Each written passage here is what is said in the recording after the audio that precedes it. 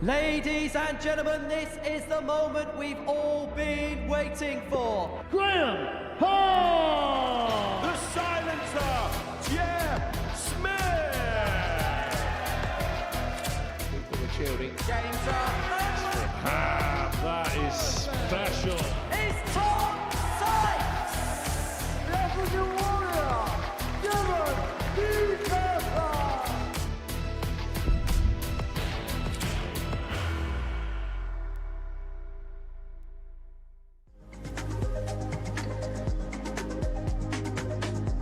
Number one of them.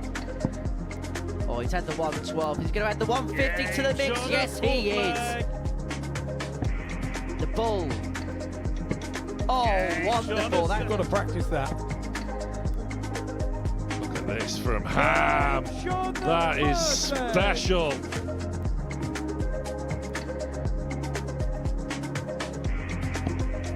He loves that one as well.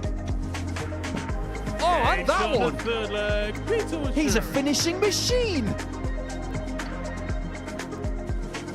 Tops, take the third leg and he finds on the it. third leg.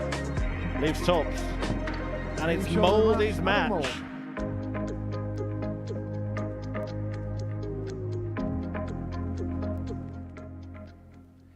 Eight players have already made their way through to the knockout stages here at the ADC Global Championship. 4 more will join them today on day 3. Every dart live and free right here on Pluto TV. Thanks for joining us this morning, and watching all the action today will be the asset Paul Nicholson. We've seen 2 good days so far here at the Global Championship, Nico.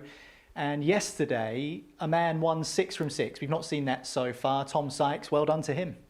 He was outstanding yesterday, and I was talking about that word yesterday with Trina Gulliver. We use the word outstanding an awful lot, and it is somewhat diluted, but yesterday, Tom stood out. And I think the biggest measuring stick of how good Tom was is that he was better than Gary Stone. That's one of the best Gary Stone days I can remember.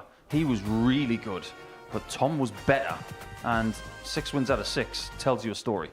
He looked hungry, didn't he? And obviously after the disappointment of Saturday night here at the Modus Super Series, where he's defeated for a 3rd time on Champions Night in a final, I suppose it was a reminder that he is still playing good darts and he's more than a threat in this competition. There's a cliche in this sport. You don't become a bad dart player overnight. And when he was disappointed on Saturday night, he used Sunday and Monday to figure out how he moves on. And when he came in yesterday, he came in with a purpose. First opponent, first 3 darts 180, and you think, oh no, he's going to use this. And he used it so well against everybody. So Tom Sykes has made his way through. Just a reminder then, it is 8 groups of 7 during this phase of the ADC Global Championship. And here are the 7 players that we're going to see in action today. Some familiar names, the likes of Weining, Weining, and of course Adam Mould, who is top of the pile there in terms of the bookies odds. That's how they see it. How do you see this? Adam Mould is someone who we should expect to qualify today because he's very high up in the ADC UK rankings. But the one thing that really pops off the page there for me is Shane Turner at 25 to 1. I am mystified by that. In the last 3 weeks, he has won the UK and Ireland Classic. And that is one of the biggest events on the ADC domestic calendar. If he's winning something like that, we know who he's beating. And the fact that he's the outsider is a mystery to me. I guess the next few hours will tell us what kind of form he's in. I suppose, though, we have seen players like John O'Shea fall at this stage. We saw that yesterday, a very experienced player. So nothing is cut and dried, even at this early stage of the competition. Nothing's guaranteed unless you get those doubles. You can score like a train, but if you don't get the match start in, people have fallen foul of that already this week with multiple match starts missed and lost points. And people like Brian Dawson yesterday who only just got through. So you've got to get those doubles. If you don't, you could be seeing the exit door. OK, thanks, Nico. More from Nico in the commentary box shortly. But first, the first few darts of the day are about to get underway. It's Steve Debuck against Ricardo Ham, and Trina Gulliver, the Golden Girl, will take you through this one. Here she is now. Thank you, Niall. Welcome, ladies and gentlemen, to this Wednesday morning here in Portsmouth. The start of the day, the very first game, we have Steve Debuck and Ricardo Ham.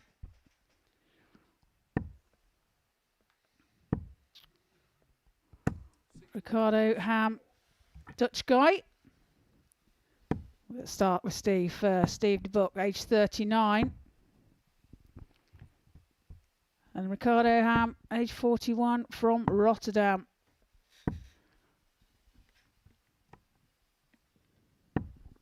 So looking forward to the start of today. It's going to be interesting. We've got some great games ahead of us, haven't we, Nico? Yes, we certainly do, Trina. And we've got a world-class referee to oversee everything First today. leg, it's Steve to throw first. Game on. Over the course of the day, I might write one of my famous limericks, because Ham from Rotterdam, well, 82. we'll get to the rest later. But interestingly, we have been starting our days here this week with people from 100. the likes of Sweden, from Belgium, from the Netherlands. But this was a random draw, remember, to get 97. yourself into these groups over the first 8 days of the ADC Global Championship. And it was just chance, taking the balls out the bag 135. to figure out who you would play it on your one day at this stage of the tournament. If you get in the top 4, you'll be through to next week. 96. We're starting to get the hang of this new format, aren't we? And we're seeing the strengths of it and the pitfalls for the players. Yeah, absolutely. And it's 137. a format that demands a quick start. And, you know, you haven't got them 2 or 3 days to settle in like you would on the Modus Super Series. 140. This Ricardo is require on 129. the day, and you have to get it right from the start. It's crucial. 29. Ham did not get that Steve right require 86. at the start because he needed a single 19 to keep the shot alive, if not the treble. It's the bull for Steve. 61. If he'd hit that, it would have been Ricardo, Steve the require Bull. 100.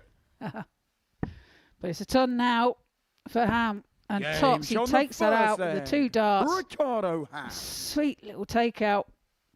Second leg, it's Breaks the Ricardo throw of to throw Debuck first. and leads Game by 1 leg to 0. That leg didn't take long. 14 dart leg. Great start. 100. The first game yesterday between Stijn de Klerk and Nico Plovier wasn't a classic, but it was 23. won by the person on the left-hand side of the draw, which was de Klerk, and he did make his way through to the top 4 95. by the end of the day. And de Klerk is now in the same group next week as Johnny Haynes. From this group today, 43. if you finish 4th, you will be in that group. Those groups are starting to take a little bit of shape now. 100.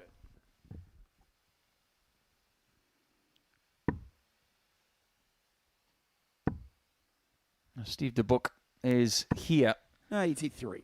because he won one of the ADC European qualifiers. As for Ham, 60. he won the Dimitri Vandenberg Classic. You know you've made it when you've got a tournament named after you. Very true.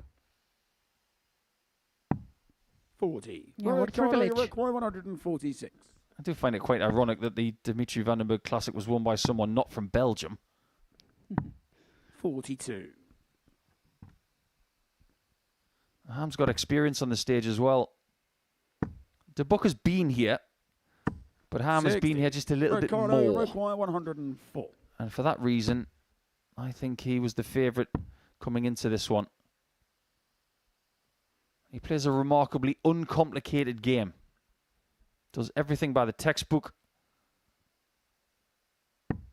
56. And that's about as long as I've ever seen him mulling over a dart. Well, he's in control of this leg. Will return for 48 100. Ricardo required 48. for a 2-0 lead. Tops then. Tops is Game shot on the found. second That's leg. 2 from 2 Ricardo Ham. for Ricardo Ham. So leg it's Steve to throw Holds his first. throw, Game. increases his lead. 2-0.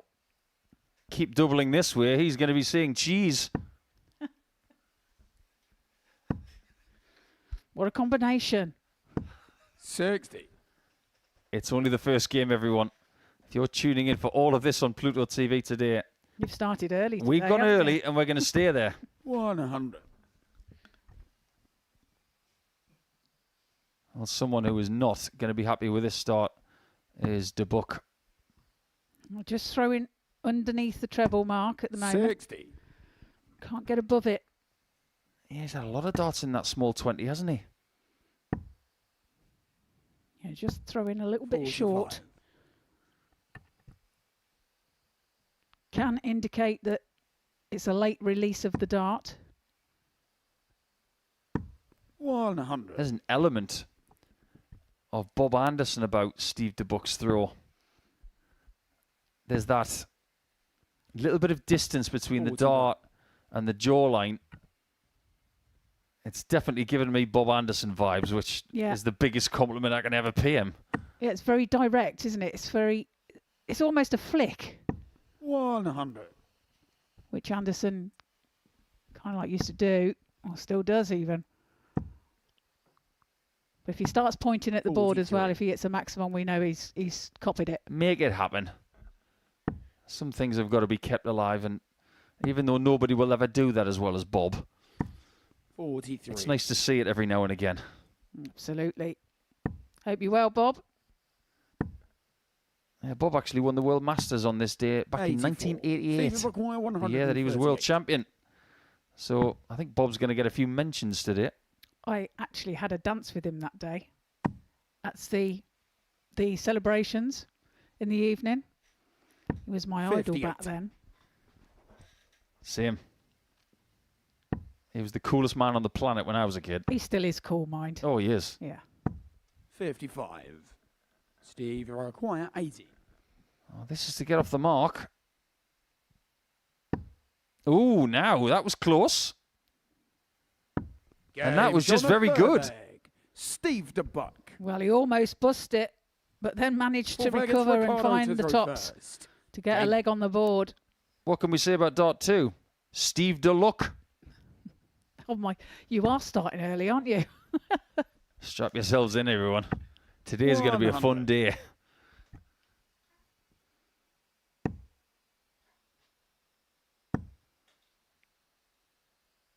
I like his throw a lot. It is very direct. The front forearm is very vertical, which is a really good sign.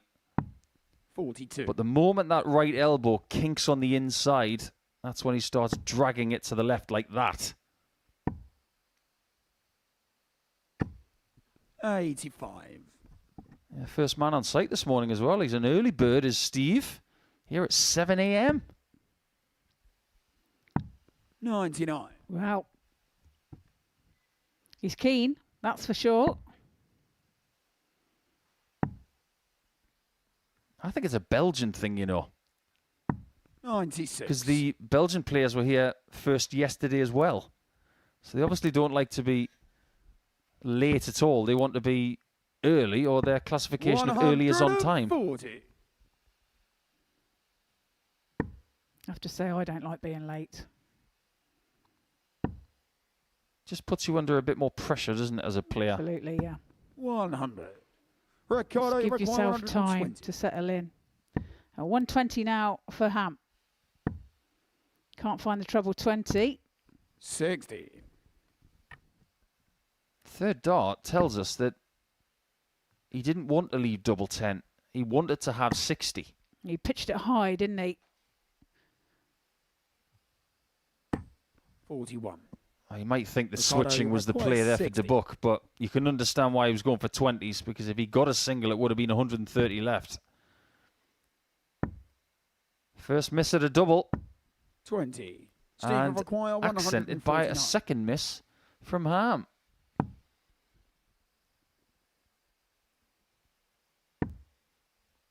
Just for a second there, 97. you thought that Debuck was going to leave double Point 16 40. on that 149.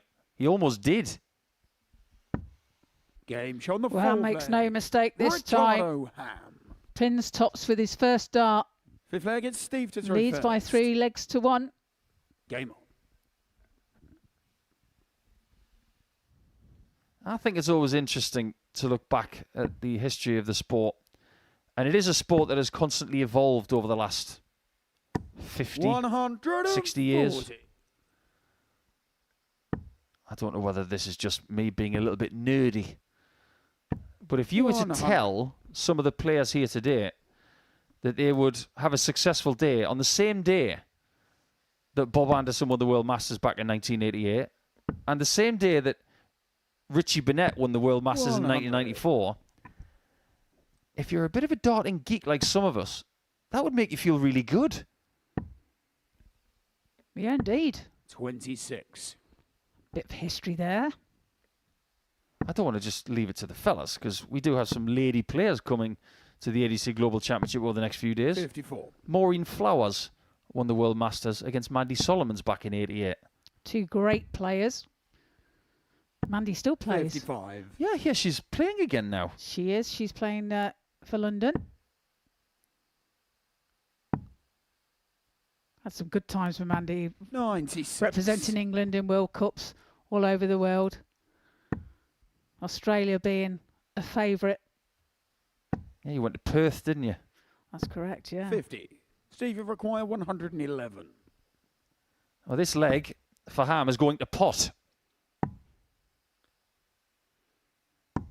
Game shot. It's gone to Debuck. Steve Debuck. There we go.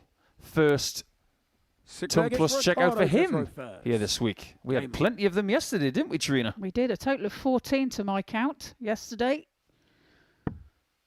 Brilliant day for checkouts. 85. There's a little bit of Luke Humphreys in that Ham throw. Very compact. Very rhythmic. 60. And just the tiniest little bit of a curl at the top of the throw before the thrust forward. 43. Got to get yourself settled in for a very long day here today. 6 games spread over 21 matches 60. in total. We've got some very excitable players here today, especially Peter Wuri of Kenya, who I'm sure is at the top of everybody's watch list today. Well, we know he's going to have bags of support back home. And indeed here, he's got quite the reputation, 51. hasn't he now? He's a bit of a trailblazer. We will be seeing Peter in match number 3 when he takes on Brandon Weining, who is here in Portsmouth, courtesy of the biggest journey of any player to get here. 100. Has flown all the way from Melbourne.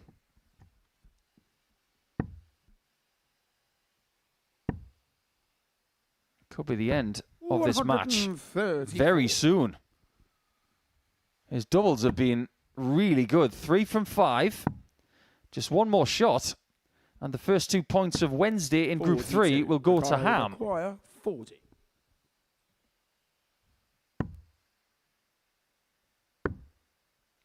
Double 5 if he so wished. But he's done the right thing. Yeah, decides to bust. Debuck way back on 188. Not on a finish. So perfect sense there from Ham. Got to require 40. There was another one, Trina. He decides to bust. Double 10 again. 30. And he's missed it left once 88. more. Opening the door for Debuck, who's trying to open the door. 48. You can't help yourself this morning, can you? Well, Ham's got to help himself on double 2. And he does so. In the end, he'll be very relieved to get over the line. It could have been done about 90 seconds earlier. At one point, he was 3 from 5. He ends up on 4 from 12. Averages didn't mean much in that one, but it was all about getting the first 2 points. Off to a good start is Ricardo Ham, winning the first game by 4 legs to 2.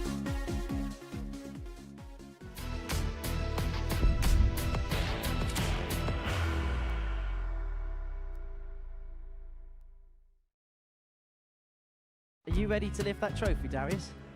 Yes. Let's do it then. Ladies and gentlemen, your Modus Super Series 9 champion is Lucky D Darius Labanowski!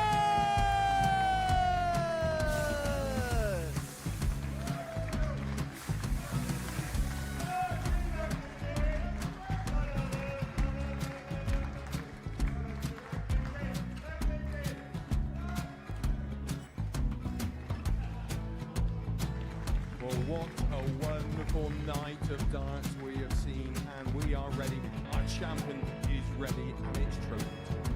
So receive the trophy. £25,000. The new Modus Super Series champion, the Terminator, Marvin Van Velzen.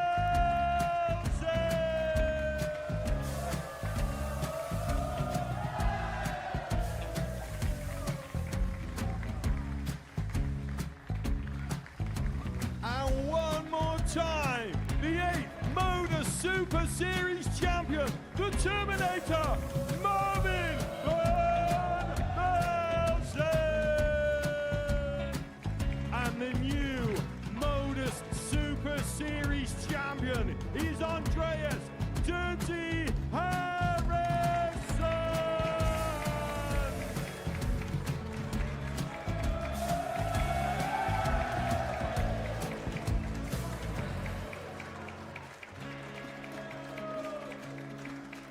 And one more time, the 7th Modus Super Series champion. Give it up for Andreas Dirty Harrison! The moment we've all been waiting for.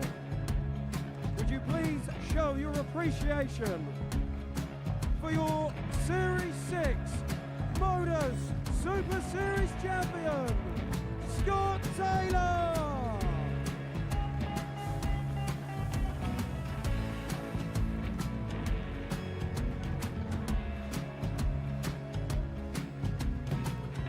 One more time, your new Modus Super Series champion. He is Chucky. He is Jim McEwen. Ladies and gentlemen, your Modus Super Series champion, retaining his title, the Nuke, Luke Littler!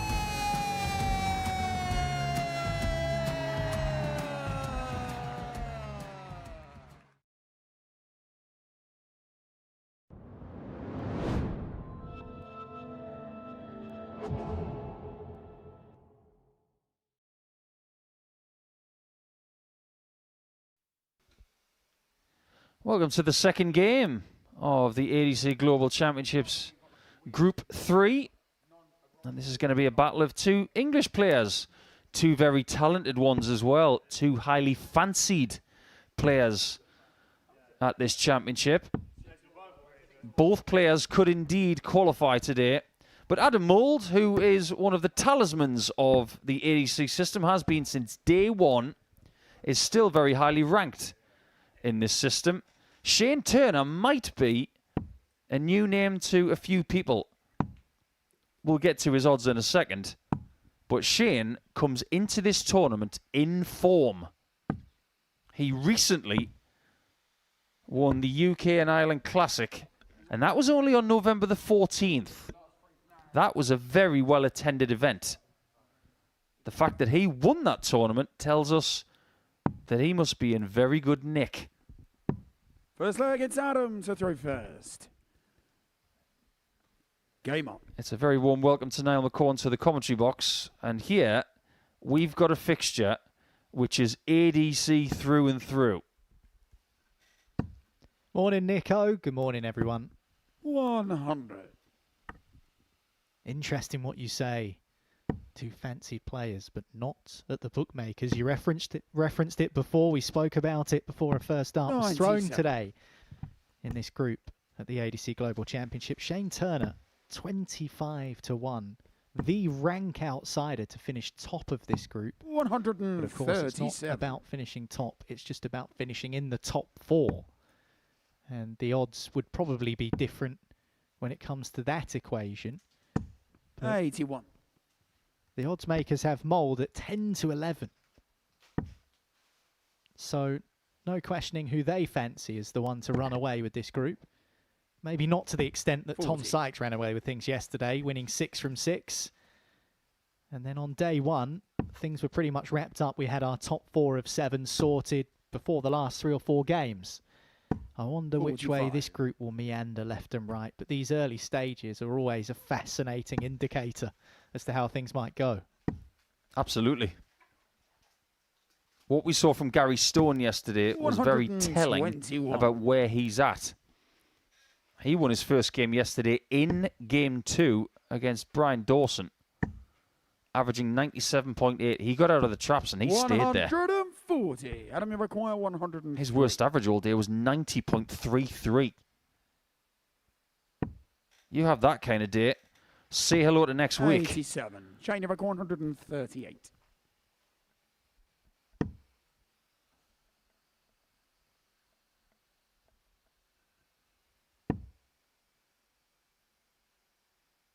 $60. Adam, you require 16. Interesting shout there, because he found the treble, would have left double 19. Not everyone's favourite.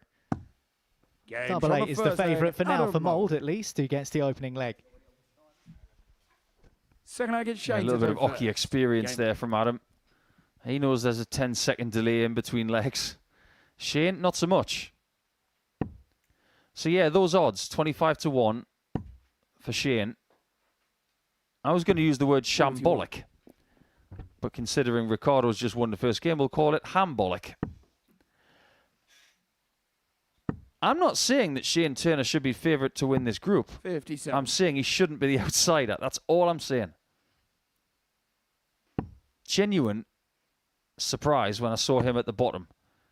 Because before Dart was thrown this morning in practice, I thought he'd be in the top 3. But Adam playing here once again, well, it's just a case of welcome back. 125. 3 years, almost, since he won his only weekly title here at the Modus Super Series. And he's done quite a lot in this building. 80. I don't think we're ever going to forget his 9 darter, because he hit it with the very last leg of the session, which meant that everybody could revel in his excitement, which was 77. so organic and brilliant. It's one of the best moments we've ever had in this building. Well, speaking of 9 darters and the players we have coming to the ADC Global Championship, 44. and matches in ADC events, we were speaking before a dart was thrown this morning when we all arrived here at the Live Lounge in Portsmouth about Chaz Barstow. Oh, it's unlucky for Mould. 120. Bounce out denies him a maximum, but he's still down to an outshot. Hit a 9 darter just a couple of days ago in an ADC event. 140. Adam, you I require wonder if we're going to get one in 122. this tournament. I haven't had one just yet. Ton plus finishes, we've had a couple. 97. Almost Shane, another you one. require 136. We saw this one yesterday from Brian Dawson, and it was an absolute belter. 40. Adam, you Very, require very hard out 25. is 136. 25's a lot easier than it is for 2-0.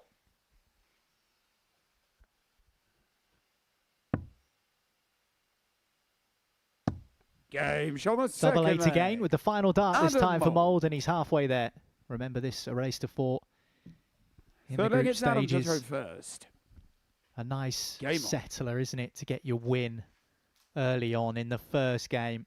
Points target-wise in these groups. If everyone wins a game, roughly 8 points will be enough to get you through. 10 points will do it 49. if someone ends up not able to get over the line in any specific match, but most players take it game by game, don't they? They do. That's all you can do. 66. Double 8 from Mould to win leg 2. So precise. Basically, that dart was like a fast show sketch. Oh, suits you, sir. 97. Just so good. With those spring onion type barrels. Very similar to what we saw from Gary Stone yesterday. So maybe it's spring onion week. 140. But front-loaded barrels are making a comeback. They used to be very popular in the 1990s, and people have started to take on the 90s again. 134. Well, you only need to look at players like Gary Anderson, for example, who was using a straight barrel for so many years and has in recent years developed that bulbous front to the barrel. I mean, Anderson hasn't developed it himself. He's just accepted that maybe that might be more suiting to him 140. as he progresses through his career. But there the examples are on display. 100 out of Miracle 81. Oh, this is a great chance for a 3-0 lead. Doesn't get a treble. 46. Doesn't get the bull either. 55. So Turner can get himself off the mark here. Oh no. Okay, double 5. No score. That went all sorts of wrong. It'll get worse if these two darts. He only needs one of those two darts, finding double 16 for a 3-0 lead. That will be frustrating for Turner, but Mould is on the hill. Shane to throw first. I think Shane's trying to figure out what on earth happened in the previous visit.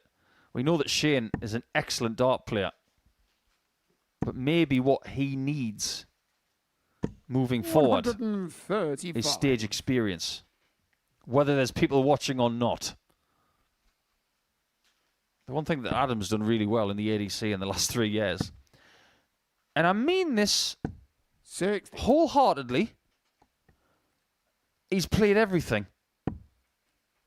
I think he's played at every ADC event in a 50-mile radius to his house, which is why he was ranked #1 for so long. Go to work during the day, play an ADC event at night, sleep and repeat. He has worn the ADC badge more than anybody on earth. And aren't we glad that he did? Because in order for systems to work, you need players like him. 45. People who believe in the evolution of the sport. They believe in what the sport needs to move on. He hung his hat on it. He didn't just play in the system. 100. He started organizing within the system to help it.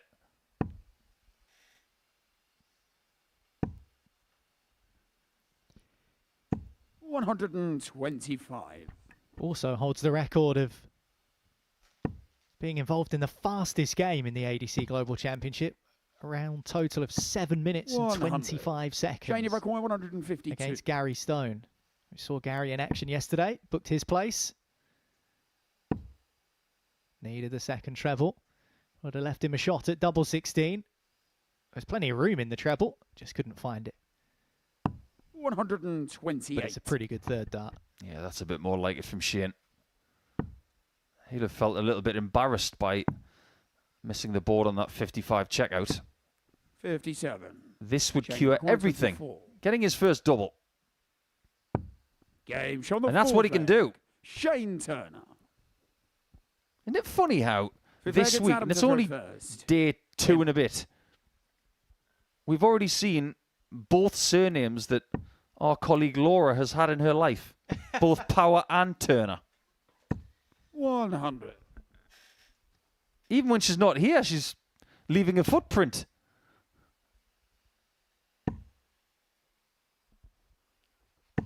$60.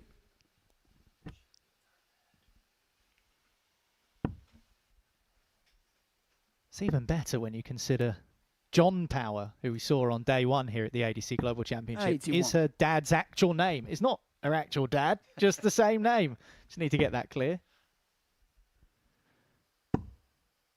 Yeah, I can't imagine there's many John Powers in the world. 60.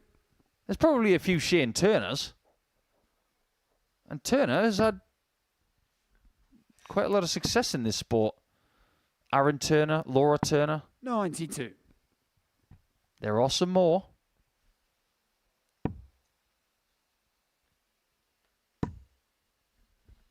Well, you mentioned the great man just a few minutes ago, Anderson. Pretty successful surname. Smith, another one. Yeah, I wonder how many Andersons have played 98. at a World Championship.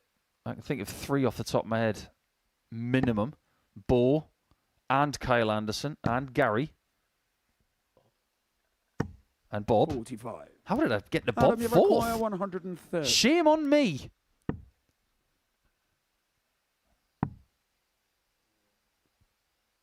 Well, that leaves 53.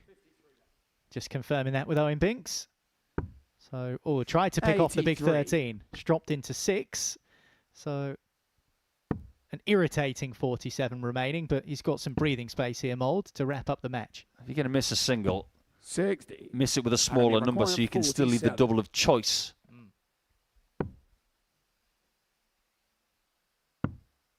His choice is double 16. And that's the one that gets him over the line. That corner of the board was extremely profitable for Adam Mould in getting his first 2 points in Group 3. 2 double 8s, 2 double 16s. And as far as the misses are concerned, there were 5 of them, but he had more opportunities. Winning by 3 legs to get his first 2 points on the board, Adam will be very happy before Game 3 starts after the break.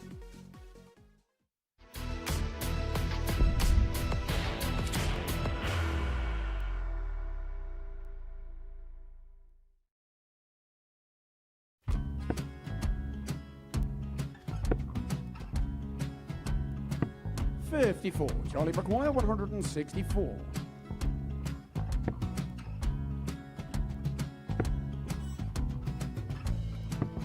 $44.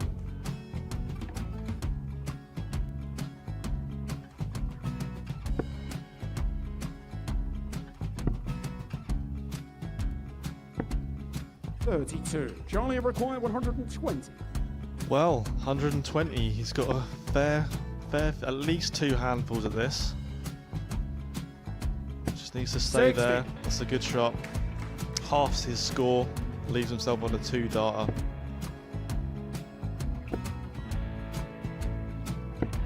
$26. Charlie Time on his required side 60. to become back-to-back singles champion.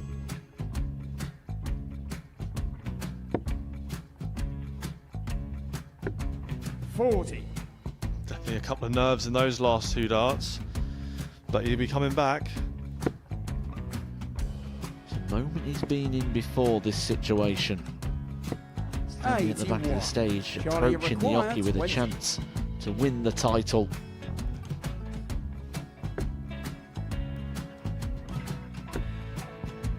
He did this to win the first title, if you remember. 11. I think he's gone. Georgia I think he's gone to 180. bust it, maybe. The first title he wanted 20. He went 6 double 7 to win it. He had a chance to replicate it again. Yeah, I get the feeling that was for a bust, and 39. on that situation there, George Gave wasn't even able to take it out going to the 18s on that switch.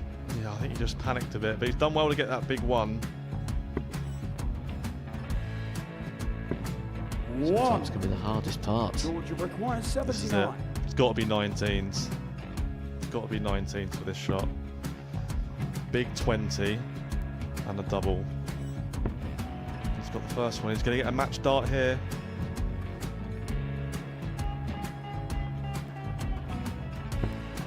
$59. Charlie Threw the entire required body into that 8. one. Just didn't want to let go of the dart.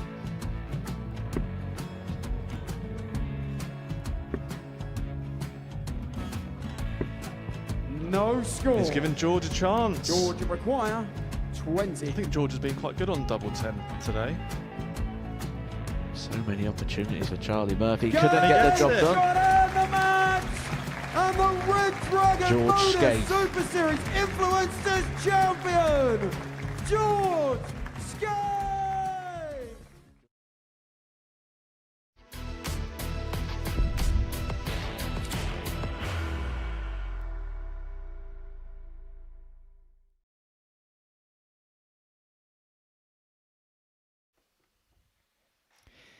Day 3, Group 3, Game 3 of the ADC Global Championship And we have an intercontinental matchup here.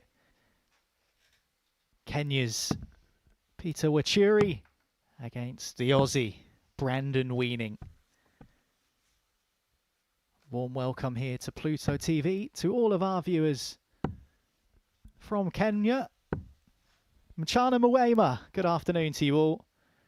And good day, or probably depths of night at the moment.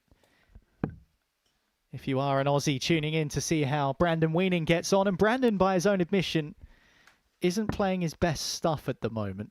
But sometimes how you feel does not always translate to how you perform up there. Andrew Culling will guide us through this one. He's on the mic for this third game of the day. First leg, Peter. So whilst Brandon isn't feeling particularly great, Peter will be feeling pretty good. He beat Grant Sampson 8-2 in the final of the Africa qualifier to make it here. And he is always an entertaining watch, Trina Gulliver. Yeah, absolutely. He's, 96. we were saying earlier, what a reception he got back home when he returned from here, playing in the Modus Super Series. 100. Nickname him the Kenyan King.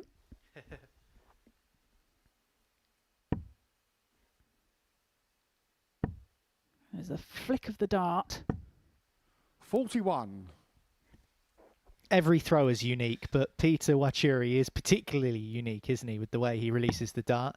Far more conventional style from Brandon Weining. 30. Yeah, very more rhythmic kind of throw for Brandon. Fast pace. Whereas Peter's is 85. Slightly not quite as quick and a bit more deliberate, but with a definite flick.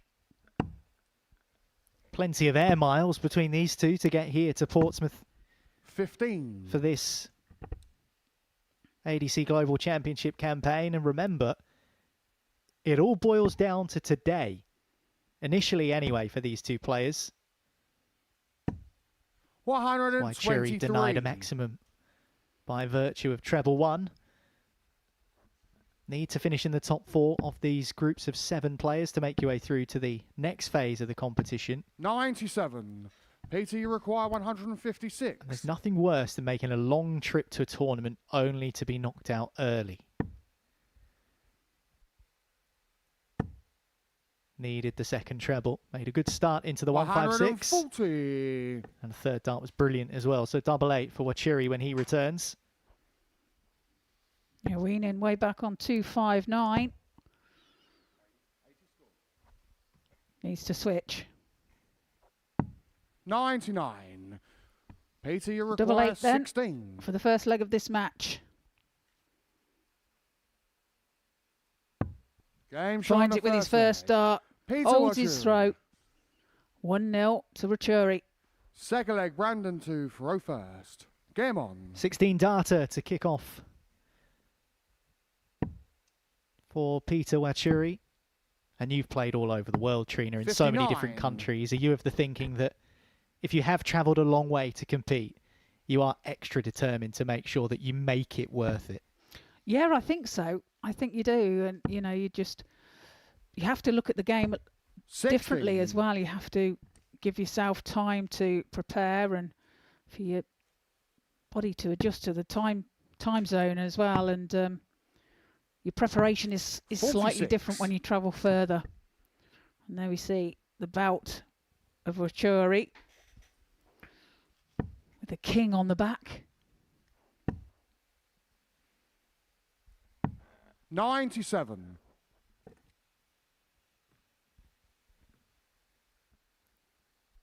Like you say, both of these have travelled a very long way to be here. 180. As Brandon fires in the first 180 of the match and his first 180 of today. First 180 of this group as well. Not seen one yet in the opening 2 matches. 125. Games that saw Ricardo Ham victorious over Steve Debuck. Mould has just taken out Turner 4-1. And it's 60. Peter Wuri who has the early lead in this one. You mentioned he's called the Kenyan King. That is one impressive, magnificent, splendid belt he's got. I wonder where he got it. Maybe it's a custom made. It's got to be a custom made one. They're not selling king belts in Kenya, surely. And then you require 156. It's very colourful, isn't it? And I'm assuming it's purpose made, yes. At 156, it can go. Double 18. Oh, and what a shot there from Brandon Weining. Brandon Weining takes out a 156. Third leg, holds his throat, first. Levels the match. Well, that didn't look to me like someone who isn't playing good darts. A 180 in the leg and then a 156 to round it off. That looks pretty good for me. Brandon, not the only Australian here. The ADC Global Championship. Adam Leake will also make the trip from down under. 45. Didn't qualify, Brandon, for the recent ANZ Premier League. That would have annoyed him, I'm sure, because he would have felt that he was more than capable of competing at that level. 96. But maybe he's just stuck in a rut at the moment in terms of how he feels about his own form. And that would be a good tonic, that 156 outshot. Sometimes you just need something like this to 100. spark you into life if you do feel like you're playing not great. Yeah, exactly. And, you know, it's a great tournament, isn't it? And there's a lot of money on the line in this. And so, you know, that in itself gives you 61. Some determination to get things right. 85.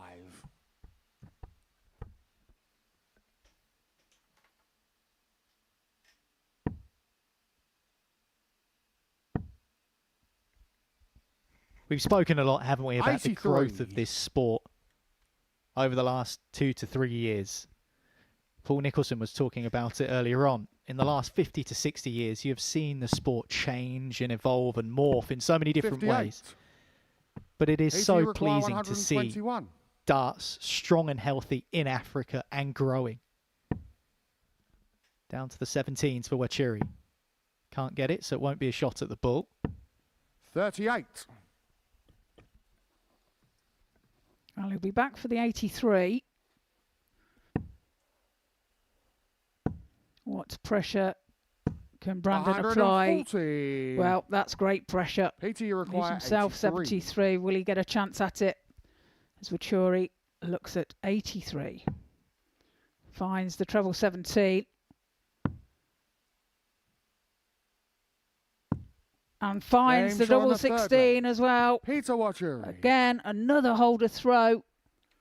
Full flag. Brandon Wachuri leads by 2 legs to 1. Game on. You get the feeling those kind of checkouts are going to be really important today. You mentioned yesterday we saw 14 ton toppers. We've already had 3 today, a 100, a 111 and a 156. This is only the 3rd match. Could even break that record from yesterday at this rate. Well, it's possible, isn't it? And the way it's going at the moment, 60. There's every chance that that could happen. But it is those 2 darters, I think, like the 83 that we've just seen. We can talk about the ton pluses all we want. Those ones, they're your bread and butter, aren't they? They're the ones that are going to win you dart matches. Yeah, they are. And but it's also with the ton plus ones and that you hit 59. them under pressure as well, and you know it can turn a game around.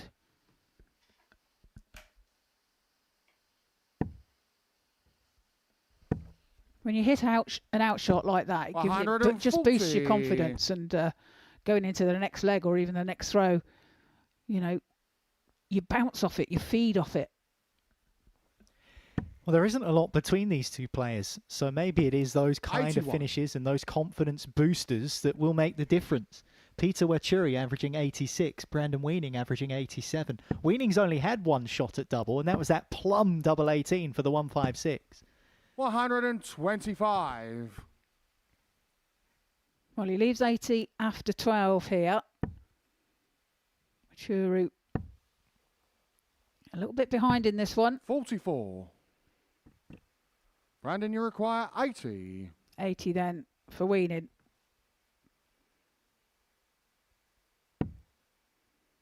Another 20 for tops. He's having to move across there because his entry of dart pitch is quite high, and they're high in the board as well. So, and that is a perfect dart. Brandon Weining. Fantastic dart from Brandon Weining. Finds a way through. Throw first. Levels the match at 2 apiece. A 15 dart leg there for him. And he's still 100% on the doubles. I did think when he was moving left and right across the oche, 121. could you have thrown a little bit closer to tops with those 2 singles? Because we're seeing more and more players do that. Not necessarily go for tops on 80, but throw closer to the bottom wire 100. of the double 20 to give yourself more of a view of the target. Because the flight and stem would be obscuring the non-scoring area of the dartboard. So I think we are seeing that sort of small change coming into the game. Yeah, well, with the way his darts pitch upwards as well, they're quite steep as they go into the board, and they're long as well. So that there is an element of danger that he will obscure double tops when going for such a shot. It's been a close game. 100. It's had quality and nothing to separate them. Both of Brandon Weining's legs have been won in 15 darts. 30.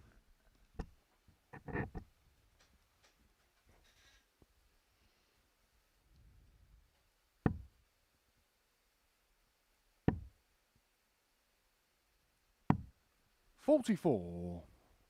Well, 2 poor visits from both players there. No damage done to either player. But that's going to hurt. Could that be a tide turner for Brandon Weining?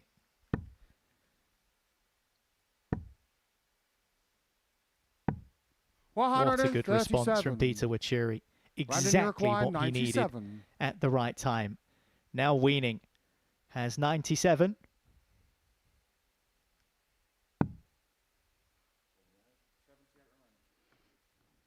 Will he go double 19? No, it looks like he's going up the top of the board. 57. So 54 then for Wuri. For a holder throw, tops. Game showing the 50. And a holder throw he gets. Sneaks it in. 3-2 to Wuri. 17 darter. To throw first. Game on. This a leg that Weining must win to remain in the game. 125. That's a good start. Sometimes matches like this are about moments. Weining's had a moment, hitting a maximum and then a 156, 15 darter, an excellent 80 finish when it looked like that tops was obscured, another 15 darter for him. That made the game 2-2. He's averaging over 90 60. At the moment, Brandon Weining. In his head, he feels like he's not playing great darts. And there's a chance he could lose this match having performed really well. That never helps the cause, and neither does this if you're Weining. Another big score from Peter Wuri.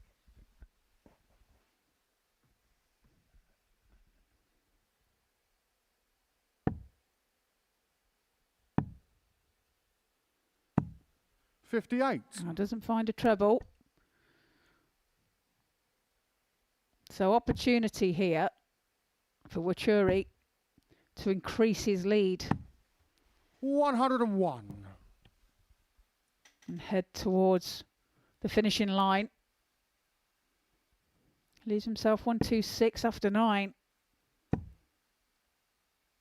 Needs to hit a treble, which he does. Peter, you require 126. This is for the match for Peter Wuri. 21 scored. Can't finish now, so looking to set it up, and Brandon Weining will get a shot at the 164. 86. Can he take this out? He's already taken out a 156 in this match. This would be something to level the match and take us to a deciding leg. It can't be done this time. So 58. Peter Wuri back for tops for the match. Peter, you require 40. The Kenyan King to win.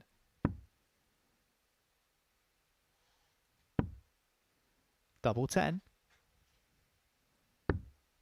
Oh, he's gone into 32. double 6. Brandon, you Couple of require match starts 106. missed. Lifeline for Weining.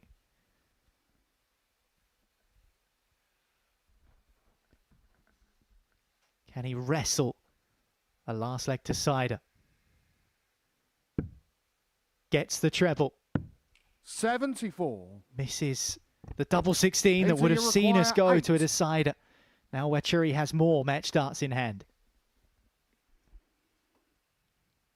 Double 4 then. That's on the wire. Can he just tidy Game that shot up? And he does. And a match. Takes Peter it with his Wuri. second dart. Takes the 4-2 victory over Brandon Weining. Great match there between the pair. Averages 85.60 for Peter, 87.13 for Brandon. That magical 156 from Brandon as well. One maximum within the game. Coming up after the break, we have Phil Johnson-Hale against Steve Debuck.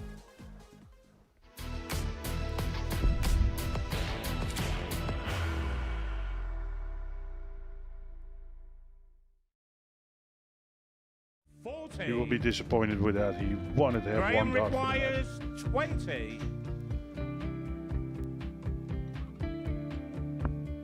Graham Usher wins the first game of Champions Night, and it was an absolute ripper. He hit one of them on tops. He missed one on double 12. Which one is it? It's the hit. Outside opportunity for Andy Hamilton. Van der Velde should be getting a match start again here. He's already had one. Mr. Dart at tops for the match to win 4-1. And he Dart at double 16 gets the job done there for Jurgen van der Velde. He gets over the line with a 4-2. Did he go for tops, or did he just overshoot the single? Jimmy doesn't care. Jimmy just looks to eat this up to make the semi-finals for the second time. Adam Gablas has been eliminated.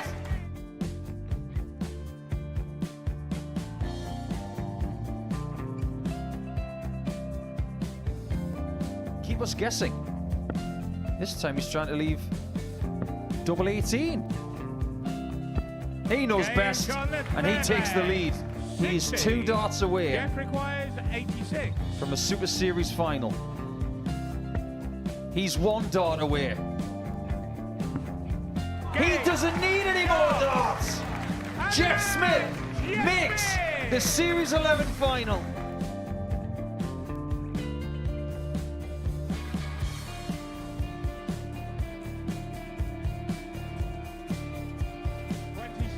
Is Usher losing his cool a little bit here? Oh, absolutely. Right now, I'd say the head's gone. And you don't have long to recover. It is very, very short format darts. Vansky's halfway to victory. He only needs one more. Jimmy Vansky is yet again into a Modus Super Series final.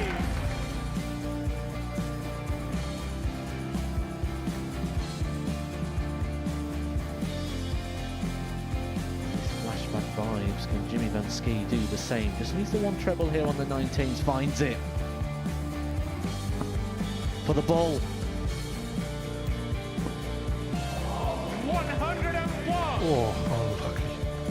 A lot of pressure on it. He's going to split it. 2 darts for double 4 for the match. Game. Shot. And the Modus Super Series 11 champion, Jeff Smith.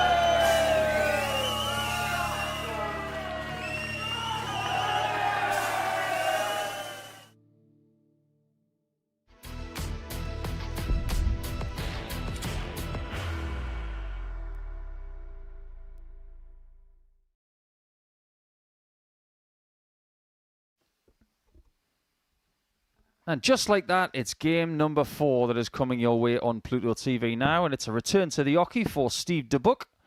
And he's going to be in a 3-pronged name derby. Because he's up against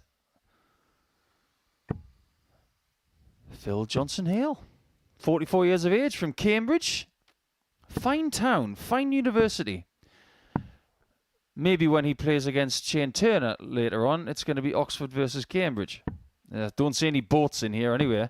But, funnily enough, it was a boat that Steve Debuck took to get here.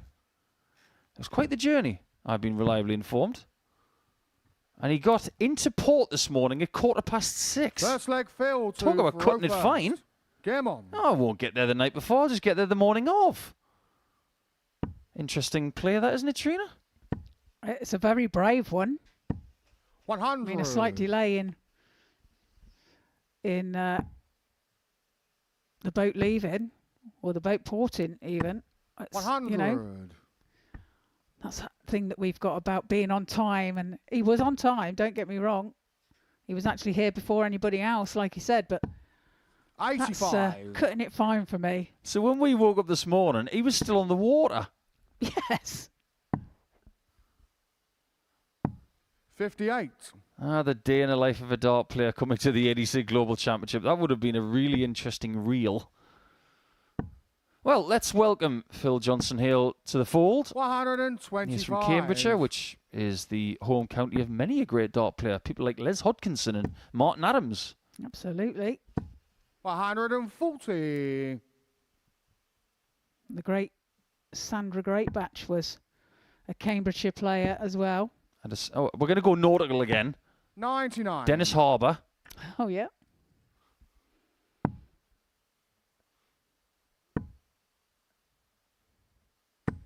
Another Cambridgeshire player. Phil, you require 92. Her daughter Lacey is doing very well herself. 44. So watch out for her in the future. Steve, you require 64. Double 16 for Debuck. 48. Well, what does Phil, Johnson-Hale want to leave? Let's find out what he likes. He's a 16s guy as well. Those darts look familiar. Game shot on the and they're first rather leg. useful in double Phil 16. Johnson-Hale. Now, cast your eye over those barrels that Johnson-Hale is using. Yes, it's December. Yes, we're going to say there's a storm coming. The skies of Portsmouth this morning, it honestly looked like there was Armageddon coming. 60. It was just a little bit of a rain cloud. But look at these darts. Now, where have we seen them before? They're the 100. most popular darts in the world. Used by a certain world number 1. 100. The current world number 1. The current world number 1. And they've got long points as well. 85. Mr. Littlers then. Indeed they are. Now, one thing Debuck is going to have to just rein in 58. here. Seen a few darts from him this morning where he's leaning over and he's losing his balance. Some people do that. Mensa Sulovic has done it for years. Some other 100. players, it's just part of their game. You just got to make sure you don't go too far. Otherwise, you're going to have to rescue the shot with your shoulder. 96. I wonder why he's called the Storm. That is a very fetching dart shirt. Kind of looks like the back of John Henderson's shirt when he's called the Highlander. 60. Yes, certainly fits the nickname, doesn't it? The bolt of lightning. 60. Phil, you require 156. Oh, it's Hailstorm, isn't it? Just, yeah, good shout. Nice to see he didn't go with the hail on the shirt, though. I suppose it's easier to... I suppose it would look like golf balls, really, wouldn't it? Yeah. This could be a bull in one. 102. Just north of the target. Phil, you require 56. Clips the wire, in fact. 56 now for Hale. Game Oh, showing that a is second. very, very good. Phil Johnson-Hale. I'm impressed with this guy. Third leg, 2 legs Phil in. to He looks throw useful. first. Game on. Now, I know in our line of work, Trina, we're supposed to know all of these players, but every now and again, someone comes along. We don't know much about 44. them. And I love those days because I want to know what they can do with fresh eyes. Yeah, absolutely. It's all a learning curve for us as well, isn't it? 32. And it's great to find out these things about them, and you know, just like their style and their attitude to it, to the game, and everything else. And he fires in a maximum there. I'm starting to understand why he's got the East of England ADC belt. 100. This guy could be a real find by the ADC. Well, you've got to remember, everybody that's here has earned their place to be here. So, you know. 199.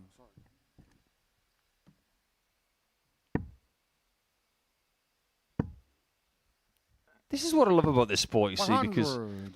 if you were to bump into a Premier League footballer, you could probably tell that they look like a footballer. You look at someone like Phil. 100. He could be Phil from accounting, but he could also be a world-class dart player. Well, as it happens, no, I don't know what he does for a living. 99. Phil, you require but it's something 78. to find out, isn't it? I think his counting is rather good. Yes.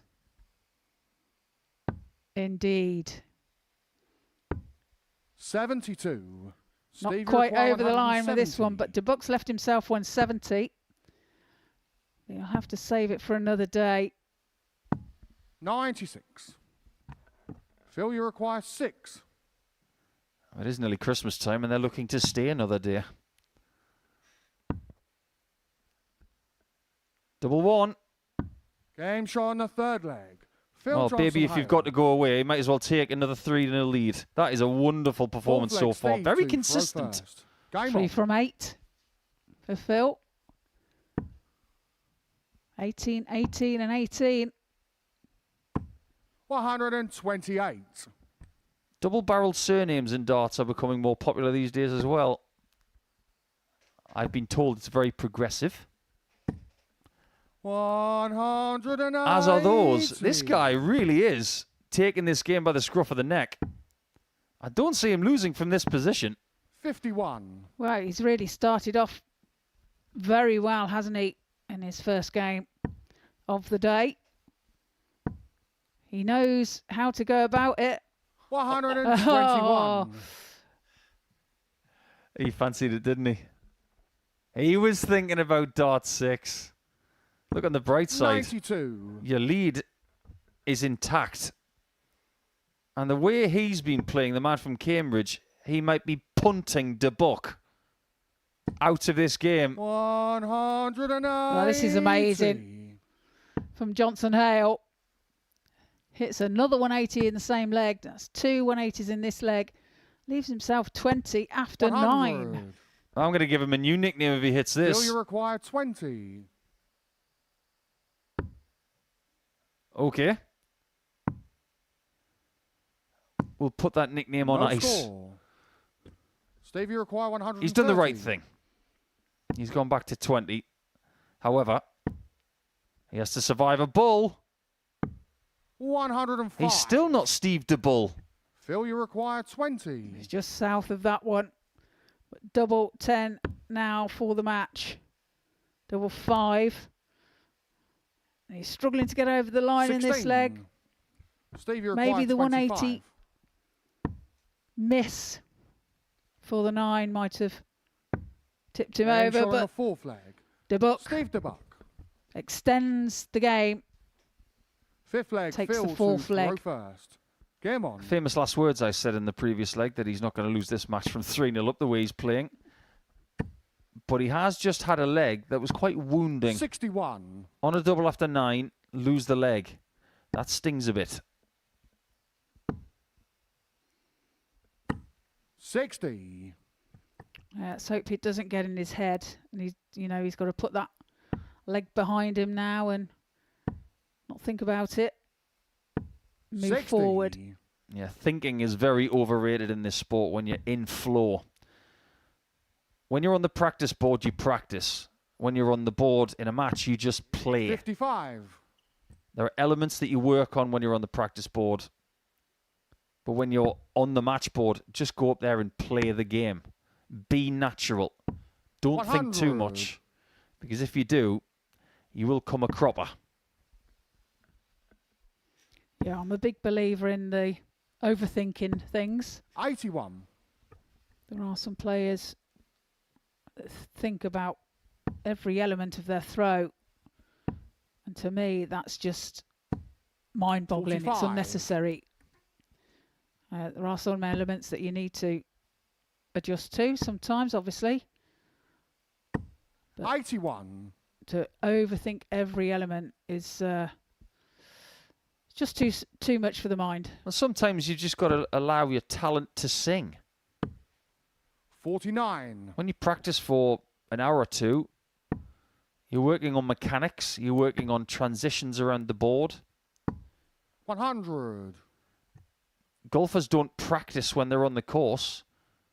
Batters don't practice when they're at the crease. They play. It's a different mindset. 44. And Johnson-Hale's mindset might be different if all of a sudden he might be only one in front. He's getting plenty of opportunities at the bull. He just hasn't hit it yet. You require 142. Oh, 142 won't go, so Debuck will be back for 30. 60. Ah, the most fashionable double in the world.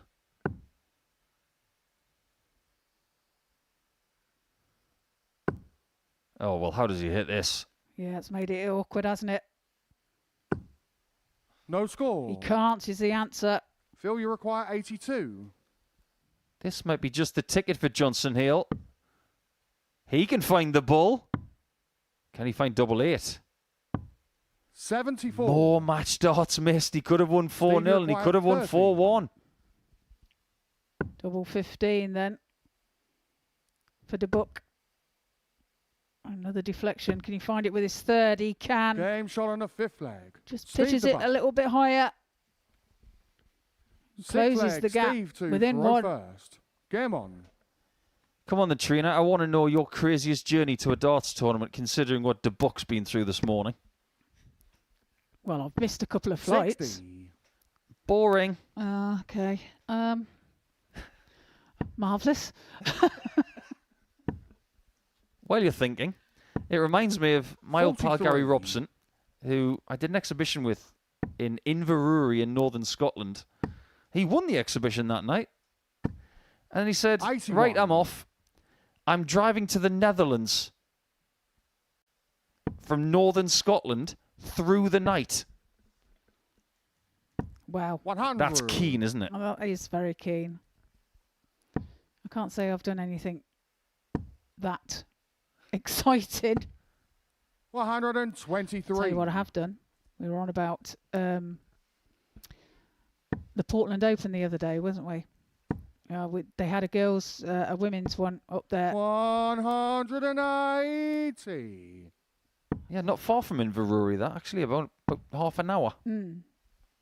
So 96. we had a women's event up there, and it snowed. We were snowed in. Couldn't get our flight back. So I decided to hire a car. 138. back. Steve, you require 141. Wasn't the best I bet that was fun. idea, but I did get home. Well, this game has been all sorts of Phil, you fun. require 40. The only way it's fun for Johnson-Hale is if he gets the match won. This can't keep happening. No Oh score. my word. He could have won 4-2 now. Steve, you require 65. Things are getting a bit stormy on the stage. The bull again. How many times is he going to leave it? Well, it's a bit hidden, 40. and he's just underneath it again. Phil, He's you getting require closer. 40. And surely Johnson-Hale must make sure Game shot. now, and he And a does. match. finally gets over the line with a 4-2 victory over Debuck. Averages 82.40 for Phil. Steve 80.36. So a first victory for Phil. When we come back after the break, we have Brandon Weining against Adam Mould.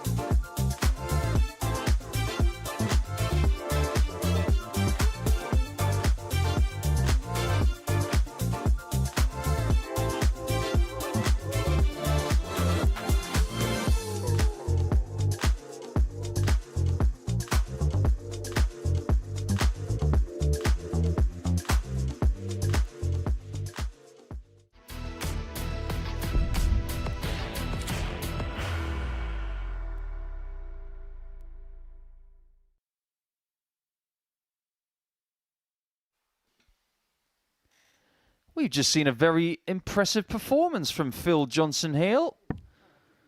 And considering he was making his debut on the stage and in this Global Championship as well, not bad. He subjects Steve Debuck to his second defeat of the day and a second 4-2 defeat at that as well. I am sure the Python Brandon Weining from Australia would not like to have a second defeat, because he doesn't want to go through what John O'Shea went through yesterday. But Adam Mould did get off with a win. Started with a 4-1 victory against Shane Turner. First he would like to keep that moving. First. Game on. Well, during one of the game breaks, I was having a little bit of a reminisce about Brando's dad, Wayne. 85. I know that Wayne's going to be watching. Hi, Wayne. Long time no see. What a dude. Nobody has ever had a better goatee beard than Wayne Weining. 139. and one of the most graceful throws in the history of this sport. So Brando's a bit of a chip off the old block. And a very fine dart player at that.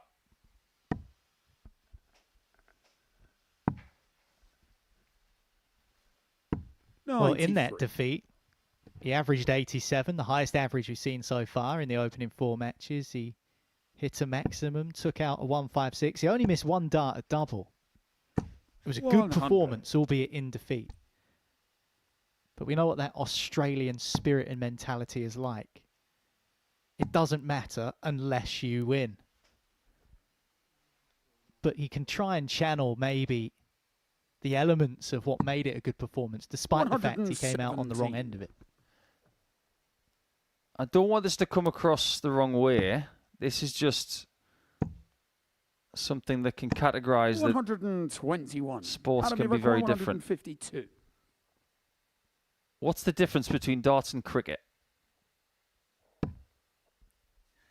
You can use sandpaper in darts legally.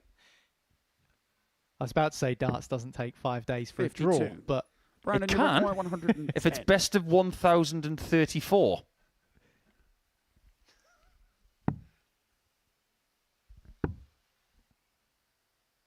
Weining gets it done. Look at that. Leg. A 156 and now a 110 to add to his collection. Second leg, it's Adam to throw in a campaign which is only 1 match and 1 leg old. Great start for the Aussie. Brandon is 100% the kind of player that doesn't give himself enough credit. He doesn't understand how good he is. One day, and it doesn't have to be today. It'd be nice if it is.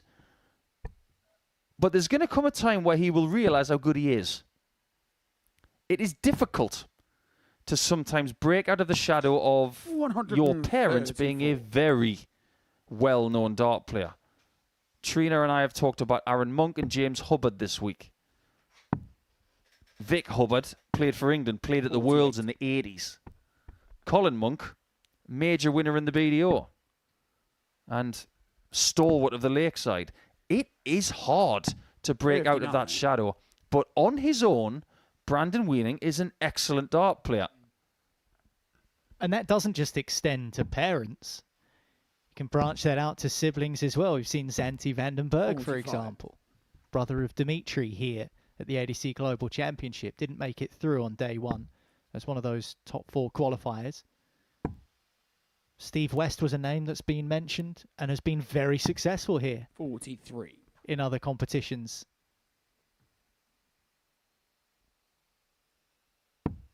Then the Hybrex boys as well. There are so many examples of familial connections in the sport. Yeah, you wouldn't want to go to that family darts tournament, would you? Be pretty competitive. 60. Brandon, Brando's done really well here to leave a finish. Could take a 2-0 lead. He's already had a 156 today. This is not that different. We won't see a 170, at least not yet. We haven't had one in the ADC Global Championship so far. 164 holds the honour of the biggest checkout of the tournament to date. 130. Brandon, you require 110. Don't think we're not going to mention that, Owen Binks. Here we go again on 110. 90. Can't find it. Not this 15. time.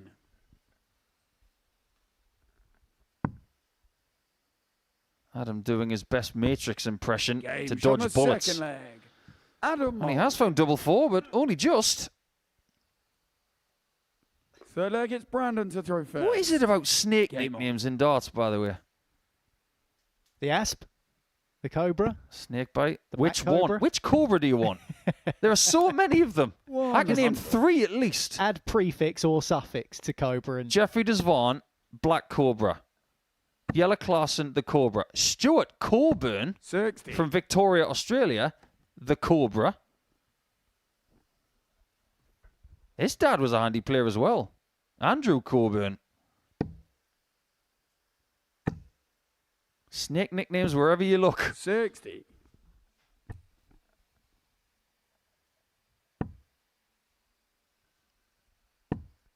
And maybe the Australian ones bite a little bit more and 60. are a little bit more venomous. If you play darts long enough in Australia, you will see spiders inside. 100. But I haven't seen a snake in places like Ballarat or Geelong or Dandenong or Melton. 140. Maybe if you go a little bit more inland to places like Bendigo, you might, which is where I believe Neil Robertson's from.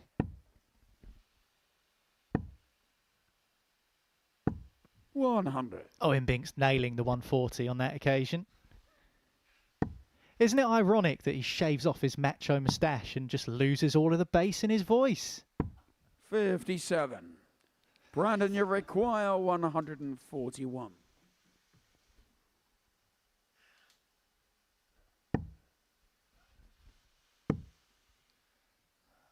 I just love the fact that you were insinuating he's like Barry White when he's got a moustache. I think he should have kept it. I thought it really suited him, to be honest. Yeah, next year it's going to have Brandon, to be a you require handlebar. 36. Challenge initiated. And Game double on the 18 accepted third by end. Weining. Brandon Weining. That section of the board has been rather profitable so far for him. So if you have the option, Game on. Brandon, nothing wrong with leaving 36. 100.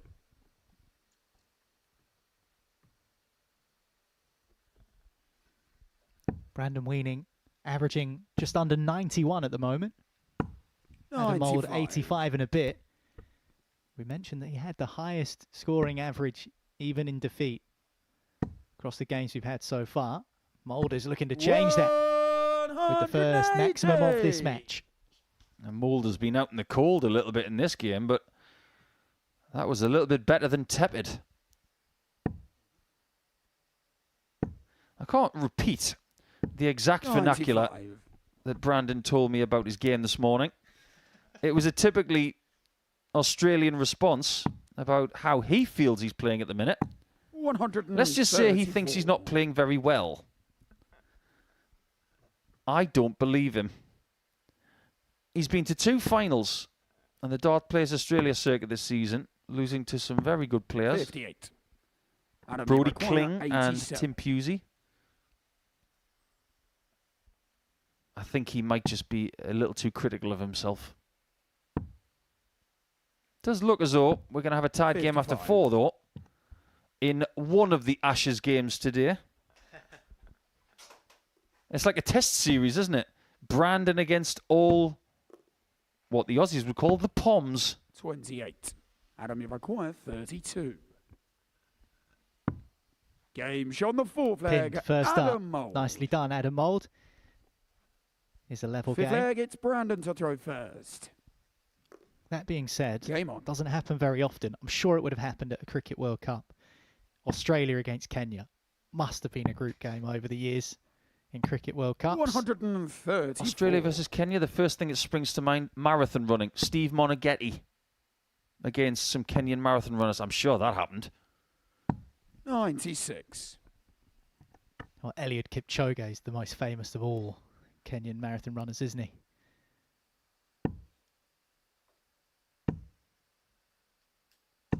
$60.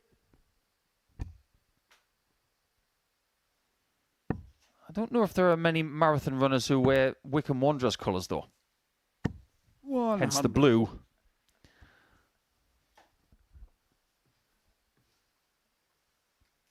I got to the bottom of that mystery about 2 years ago when he said, I only wear this colour because of Wycombe Wanderers. 140. This place has had a lot to do with the progression of Adam Mould. His weekly victory 138. nearly 3 years ago. Brandon, you require 167. The rest is history. But he's still got history to make.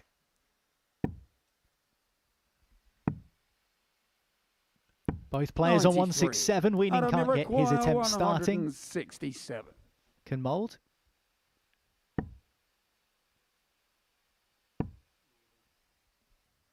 Well, this is now a really important 60. two-dart Brandon checkout requires possibility 74. for Brandon Weining. He doesn't want to let Mould in.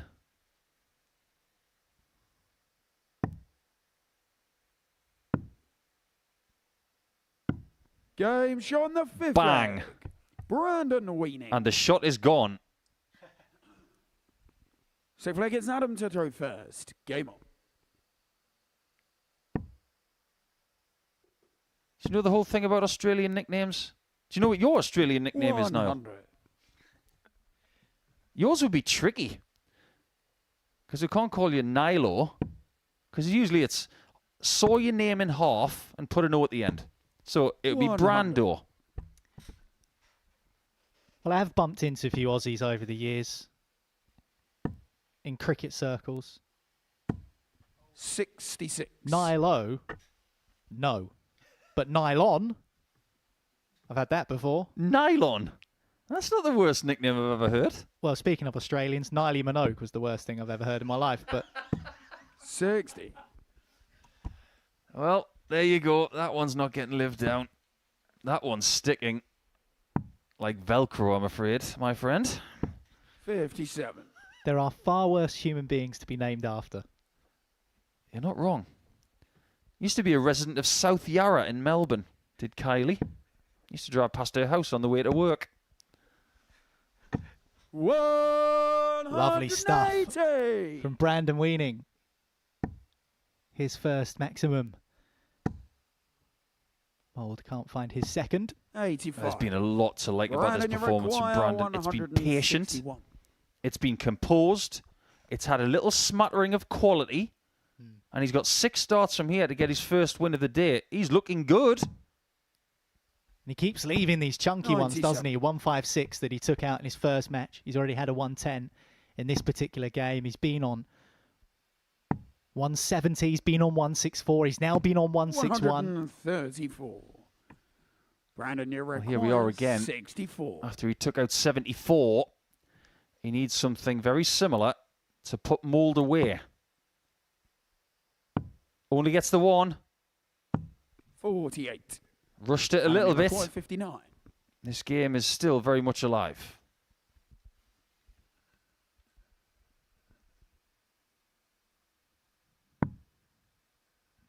Two in hand at tops for a deciding leg. Game shot. He only needs the one. Adam you can Mould. see by the animation 7 fan final leg. on It's Adam Brandon Mould to throw first. that it's significant to him.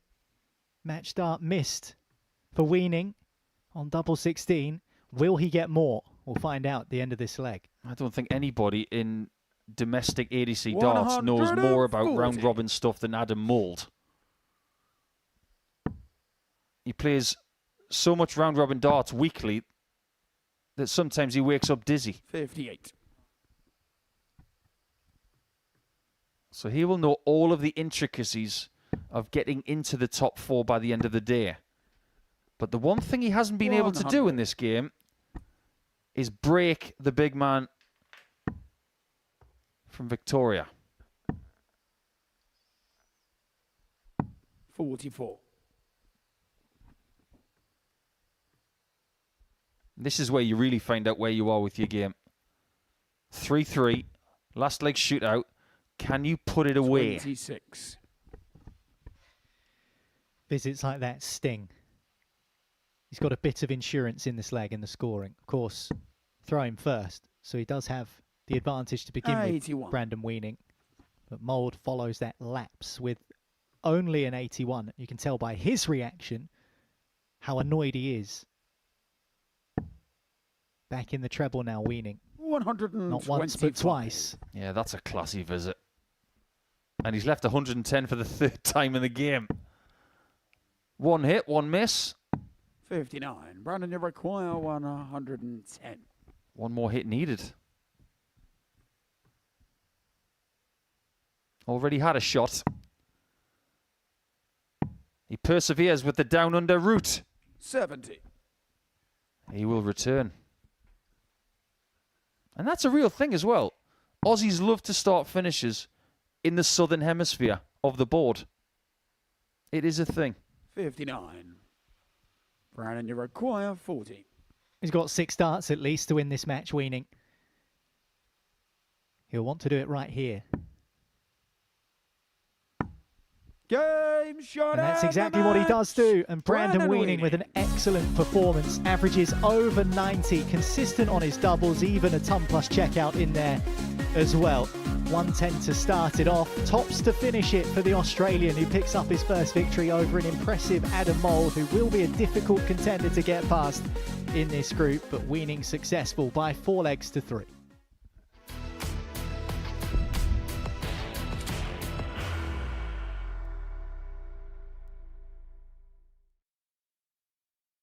Are you ready to lift that trophy, Darius?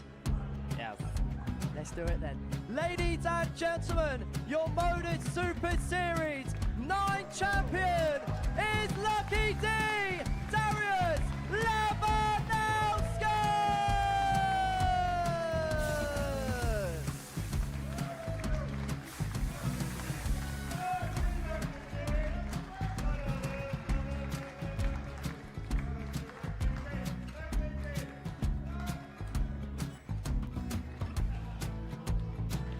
Well, what a wonderful night of darts we have seen, and we are ready. Our champion is ready, and it's trophy time. So receive the trophy. £25,000. The new Modus Super Series champion, the Terminator, Marvin Van Velzen.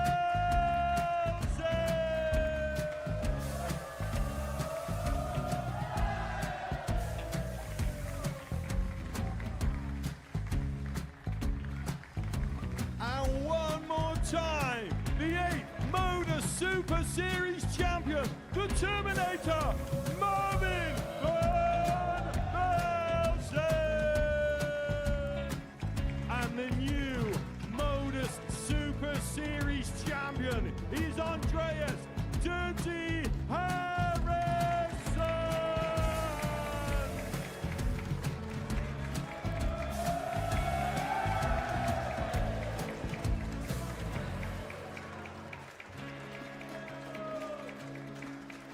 And one more time, the 7th Modus Super Series champion.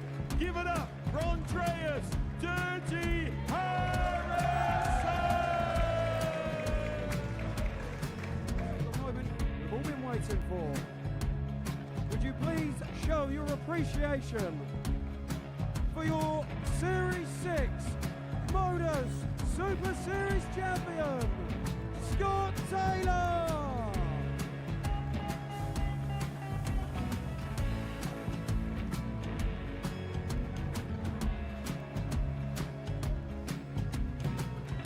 One more time, your new Modus Super Series champion. He is Chucky. He is Jim McEwen. Ladies and gentlemen, your Modus Super Series champion, retaining his title, the Nuke, Luke Littler!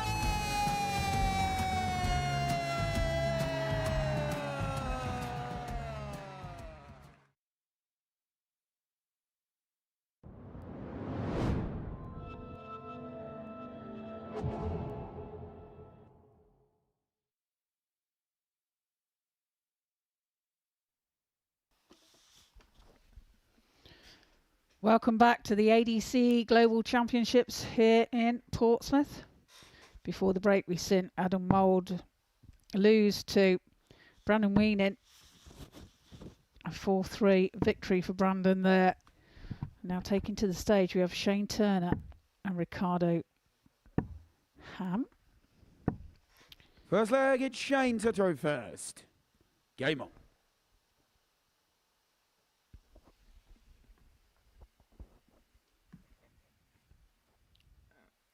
Shane, the only player so far, Trina, not to win a game. This is 81. his second match, But everyone else around him is on 2 points. You'll be wanting to get off the mark here. You won't want to be 81. Leaving it much longer. Needs to get a win underneath his belt. I was asking him earlier. 26. He does have a nickname, The Train. And I asked him why. And apparently he's got a really bad habit of falling asleep on the train. 140. And he's ended up in all sorts of places where he shouldn't be. The Train. It's definitely got more of a ring to it than the narcoleptic. Shane the Train.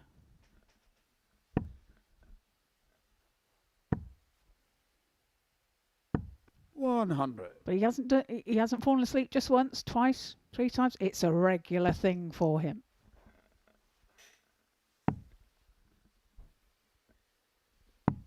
$39. I guess it depends on which stop do you need to get off on the train line. If you live on the end, 60. where it's the last stop, it's fine, you can fall asleep. If you end up 2 hours from home, that's a nightmare. Yeah, he's been many miles from home. 34. Not an easy return anyway. 120.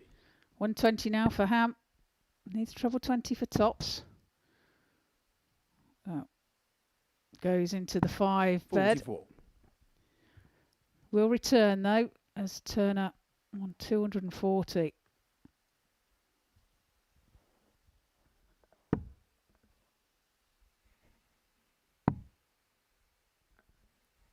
We spoke about that stage experience for Shane Turner and whether that might make a difference 76. to his fortunes here. Game shot on the first That leg. was neat Ricardo from Ricardo Ham. Second leg, it's Ricardo to throw Nice first. 2 darter to give him the Game advantage here. 17 dart leg as well. So quite a tidy 26. start. However, that 26 was not a good start to the leg. And this gives Turner an opportunity to punish. 140. And he does so. It goes without saying because it's obvious, because every player's trying to achieve their spot in the top 4 of these 83. 7-person groups. But if Turner can just win his first game, as in just get that first victory on the board, that will settle him down. So he's 59. speaking about stage experience, and maybe he doesn't have quite as much. It is different thrown on the practice board to getting up there in front of the cameras, under the lights, under a bit more pressure. 100. Some players deal with it better than others. That's not to suggest he can't deal with it, but once you win one, you can then file that to the back of your mind and say, right, I've done it now. I belong on the stage. I've won a game. 81. I can do this. Yeah, absolutely. And it's, I don't think Turner's played here before either, whereas 85. a lot of the others have. So there's that. It's not just playing on that stage. It's getting the elements of knowing where the players' room is, knowing where everything is around the building, 60. and just settling in. But this is such a short format, as in it's a day. Everything's done on the day. You have to try and get things right from the start. 99. Shane of a coin, 161. And it's not always easy to do. Nor's the 161 finish, which won't go this time for Turner. 100. Ricardo, you require 108. Now, does leave himself 61 should he return. It's 108 now for Ham. 46. I tell you, we'll have a pop at this then. 61. Hits a 25, double 18. To get a leg on the board. Sneaks it in the top corner of the double 18. Shane to throw first. And that in itself looks like it's given him a confidence booster. It's 1-1.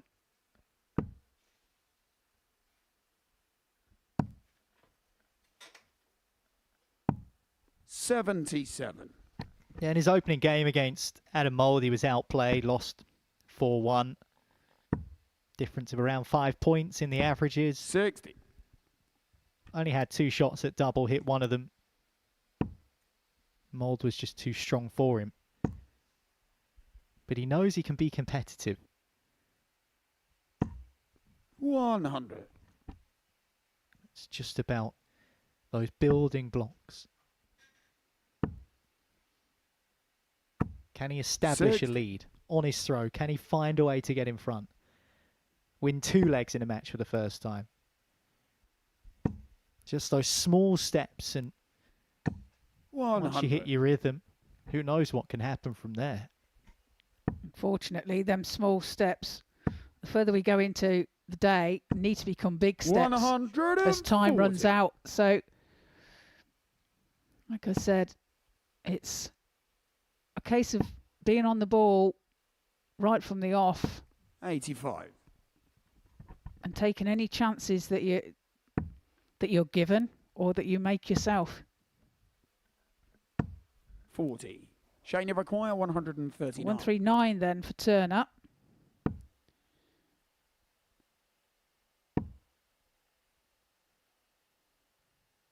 Oh, that's a great last dart.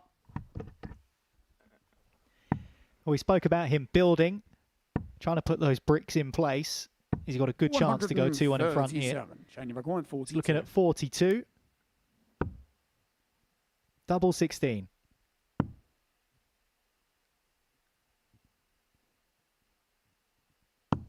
Brilliant. On the third. Really well done by Shane Turner. And he gets that second leg and he gets that lead. Fourth leg, it's Ricardo. Just sidestep to his right. Game on. To open up the bed and finds a way through. Holds his throw with an 18 dart leg. 137.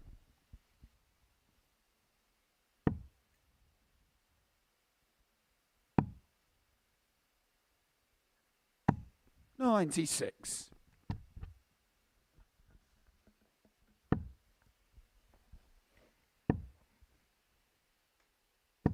100. Been trying to figure out, as Ricardo Ham has been throwing, what scripture that is on his arm when it comes to the tattoo that he has. 140. Figure out what language that is or what it says. Does it say anything, or is it? Looks like it might be 95. Elvish or something. Elvish. Elvish. Not Elvis. 100. It's not a spelling mistake, is it? I hope not. I tell you what is a mistake, the fact that Turner's left himself 129. with no outshot, and Ham did the same thing. 169, bogey.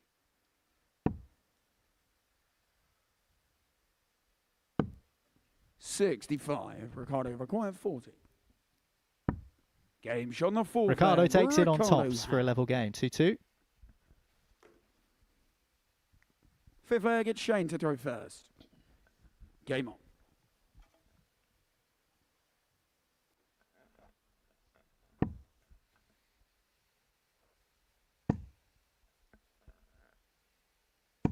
$60. Can't find a treble 20.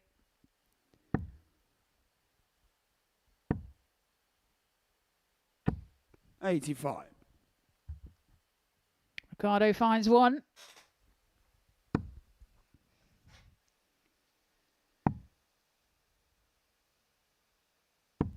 $57.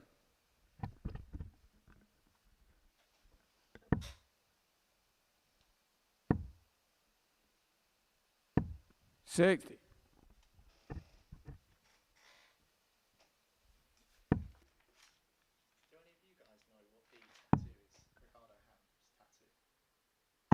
$134.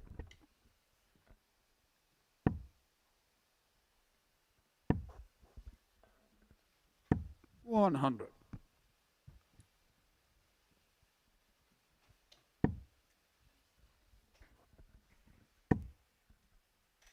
Can you fill it up? 140. Not quite. But again, he's in a good position. 12 darts down to 110. 100. Shane, you require 110. Shane Turner is growing. Can he grow into this shot? Not with that as his first dart. Yeah, wild one there. from Shane. 40. Ricardo, you reckon 156. 156 cent for Ham. This has already gone once today. It's not going to go this time. So Turner will be back for 70 for a hold of throw.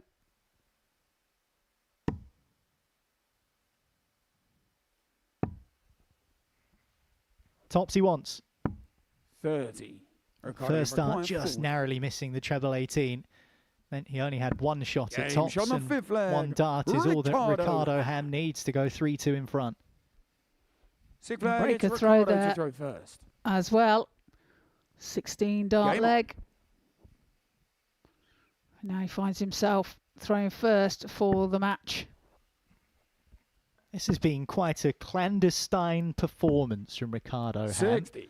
One of those under the radar showings. He's averaging around 90 at the moment. He's not missed a double, Ricardo Ham.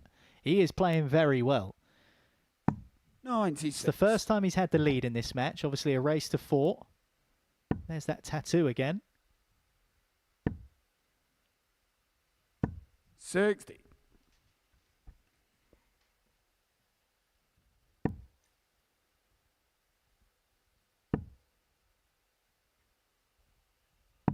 $59.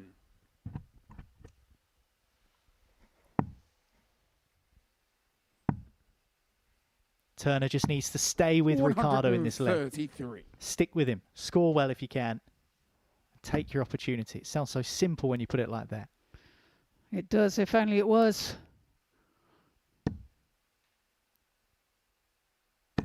41. Only a 41 visit for Turner. And Ham just piling on the pressure now. 140. Great 140 to leave himself 108 after 12.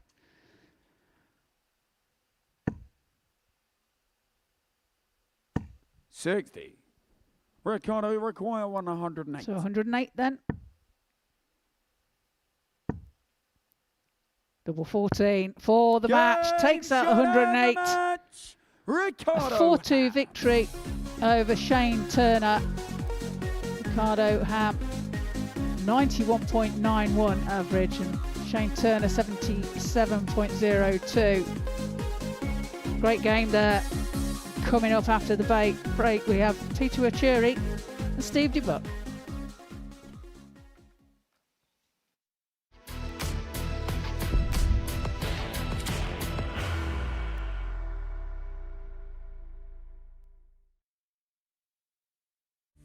You will be disappointed with that. He wanted to have Graham one dart. requires 20.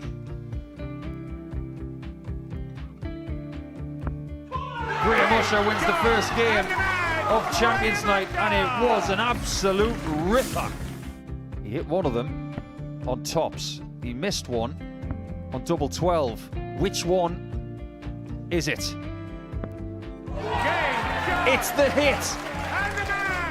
Outside opportunity for Andy Hamilton. Van der Velde should be getting a match start again here. He's already had one. Mr. Dart at tops for the match to win 4-1. And the Dart at double 16 gets the job done there for Jürgen van der Velde. He gets over the line with a 4-2. Did he go for tops or did he just overshoot the single? Jimmy doesn't care. Jimmy just looks to eat this up to make the semi-finals for the second time. Adam Kaplas has been eliminated.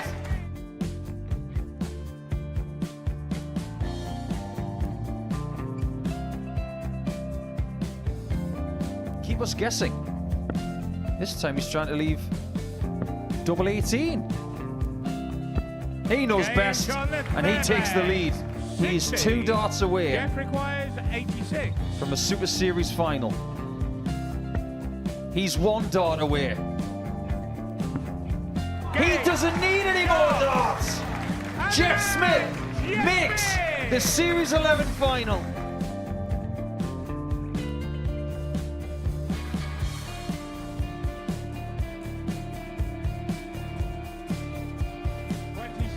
Is Usher losing his cool a little bit here? Oh, absolutely. Right now, I'd say the head's gone. And you don't have long to recover. It is very, very short form at darts. Vansky's halfway to victory. He only needs one more. Jimmy Vansky is yet again into a Modus Super Series final.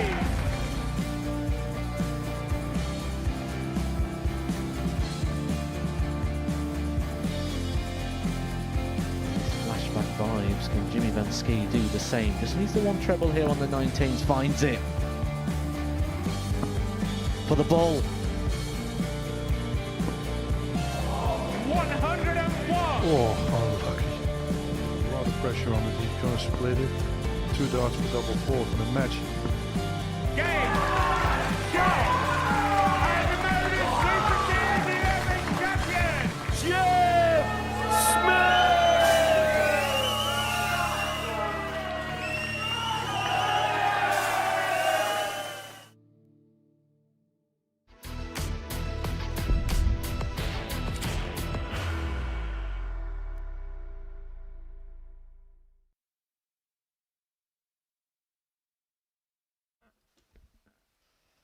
Just to emphasize that someone does have a great deal of games in the first third of our action, we are about to see Steve Debuck once again. Unfortunately for Steve, he's not registered a win yet. And if he doesn't here, he's going to be struggling to put himself into contention by the halfway point of this group today. As for Peter Wuri, he's playing his second game. He got off to a pretty decent start, and in a somewhat strange way, his 4-2 victory over Brandon Weining feels better now because Weining has won since with a very good performance. Game on. Oh, isn't that nice to see? I just love watching this guy play because he hasn't got a nasty bone in his body. Hand on the heart, big smile, and an opponent that really doesn't want to see that. 140. Well, almost a max to start the leg, to start the match. He's a very humble guy, isn't he? 44. Peter Wuri. Should be very, very proud to be here once again. Wasn't 42. invited to be in this tournament. He qualified by winning a tournament, beating Grant Sampson in the final by 8 legs to 2. And I'm sure everybody in Africa wanted to be here in this tournament to try and emulate Devon Peterson from last year. Peter's going to have his chance. 59.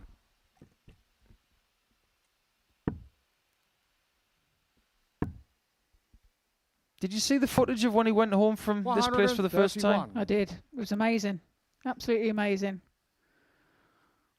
So that's where he's got his nickname from, I think. The Kenyan King. Are you trying to tell me that you never got a reception like that when you came back to 100. East Midlands Airport? Maybe when you won World Cup medals in Durban, South Africa in '99? Absolutely not. Only, 100. if only, I should say. Peter, you require 160. 2 treble 20s for tops. That was the thought anyway. And Peter's using 60. Slightly new equipment considering what he used the last time he was here. We'll get into that in due course. 50. And Debuck has not really got into that too much. Peter, you require 100. A chance for Peter to take out this ton. Finds a treble 20 and finds the tops. Very precise. Executed perfectly. Second leg, takes the first leg of the match. Game on. Another ton plus checkout. We're getting plenty. We are indeed. And if it continues 100 the way it's going, then we're going to beat yesterday's record. Peter's using kite-shaped flights today. Last time he was here, he's using something that was akin to the shape of a shield. 81. So maybe he's looking for a little bit of extra speed in the air. There will be less flight in the bottom 45. half. It'll still have drag towards the back of the flight, but a little bit of extra speed through the air. And it's working pretty well. It is indeed, isn't it? Seems to suit him. 135 there.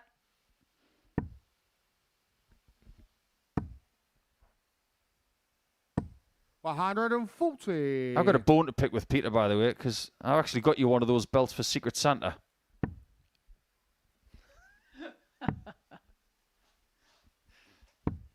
$57.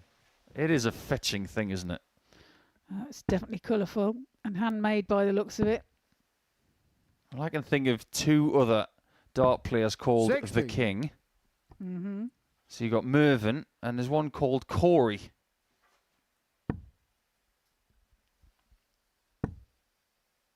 Yeah, it was rather fun when Mervyn played against Corey on the Pro Tour. Steve, you require 156. It's on. Try to nestle it under. That was a 100. A bit of a risk because there's no sisal underneath that first dart. He'll have needed a really powerful dart to get it through. Finds the treble 20. Can he find the bullseye? He can, and it's smack bang in the middle. Peter Wuri. A great 128. Check out another ton topper. Third leg, Peter 2-0 to Wuri. Game on. That was a king-size checkout. People really are starting to use 58. Steve Debuck as a canvas. Here he's 55. seems to be the one that's being bullied at the minute. Yeah, he needs to debuck the trend.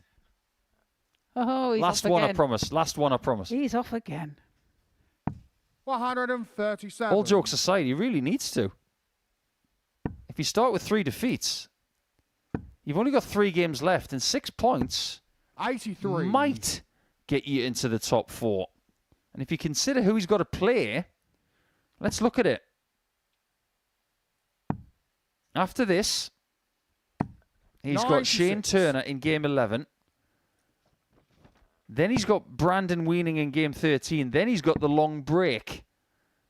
He'd have Adam Mould in game 19. 59. This is not looking good for Steve. That's not, is it? He's got some very strong players to contend with along the line, and 97. really needs to get some points underneath his belt.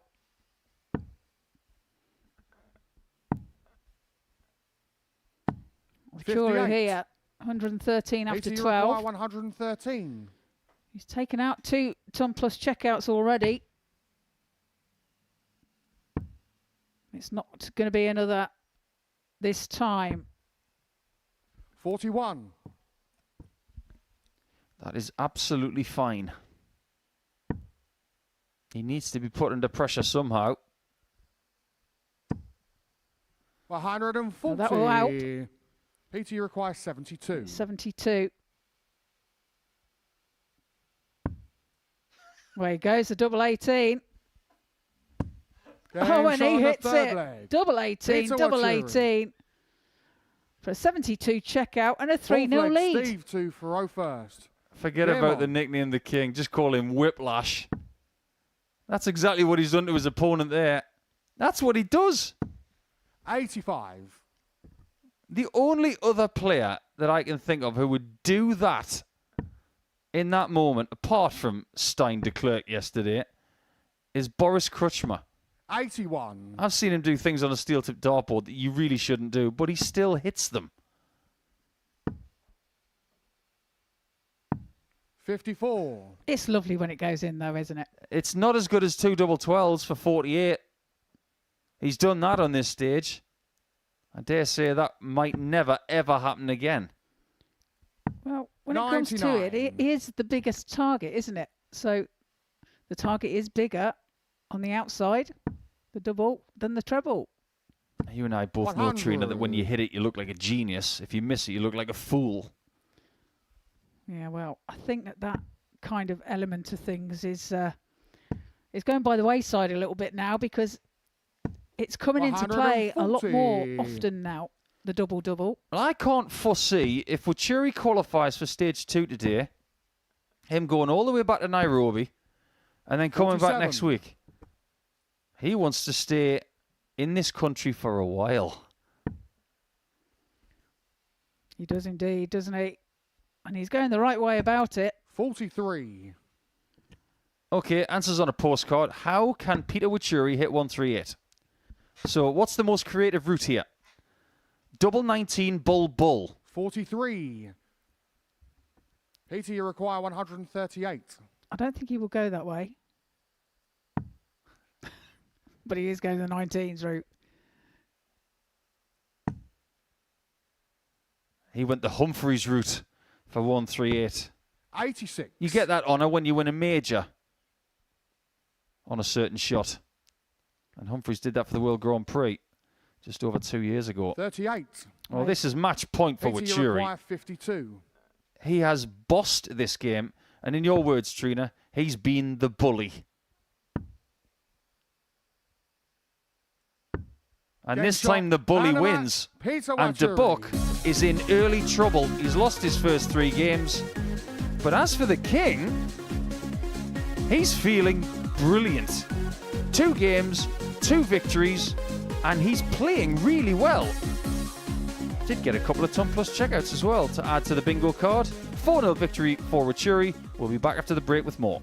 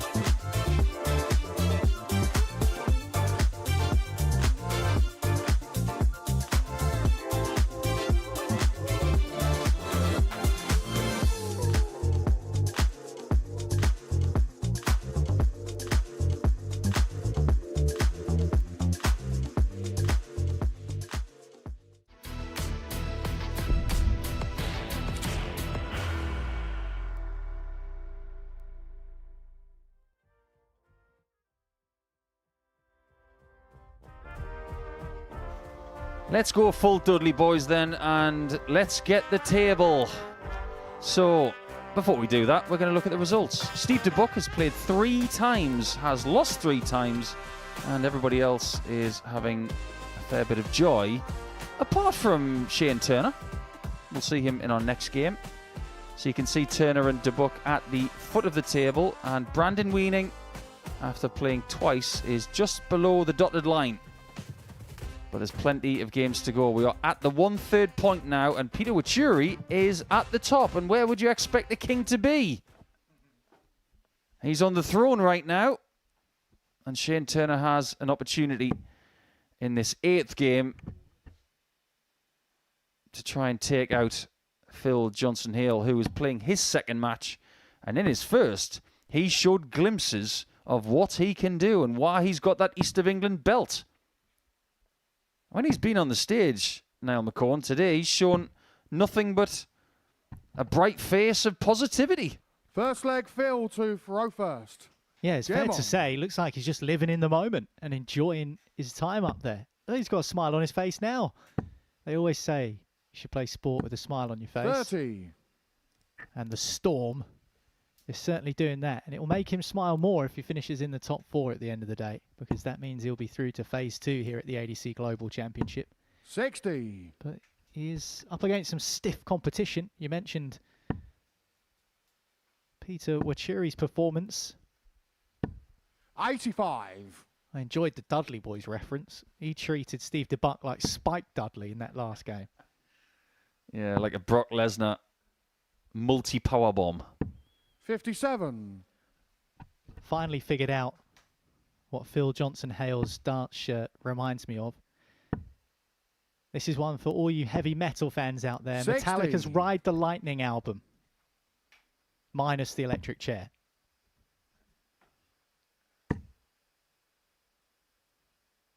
There's a great song 59. on that album, For Whom the Bells Toll.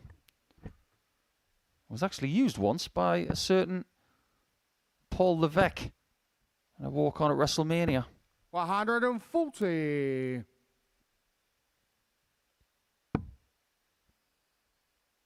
Considering how well he's played at times today, I think it's a pretty cool nickname. 45.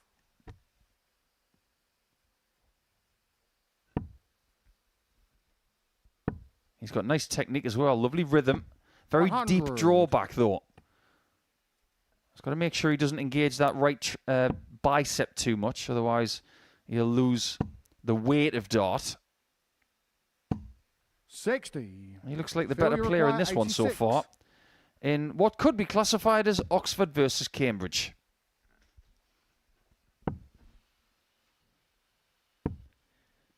$70. Well, let's hope this is better than any boat race you could ever wish to see. Do you know what a boat race is in Cockney rhyming slang? 62. Phil, you It's your face. 16. And the only thing I'm seeing from Johnson-Hale Game show on the first is a leg. smile on his Phil boat race. Johnson-Hale. Second leg, Shane to throw Everything first. is going Game according to plan for that man.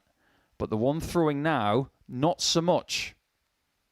And we did mention it a little bit earlier in the programme that he won the UK and Ireland Classic 140. very recently. He beat James Welding in that final. It was a high-quality affair as well. Turner won 5-2, averaging nearly 83. 99. But that pales into comparison to how he played in the semi-finals against Archie Self, the youngest player to have ever played at the Modus Super Series.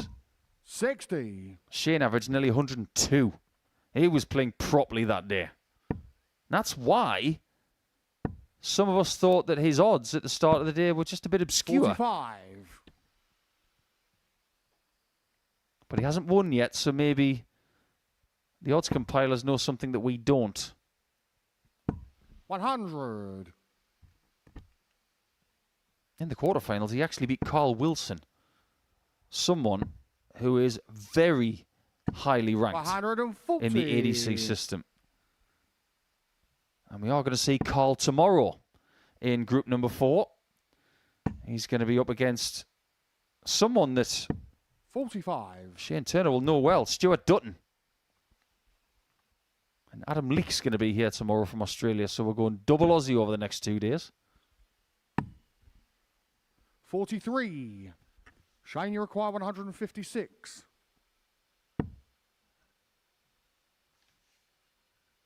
No biggies yet for Turner in this Group 3 campaign.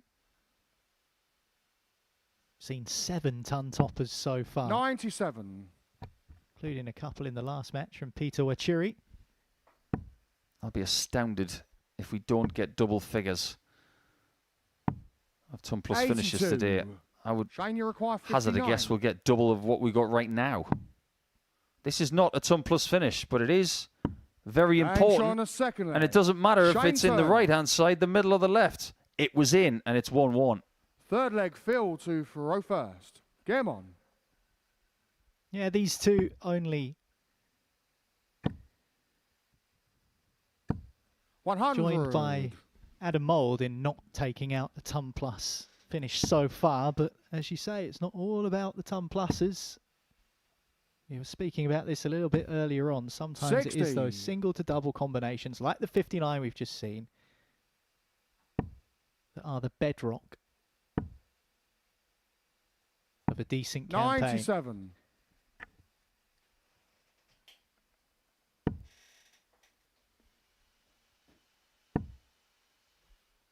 Those darts that Shane is using, they are 60. incredibly reminiscent of one of the biggest showmen in the sport, Scott Williams. 36. Got a very similar pace to Scott as Shane, but throws very differently. He pushes them through the air.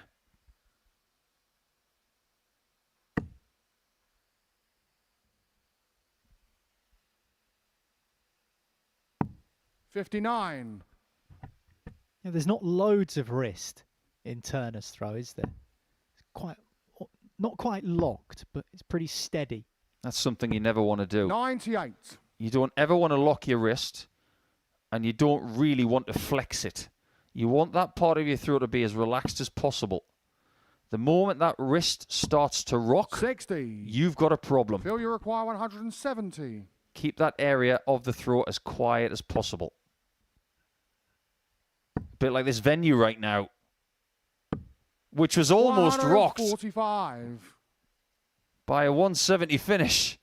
He's missed a 10 darter already today, and now he's missed a 170 checker on the bull. 140. He didn't have to go for it with the Phil, you position that require Turner is in, 25. but he also did have to go for it because, like we've been saying, he's playing with a smile on his face. That will wipe it away, maybe temporarily. 17. Shane, you require 122. Considering this is a former church, thou shalt give in to temptation. But it's bull for Turner. 97. He can't hit it either. Phil, you require 8.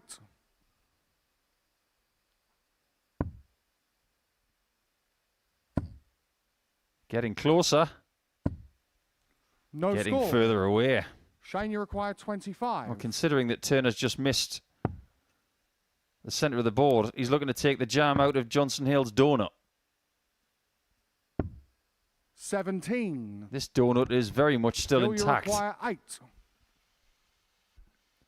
He's already missed 5 doubles. No score. Make that 6. Shane, you require 8.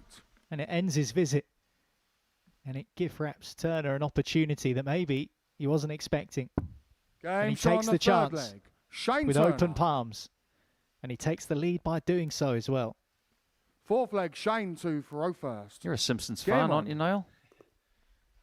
I've watched a few episodes, I suppose. You probably get this reference then, when Monty Burns has got a softball team. Looks like Shane's been on that team and been told to get rid of his 79. sideburns.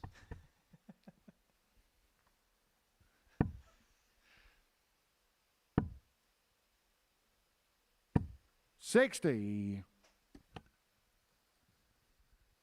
Surely sideburns are due a comeback. Well, Supergrass ones. Real mutton chop sideburns. 55. He's a Gary, isn't he? Or a Gaz. The guy with the sideburns from Supergrass. Well, one thing we can say is that Peter Wuri's feeling all right.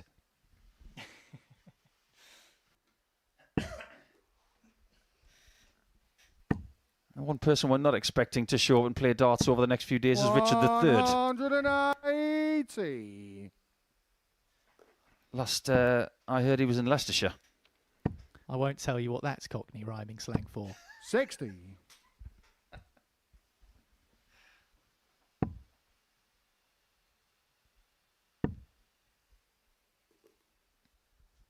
This is just a little bit scratchy, this game.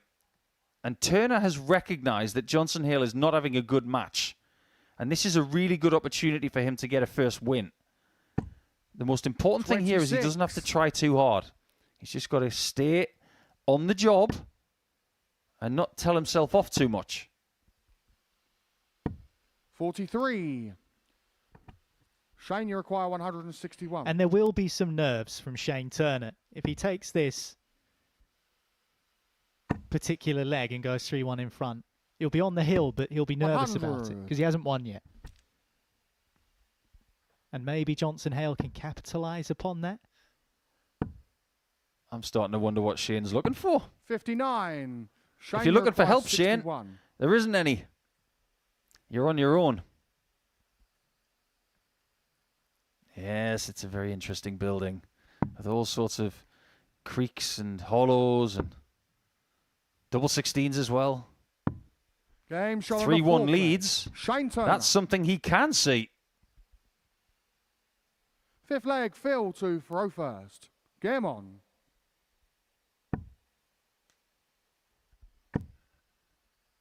He went a different way. 180. Great start for Johnson-Hale in this leg with the maximum. But just that 61 outshot in the last leg for Shane Turner. He went a different way. He went 25 double 18, I think, earlier on. Decided to go a different way about it. Same outcome. My brain is completely fried after Wuri took out 72 and 2 with 2 double 18s. He could try anything today. Nothing is off the table.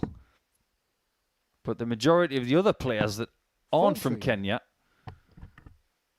I expect to see a lot more usual activity. 85. Good response here from Phil, who, when he was on that 10 darter earlier, I was going to call him Phil the Thrill, which is, of course, the nickname of 96. the most famous Phil in the world, 136. Mr. Mickelson.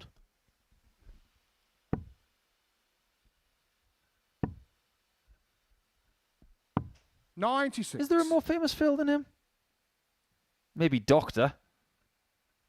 Collins? He's pretty famous. Yeah, he's pretty famous. Famous for being able to be such an incredible musician without reading music. Phil, you require 40. Double 10. Game shot Job on the done fifth for leg. Johnson-Hale in Phil this leg. He's Johnson-Hale. one behind. Turner has the throw to take it. And like I Sixth said leg, before, there Shane might to be a throw few first. jitters Game on. for Turner. Still chasing that maiden victory of this Group 3 campaign.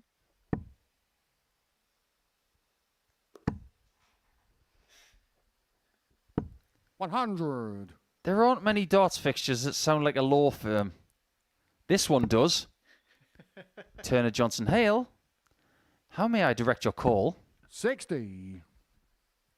Well, how may I direct your match? 4-2 is the ideal scoreline for Turner. He will not want to go to a last leg decider, because that's where you really find out what the nerves can shred. 100. Either a law firm or a blues trio. Take your pick. Oh, yeah. 100. You got me with the blues. Big fan of that. There's nothing quite like a bit of blues in the background with a little bit of Creole food. 60. Well, there are a few blues links through darts. I mean, we've just made one here. We've got Little Richard as well. 100. We've already spoken about the King, BB King. He was pretty famous. 100. And thereby exhausts any of my knowledge of the blues and the music. As far as I'm aware, we don't have a Gary Moore in this sport. 45. Shane, you require One of his guitars went up for 141. auction very recently. Made an awful lot of money. His very famous red Stratocaster.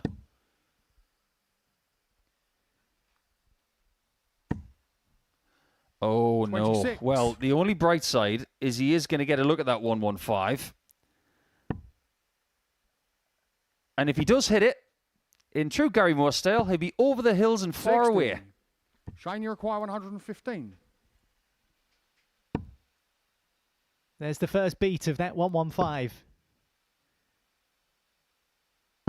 And he Game gets the shot, crescendo he and was a looking match. for. Shane Turner. A ton topper to close it out, and his first victory of the campaign. Important for Shane Turner. Changes the complexion of this group slightly. You can see the relief as his shoulders drop back. Johnson-Hale still has a smile on his face. Not a classic performance from him. He's certainly thrown better darts today alone, and he is on the receiving end of Shane Turner's first win by 4 legs to 2.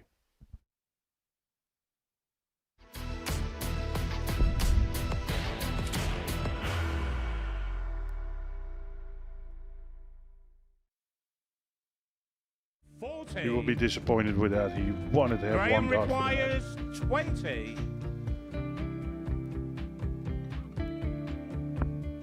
Graham Usher wins the first game of Champions Night, and it was an absolute ripper. He hit one of them on tops. He missed one on double 12. Which one is it? It's the hit. Outside opportunity for Andy Hamilton. Van der Velde should be getting a match start again here. He's already had one. Mr. Dart at tops for the match to win 4-1. And he Dart at double 16 gets the job done there for Jürgen van der Velde. He gets over the line with a 4-2-6. Did he go for tops, or did he just overshoot the single? Jimmy doesn't care. Jimmy just looks to eat this up to make the semi-finals for the second time. Adam Kaplas has been eliminated.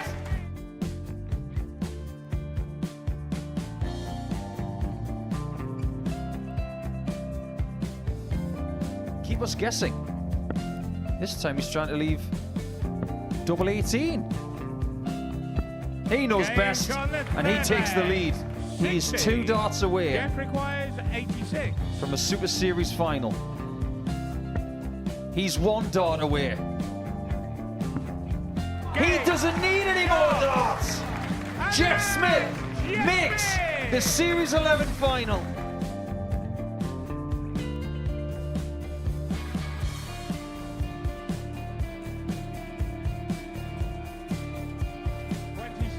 Is Usher losing his cool a little bit here? Oh, absolutely. Right now, I'd say the head's gone. And you don't have long to recover. It is very, very short format darts. Vansky's halfway to victory. He only needs one more.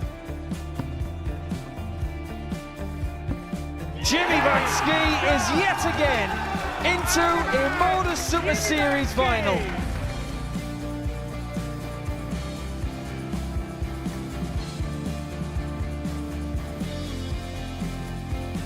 Flashback vibes. Can Jimmy Vansky do the same? Just needs the one treble here on the 19s. Finds it. For the ball.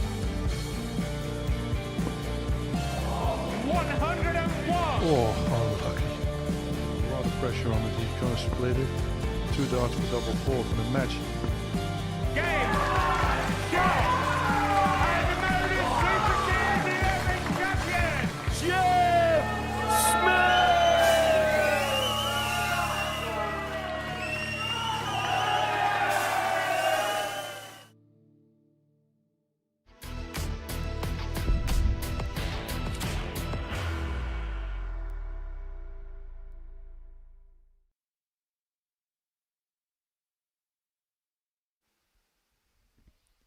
This is the ADC Global Championship, the biggest prize pot in the history of amateur darts. £150,000 in total, £60,000 to the winner.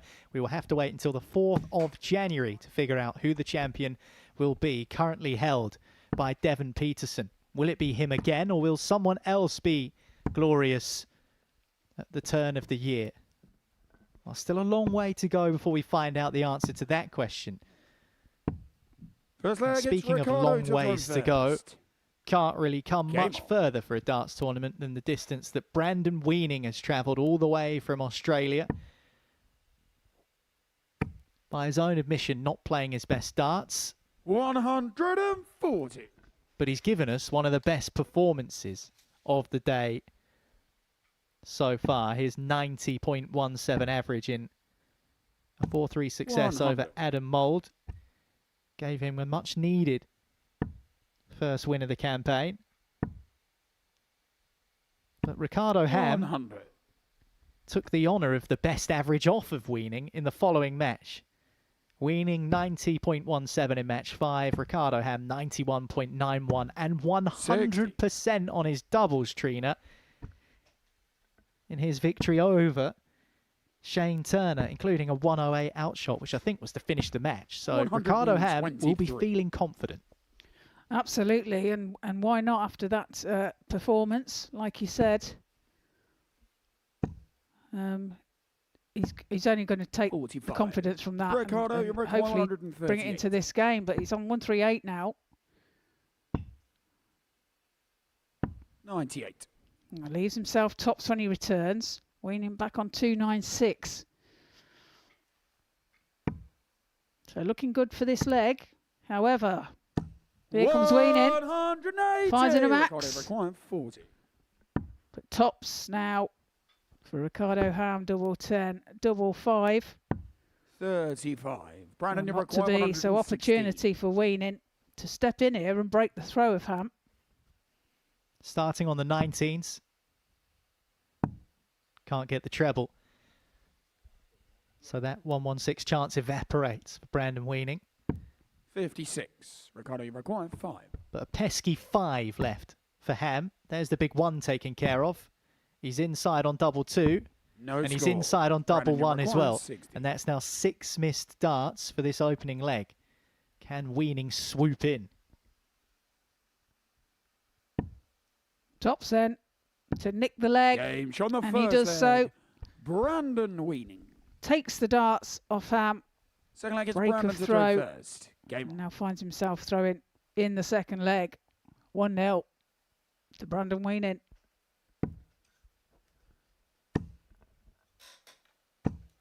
on. 100. Ricardo a little ham-fisted, you could say, in that opening leg. 95.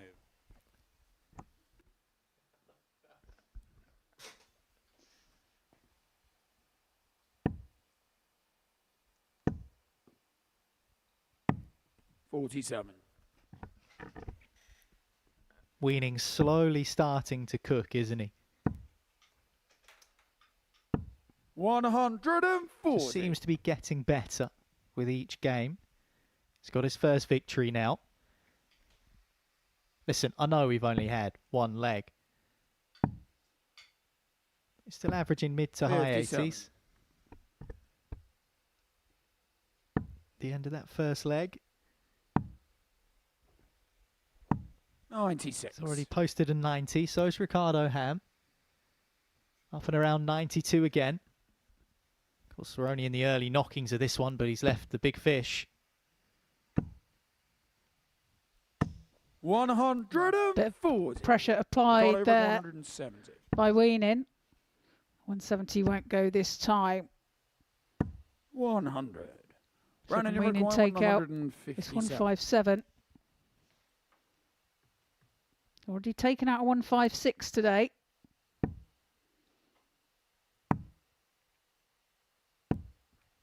$82. Ricardo, you require 70. 20 for tops then for Ham. 30. Brandon, you Can't require find the target. 75. So again, Weining a chance to go 2-0 ahead here.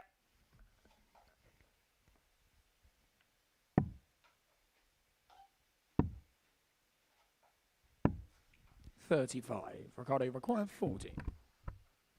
Weining misses tops, as does Ham. Double 10. Double 5. He's been around here before already. Game This shot time the he makes second leg. no mistake. Ricardo Ham. Rectifies his earlier error. One apiece. Breaks back there as Third well. leg, it's Ricardo to throw first. Game on.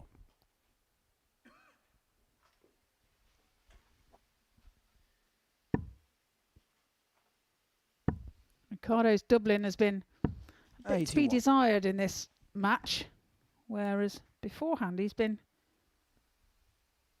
quite hot on them. 95. Figured out that Ricardo Ham's tattoo, as he piles in a maximum on his throwing forearm, is the name of his son. It's in a rather funky scripture rather than another language. 96.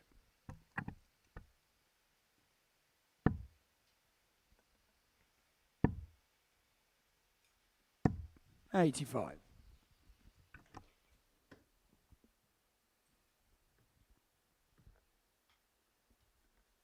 Well, Ham leaves himself 155. After 9. 100. Ricardo, you require 155. Nice, some distance away from the treble 20. Does manage to pick off the treble 19. 119. And again. So leaves himself double 18 when he returns, and Weining back on 210. But applying pressure here. With the maximum. 180. Leaves Ricardo, himself 136. 30. But will he get the opportunity? Double 9. Game shot Double the 9. third He leg. pins. Ricardo Ham. Leads this match by 2 legs to 1 on a 15 dart Fourth leg, lead it's Brandon there to throw first. Game on. for Ricardo Ham. Timely maximum for Brandon Weining. And he would have just been growing ever more 100. hopeful with that first dart dropping inside on double 18. Second dart outside 100. of the double, and then the third one straight in it, and he would have been hoping that he dropped inside again, would have given him a chance. But he is now 2-1 behind. 80. And a dart on the floor there for Weining. Clatters into the barrel of his first dart and ends up on the floor. 140.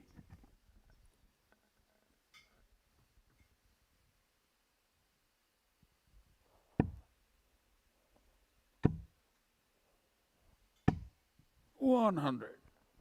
Good last dart there from Weining. Manages to find the treble. 100.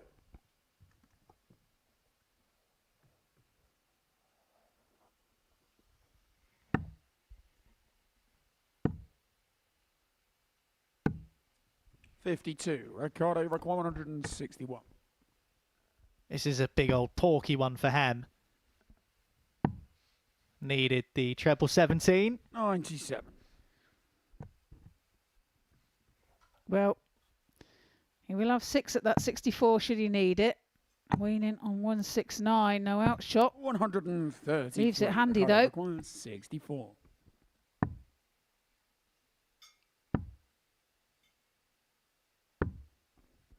More missed darts at double in this match for Ricardo Ham. Once again, he's left himself on double 5. Bit of a mixed bag when it comes to fortune on that particular double, but for Weining on double 18, he's been decent in that region of the board. Ricardo to throw first. Gale. And he's done well to make the most of his chance because he had left himself on a bogey number before. There we go. 2 of 14 for Ricardo Ham. The scoring's been good. The finishing not so much. This game is level when it probably shouldn't be.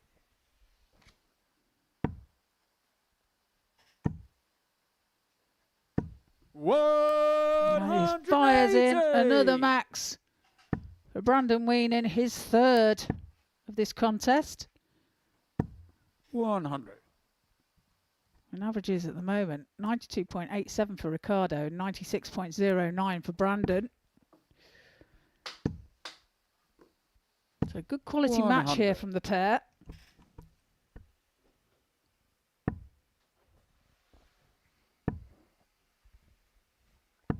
$85. Yeah, the most darts we've seen a leg one in is 18 so far in this one. So as you say, the quality's been there. Ricardo Ham averaging 92.5, Brandon 96, and that's going north. 137. Brandon leaves himself on 84 after 9. 60. And Ham cannot find the treble. Brandon, you require 84. So 84 then for Weining for a break of throat. 79 left. 36. Ricardo, 116. Big fat 16. Leaves tops. Game shot on the 5th leg. So well done from Ricardo Ham. After Weining had made somewhat of a pig's ear of that last particular visit, Ham was there to capitalise. Yeah, manages to hold his throw. 59.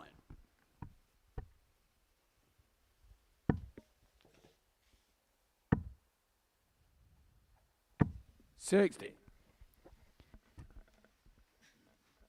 Ricardo Ham now takes the lead in the Ton Plus table as well. Finishes of 100, 108, and now 116. 95. Based off of that, should be 124 next up for Ricardo.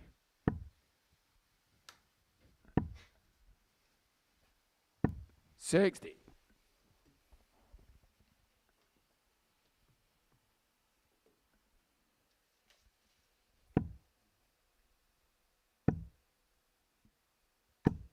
$100.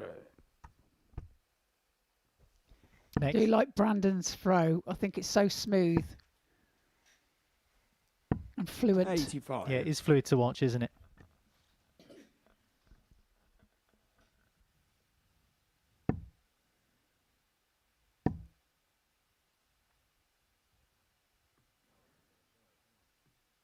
I'm not sure whether it's the all-white fighting 85. stem system or maybe just the elegance of the throw. It does remind me a little bit of Bo Greaves, actually, just the way it's brought back and delivered. Yeah, I can see the similarity there, yes. But no outshot here. This is a couple of times in this match, Trina, that he's left himself on a bogey number. He's played enough darts to know not to make those kind of misjudgments. Doesn't matter on this occasion because he's done well to leave himself double 16 and Ricardo's not on a finish, but 99. those kind of things can sting you at times. Yeah, absolutely. And as you say, has got 32. Can he make it count? He can. Pins it with the first dart. Levels the match at 3 apiece. 7 Ham final has the darts in this game on. final leg of this contest. He's been waiting a while, Trina, Brandon Weining, to get back up there because he's had 3 games where he's not been throwing, and that last game went to a last leg decider as well against Adam Mould, and he won it. So he knows he's been in this position before. 55. He's had to wait patiently to get back up there and get another go. Should be thinking positively. 121. The difference being with that game against Adam Mould was in the final leg, Brandon had the darts. He doesn't in this one. 95. So the pressure's on him straight away. Yeah, 111 behind plus these. 100. So 211 point deficit to make up. Ricardo Ham first down to finish in this last leg decider. Needs a bulky score here. Another one of those. 96. Not going to be enough. Require 140. And that's what can happen if you give yourself a bit of room. You can afford to have a sloppy 24. visit like that because Weining's on 255.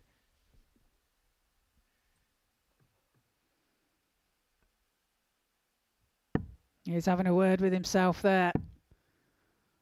telling himself to think about 60. things. Ricardo, you require He 160. still has 6 from here. Well, Brandon really did yank those darts out of the board, and I'm not sure whether that's just distracted Ricardo Ham a little bit. Obviously, Brandon reacting to his own frustration, but a recalibration for Ricardo.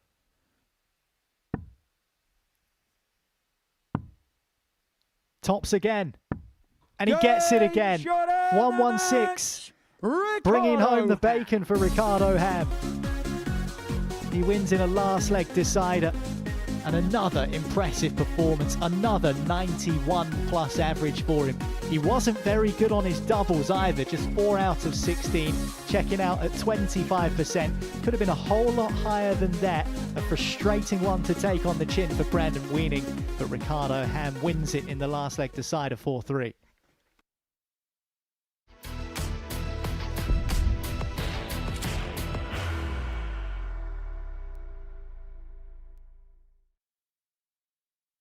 Are you ready to lift that trophy, Darius? Yes. Let's do it then. Ladies and gentlemen, your Modus Super Series 9 champion is Lucky D, Darius Labanowski!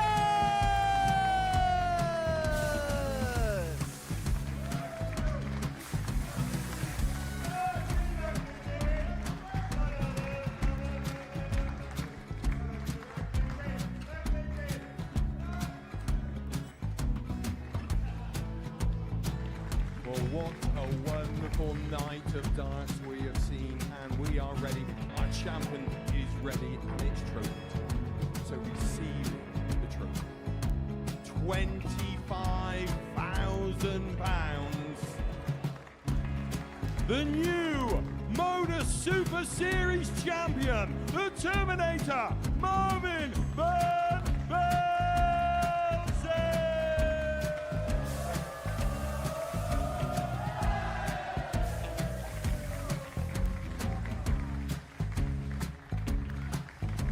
And one more time, the 8th Modus Super Series champion, the Terminator, Marvin Van Velzen. And the new Modus Super Series champion is Andreas Dirty Harrison.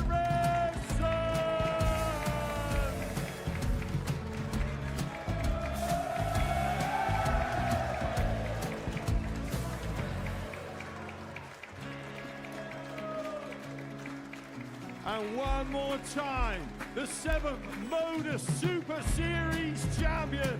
Give it up for Andreas Dirty Harrison. The moment we've all been waiting for.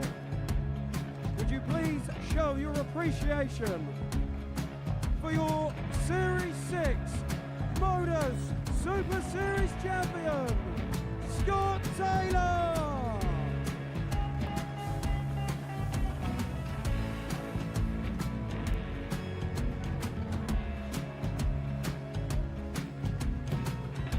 One more time, your new Modus Super Series champion. He is Chucky. He is Jim McEwen. Ladies and gentlemen, your Modus Super Series champion, retaining his title, the Nuke, Luke Littler!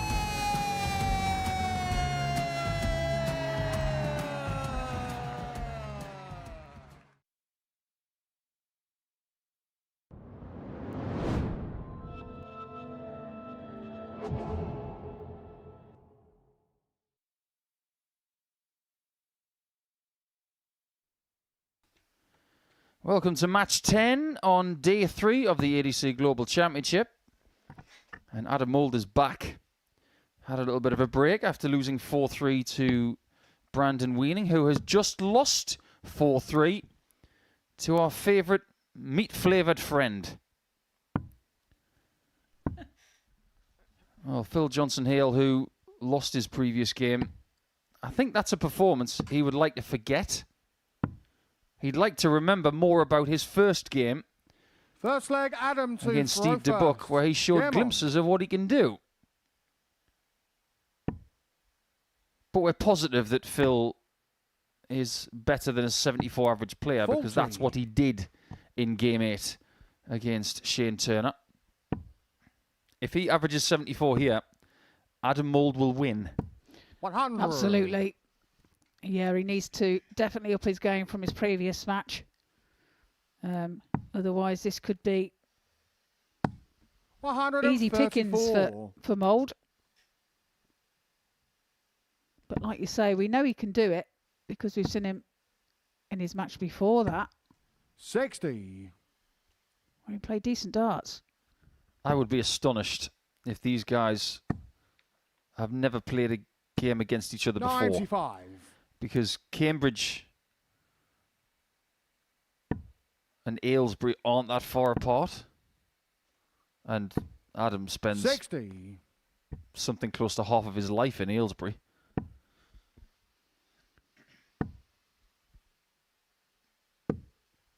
$65.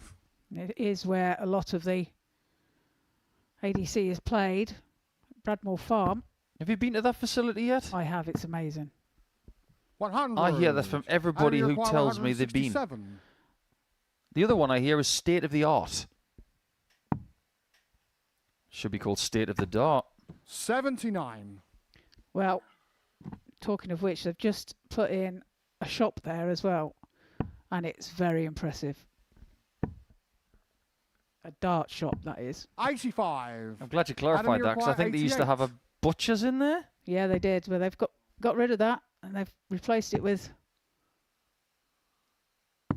Game shot on the first leg. Adam Mould. Well, that is a very good recovery. Second leg Phil to throw off the back of an interesting statement from Trina Gulliver, where darts has gone vegan. Get rid of the butchers and keep the darts. 41. Yeah, it's actually over the past few years where the events have been there, it's actually doubled in size now, the place. 41. And it's some venue, it really is. All credit. So what you're saying is, Bradmore Farm has been extended more times than Roland Charlton's inside leg measurement. I wouldn't put it quite like that. 140. Okay, Jimmy Van Schie then. He's a rather tall individual.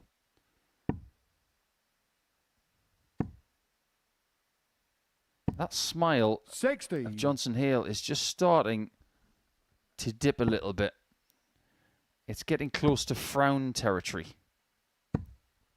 100. Now, if you are a very keen darts fan and you like to know how certain equipment flies, one of the things you must be aware of with Mould 55. is that with those front-loaded darts he's got, if you see them when they leave his hand, that point climbs to the sky. 43. It's almost vertical. And then the front-loaded nature of the dart corrects it in the air, and then he gets that upright angle of attack. If he did not have that front-loaded dart, it wouldn't hit the board. It would just slap against the board, and he wouldn't score points.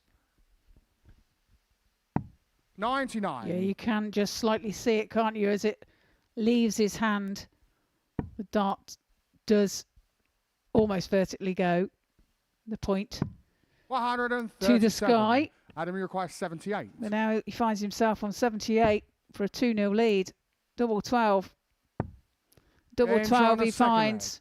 Adam Clean Mould. and clinical from Adam Mould. 2-0. Third leg, Adam to throw first. Game There on. have been people over the last 2 or 3 years who've said, Mouldy for a nickname in darts? 57. It's one of those things you would be called by your pals. As for a darts nickname, some people aren't sold on it. 100. But the way he's playing against Johnson-Hale right now, you might as well call him a storm chaser. Very good. You're at it again, aren't you? Can't help myself. 45. The one thing about Mould that we know Probably more than anything else. 96. He lives every visit. You know exactly what he's done when you see him go back to the table. He's either telling himself off or patting himself on the back. Yeah, 57. he's very animated. Yeah, he's very animated. So he is an ADC walking gift machine. 98. It's not something us as coaches recommend, is it, to be quite animated about how you're feeling up there, because all it does is feed your opponent good vibes. Yeah, don't show your hand.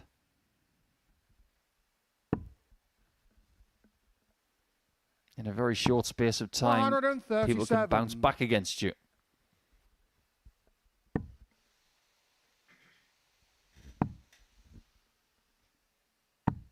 $96. Phil, you require 70. 70 now for Phil. Can he get a leg on the board here? Double 16. Double 16 he finds. Does get that leg. Johnson-Hale. So much required to get on the board. A break of throw there as well. First. Game on. Now finds himself throwing first in this leg to try and make that break of throw count. 60. Seeing as we're into day number 3 now, we have to start finding trends with people who are making the top 4 on a daily basis. 123. Let's take Johnson-Hale, for example, of the people who have come here as belt holders in the ADC system. Wes Newton, 100. Northwest belt holder, through. Brian Dawson, Yorkshire and Humber, through. Gary Stone, Scotland, through. 55. It's all looking very good for the people who have a belt. Shane Turner, though, he's got a belt. 59. And he may be struggling. He's only got 2 points at this stage, but then again, a lot of people have got 2 points at this stage. 35. It's just that leg difference, isn't it, that's dividing them all. And Steve Debuck not off the mark yet. I think Ricardo Ham's feeling very, very comfortable.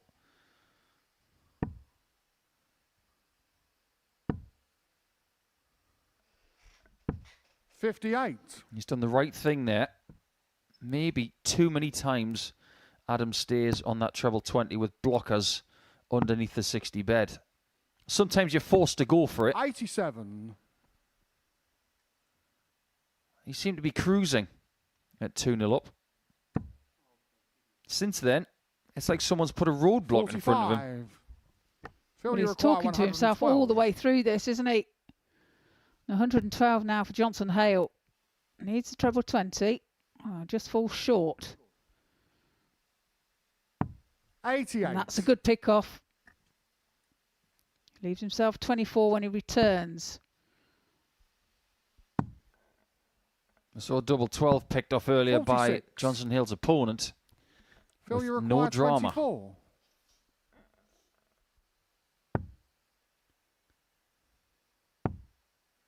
Oh, there's drama here, though. That is not good. No score. So Adam, busting it was an 139. option. I'm not even sure he was going for that. Well, it's fortunate that this score can't be 99. taken out now, so Phil, you require 24. bit of a reprieve, but can he make it count?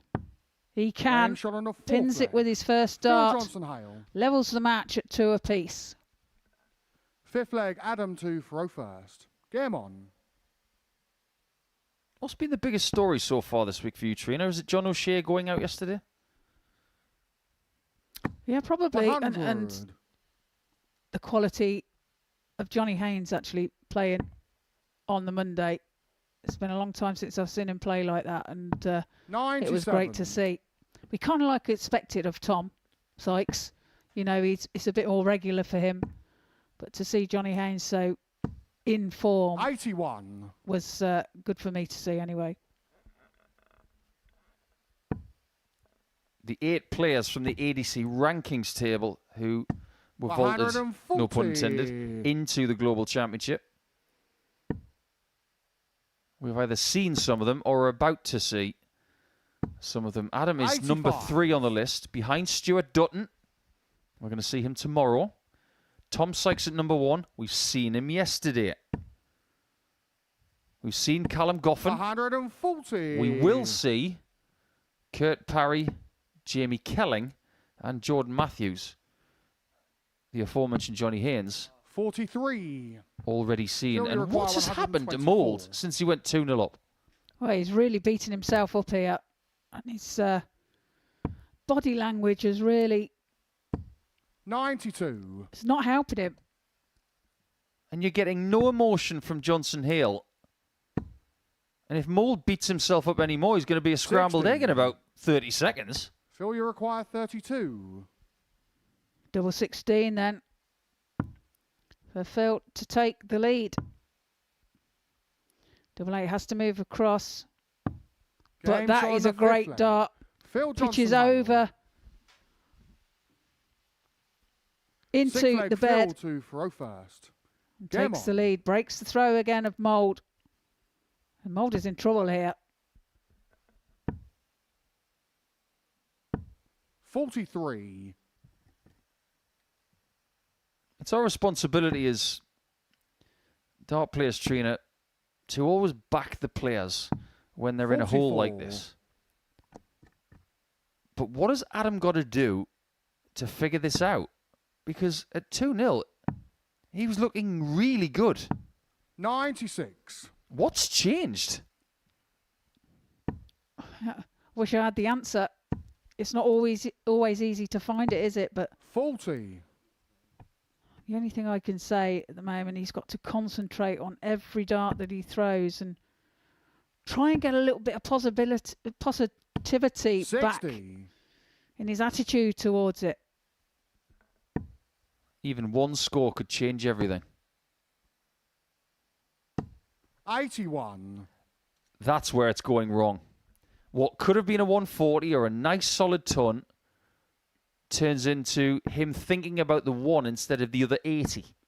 98.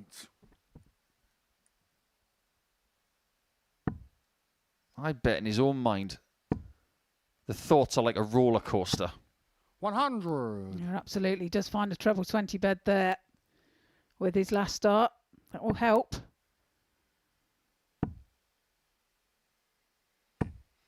60. Phil manages a 60. A good score here from Mouldy. 100. Still disappointed Still with just 100. 144. A match-winning chance for Johnson-Hale. He's going to leave himself very well placed, and that's Adam, you interesting. require 136. Big aggression. Let's see if it pays off. Because Phil 55. was 2-0 down. Phil, you require 4. Mould hasn't had a dart at a double since being 2-0 up. 2. He should get at least Adam, you one require more. 81. 81 then for Adam Mould.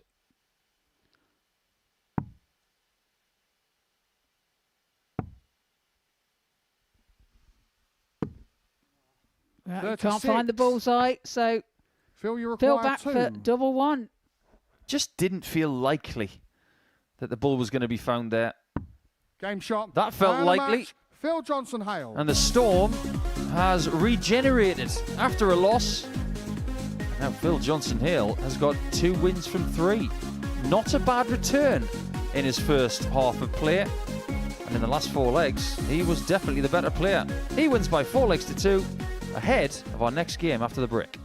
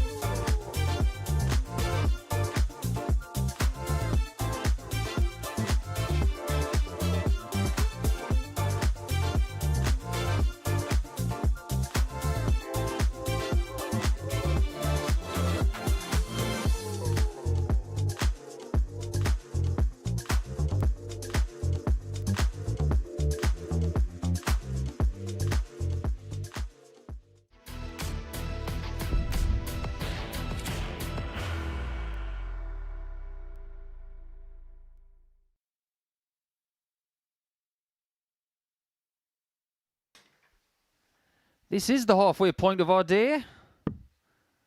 And almost everybody has a win. As for Steve Debuck, he has not. And he's got to get off the mark here.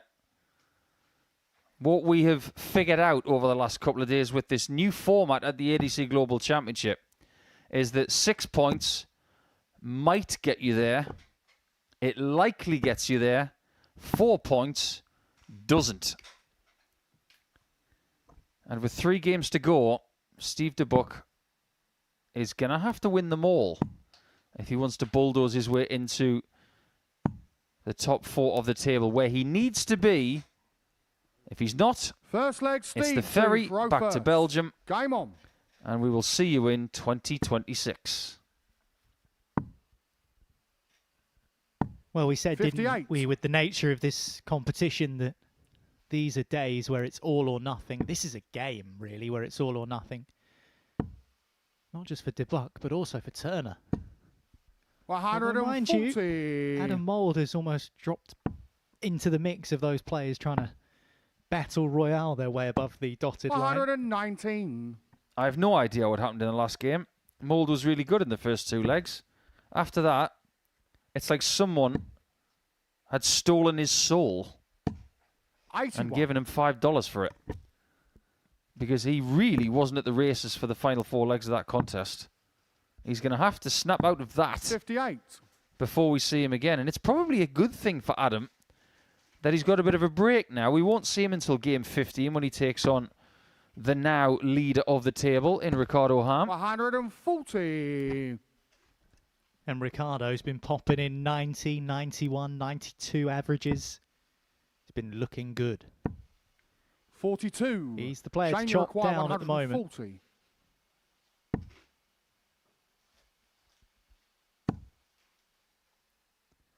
Yep, that's in the 5. He really didn't like that. That facial expression is a bit like getting the wrong minstrel. 82. The coffee revel. Yeah, somebody opens the chocolates at Christmas and all that's left is the mundane one. 134. Aw, Shane but I wanted the other one. Well, we know what he wants now. The strawberry one. The raspberry one. 38. Steve, you require 90.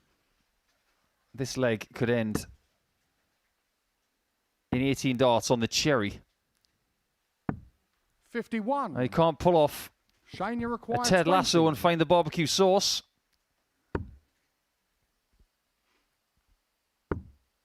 Turner is now on 5s. 15. I get the Steve, you feeling require this is the kind of 39. game we're going to have here. 2 players under pressure. Game shot on the first leg. And Steve Debuck Debuck. shoulders the pressure in the first leg. Shane Turner missing Second leg, 5 Shane to throw chances first. Game on. to get the opening leg on the board. Debuck needed just 2, and he took one of them.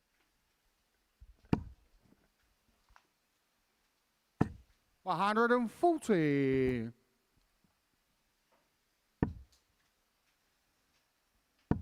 You look at the shaved head, you look at the earring, 100. you look at the simple wardrobe, he's almost given off Jimmy Somerville vibes. Well, if you don't get your act together, Steve, we're going to be playing Don't Leave Me This 60. Way.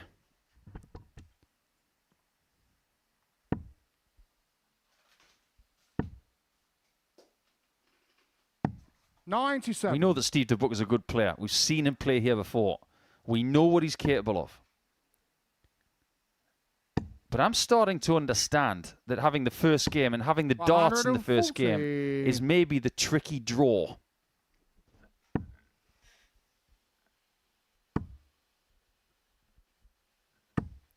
Like you were 60. saying before, I think Shane, the you first require leg in these kind of 161. matches is always going to be a little bit tetchy.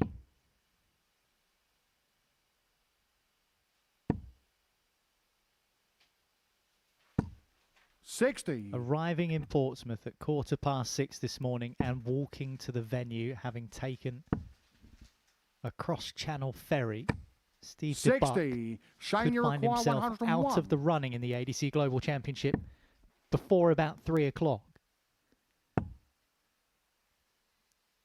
just. 69. But not quite. You just can't get enough of that one. But maybe there's a B side to this one. Shane, you require 32. There's only one Depeche Mode for this. Game That's shot on the straight second at leg. it. Shane Turner. Double 16 taken.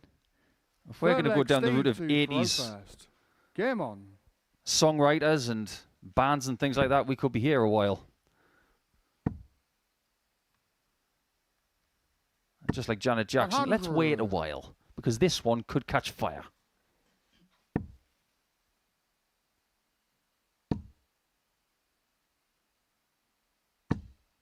$60.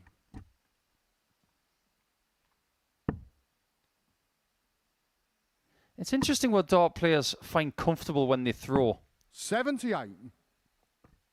Spoken many times about Martin Adams and his gold bracelet that goes up and down his forearm when he throws, and that would drive a lot of dart players crackers. 100.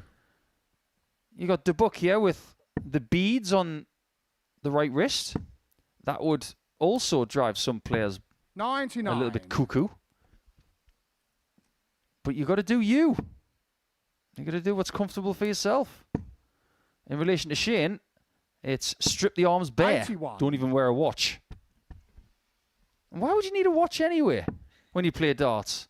Once that door is closed, it's like the crystal maze. 54. You aren't getting out unless you've got a crystal. I was about to say it's like a Vegas casino. No idea what time of day it is. But then again, I remember that there's no way out of the Vegas casinos. 40. There's definitely a way out of here. Steve, you require 170. And that's to win. No 170. 96. Still haven't seen one yet at the ADC Global Championship. We may have just stumbled upon a great idea here. The darting escape room. You don't get out until you win.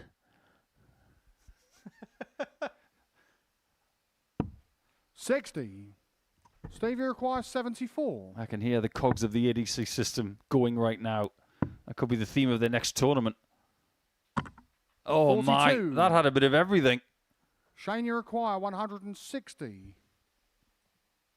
Just goes to show if you hit the flight first, 99% of the time it won't go in the double. 92. Steve, you require 32. Okay, 2 of them will do. Other side. Game shot Exactly on the third like leg. that. Steve Debuck. Rather scratchy, but brilliant. Fourth leg, Shane to throw Way first. to win the leg for Debuck. Game on. Well, let me put it this way. If Steve's nickname is not Uncle, 60. then something is wrong with the world. How many people in the world could say, oh, there's my Uncle Debuck? 100.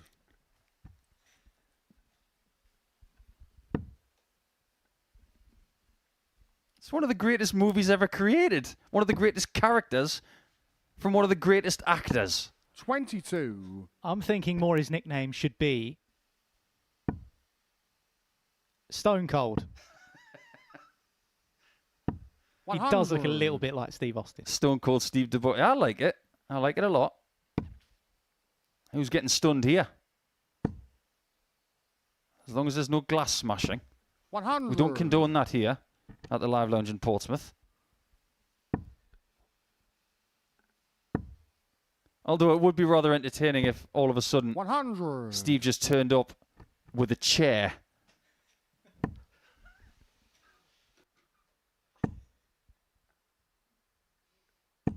$95.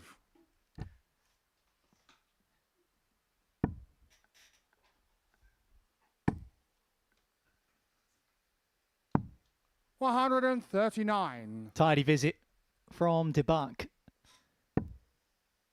Looking to stretch away from Turner. 60. Steve, you require 62. There's the treble, needs double 16. Good marker. Uses it on to the fourth perfection. leg. Well done, Steve Steve Debuck. Debuck. That was like a steel chair to Turner. Fifth leg, Steve 2 for 0 first. Game This on. is not going to plan for Turner. And he might just have some company on 2 points. Mould has that. Weining's got 2 points. 134. Things are getting very interesting. Next, we have got, and I didn't think I was going to say this at this point of the day, the top of the table 41. clash between Ham and Wachuri. Good luck picking a winner from that one, because neither player's lost yet. 60.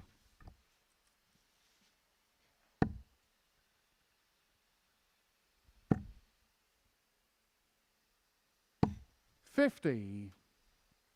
Well, of the 10 ton plus checkouts we've seen so far today, 6 of them have come from those 2 players. 4 for Ricardo Ham, including 2 116s in the same match.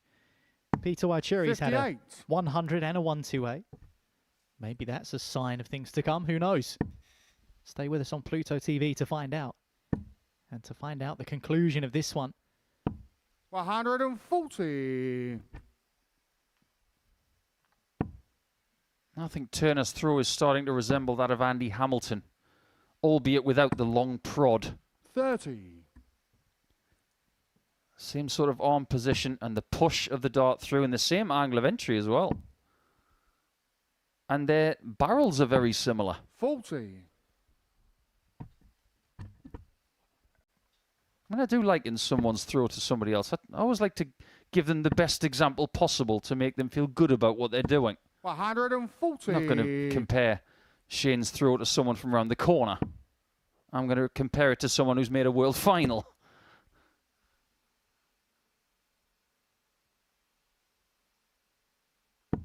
$60. Steve, you require 79. This could really be in the nick of time for Steve. Oh, no. Oh, no, Shane, you no, no, require no. 170. Oh, this would hurt. But it won't happen. And do yourself a favour, Steve. This time get the treble 19. If he gets the single again, Steve, you require 79. this might be the highest single 20 you've ever seen. There you go. Match start. 39. And it almost found its way in. Shane, you require 30. To keep himself alive. One more at it. And he can't squeeze his way in. Yeah, it was close. Steve, you require 40. Debuck is hoping that not close enough.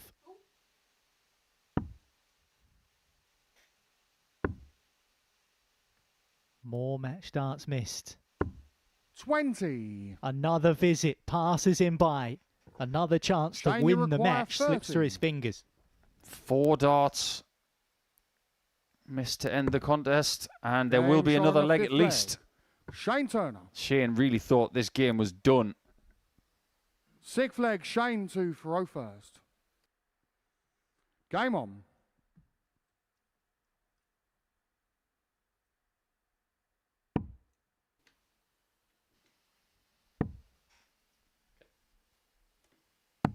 $59. I wonder how Steve is feeling right now. Feeling like he's been stunned. 60. There are no chair shots in darts, but there are metaphorical ones.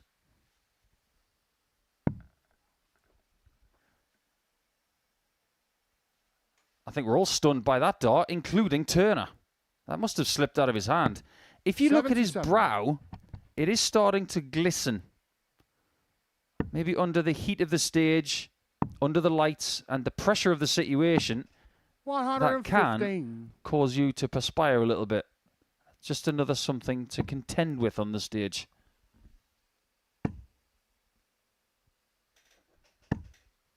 $60. Yeah, these two fighting it out pretty much to scramble over each other in the table.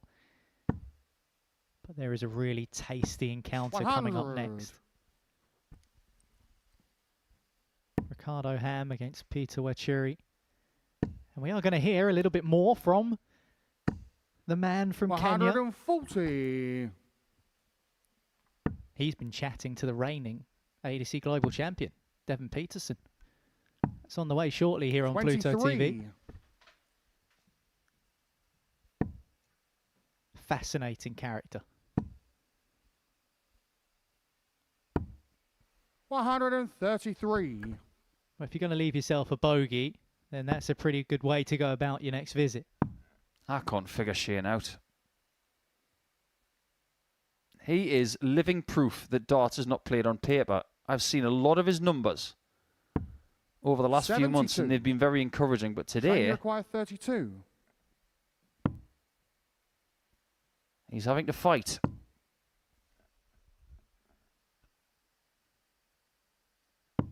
Game And he's doing a pretty good job. Shane Turner. Lands a jab on the nose of Debuck and takes us to a deciding leg. Remember, Steve Debuck Game on. has had 4 match darts.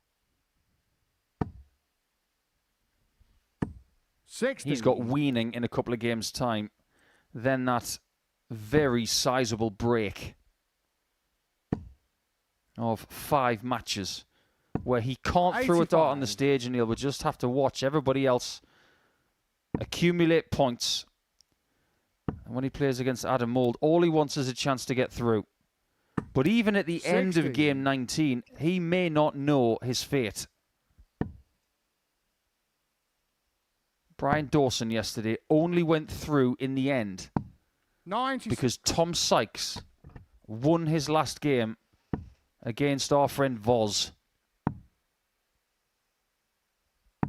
96.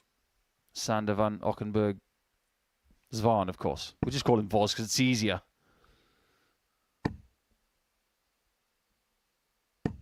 $100.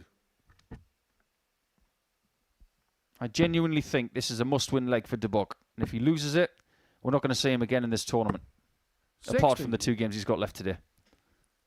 Yeah, he'll have plenty of time in those 5 games to book an earlier ferry back across the Solent and into mainland Europe. But 28. he can't be thinking about that now. He just needs to focus on these remaining 225 points.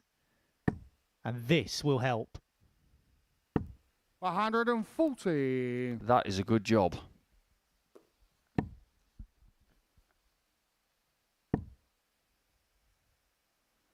But if he takes out 85, 180. he'll pull off what Tony Romo would call a phenomenal job. 1 dart to win the match. 65. More match darts Shane, missed. you Might be the require 12. last dart he throws in this match.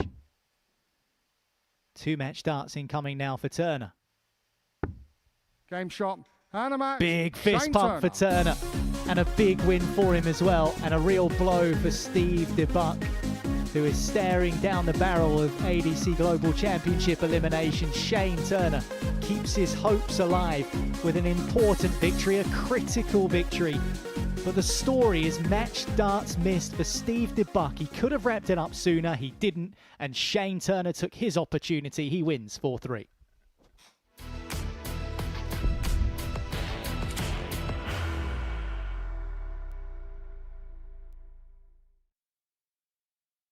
Are you ready to lift that trophy, Darius? Yes. Let's do it then. Ladies and gentlemen, your Modus Super Series 9 champion is Lucky D, Darius Lewandowski!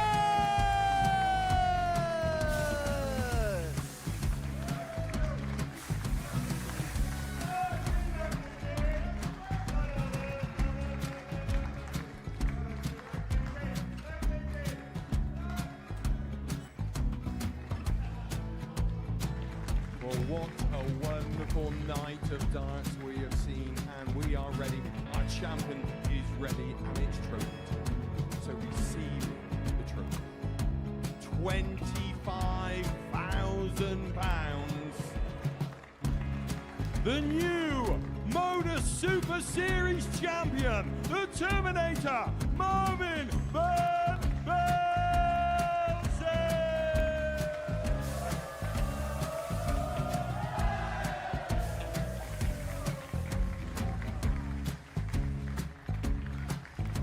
And one more time, the 8th Modus Super Series champion, the Terminator, Marvin Van Velzen. And the new Modus Super Series champion is Andreas Dirty Harrison.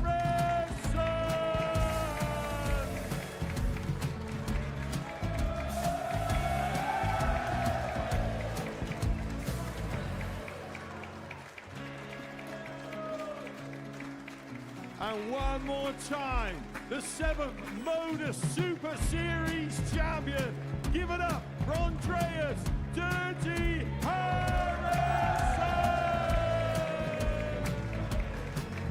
The moment we've all been waiting for. Would you please show your appreciation for your Series 6 Modus Super Series champion, Scott Taylor?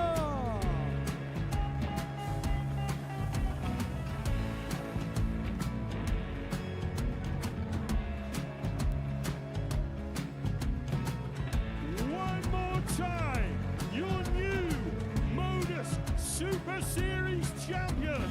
He is Chucky. He is Jim McEwen. Ladies and gentlemen, your Modus Super Series champion, retaining his title, the Nuke, Luke Littler!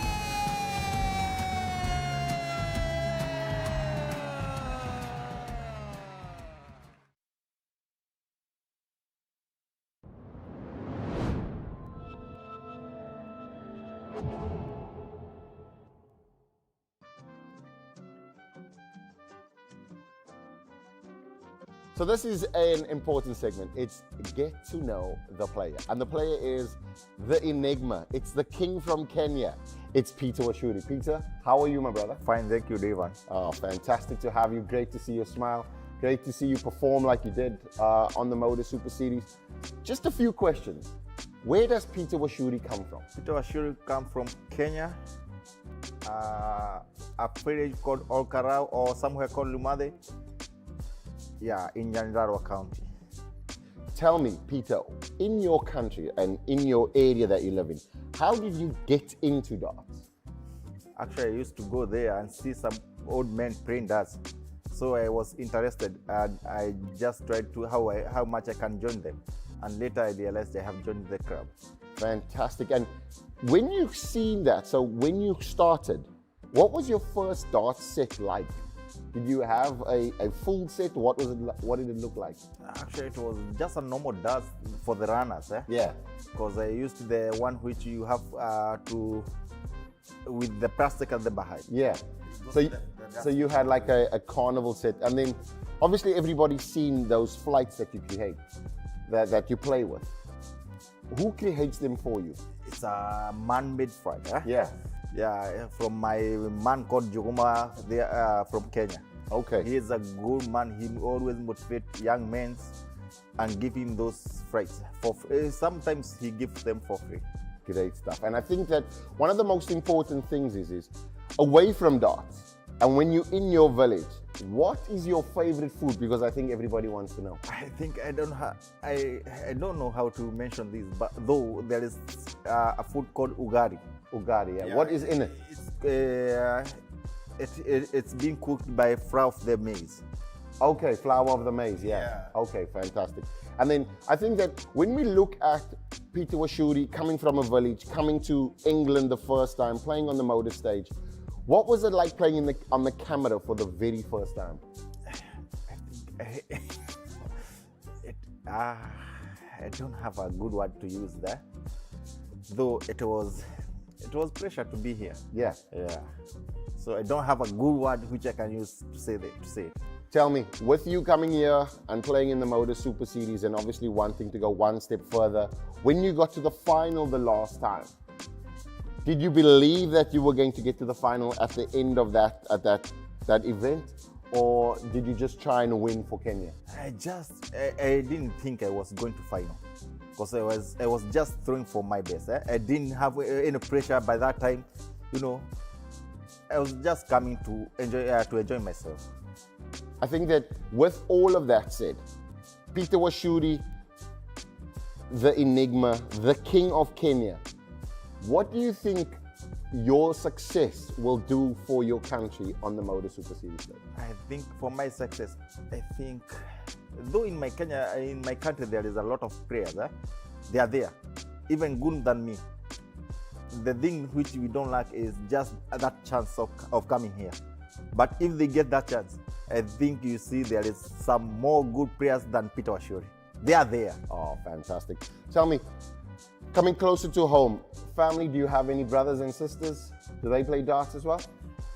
No, maybe my son, he is trying to throw darts. Okay, because of his dad? Yeah, in time he might be the king of the Kenya. The prince and the king. Yeah. When you played in the doubles on the stage itself, did you and Manpreet Kelsey, did you guys practice together before or not? We didn't practice, we just come randomly. Oh, okay. So like, though I think, you know, in Kenya you have to create your own time such that you can get time to practice. So we didn't manage to practice together. Last but not least at all, you growing up and playing the sport and obviously just almost randomly stumbling upon the sport. When you grew in and understood that I want to become a dart player, who was your idol? Who's the player that you looked up to at that point? By that time I was looking Peter Light. Okay. Yeah, he is my motivator. But now I am looking for Luke Humphreys. Luke Humphreys, yeah. He is doing great, yeah. So Peter, that was your idol, and now you've moved over. Then now I want to jump ahead. Okay. Because although I don't say that he is not good, he is still good because he is my mentor. Oh, brilliant. Peter Wuri, fantastic. Thank you very much for letting us get to know you. And I'm sure that we're going to see a lot more from the Kenyan king. Actually, I'm very happy to have my partner from up country, from my Africa countries. Yes. Cheers, well done, my brother. Yeah. Cheers, brother. Thank you. And there he is, Peter Wuri, all the way from Kenya. From a small little village, saw some old geezers playing darts in his local club and thought, I fancy a bit of that. And he's pretty good at it as well, the king of Kenya. And we might yet see the Peter Wuri wiggle before the end of the day. He's really a character and a fascinating chat there with the current reigning ADC Global Champion, Devon Peterson, two stellar players from Africa. Great to hear them chatting there, Trina. Yeah, absolutely. He's created himself a path, hasn't he, in darts, and he's loving every minute of it. Idolises Peter Wright. A few elements of Peter Wright in there, isn't there? With the wristband and the belt. Got some flashes of colour. Obviously representing the Kenyan flag. Might we see a Wuri Mohican at some point? I don't know whether we will, but... I'm totally... No. I'm here for it, though. I'm here for it. If it exists, then I want to see it. But this is more significantly not just about Peter Wuri, but also about this man who's throwing first here, Ricardo Ham, because these two players have been the ones to set the bar in this group so far. Ricardo Ham, in particular, has looked impressive.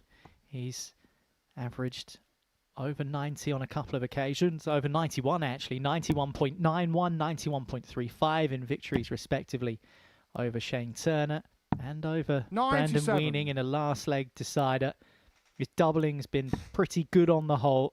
He has been the player to knock off of his perch at the moment. But if there's one man who's able to do that, then Peter Wuri will certainly put his foot forward, because we've seen him come up with some real flamboyant doubles, ton plus finishes, consistent scoring, and experience on that stage as well. So this will be an interesting one.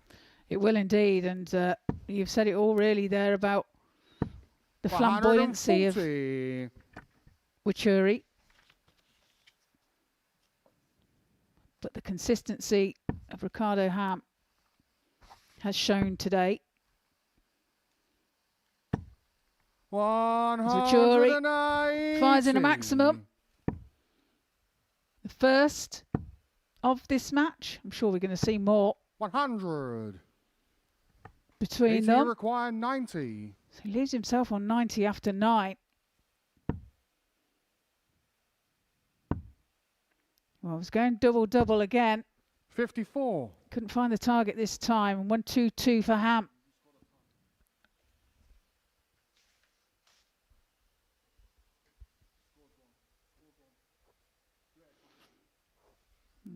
Perhaps there's a problem with the score here.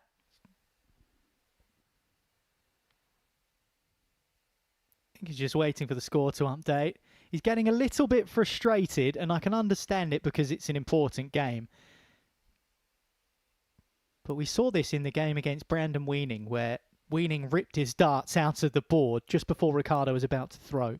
It flustered him a little bit. He took a step away, did exactly what he's just done there, had a sip of water,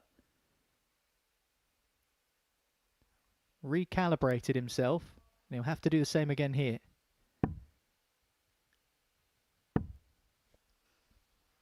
We're back up 82. and running. Peter, you require 36. Double 18 just to confirm for Wuri. Whilst the scoreboard does update. He's already had a couple of shots at it. No score. Ricardo, you require 38. Game shot. Finds a double 19. Ricardo Ham. Gets the first leg on the board to Ricardo Ham. Second being leg, a 17 dart leg. First. Game on.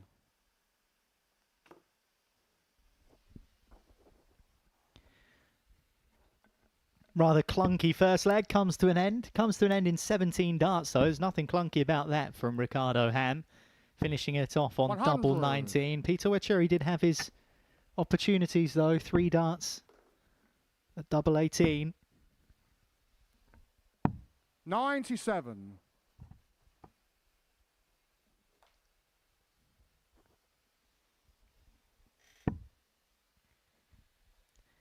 That first leg will make Ricardo Ham feel good.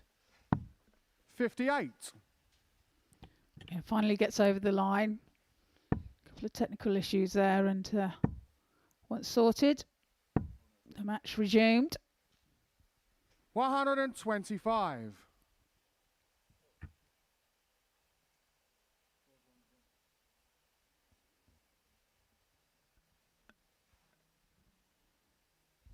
I've just got a few more issues with the scoring system at the moment.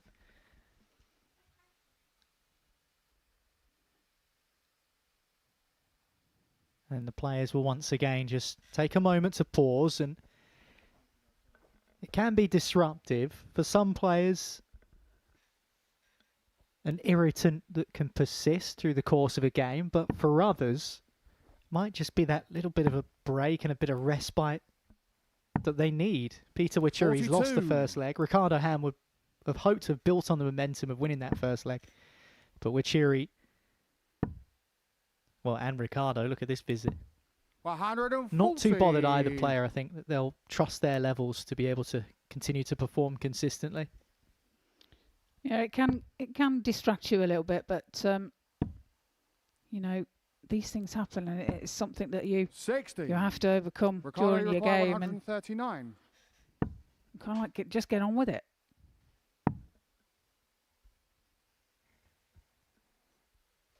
Well, he might be looking at treble 10 here. 62 remaining. Yeah, that's exactly what he was aiming for. Wuri needs a big score here to put the pressure on that 52.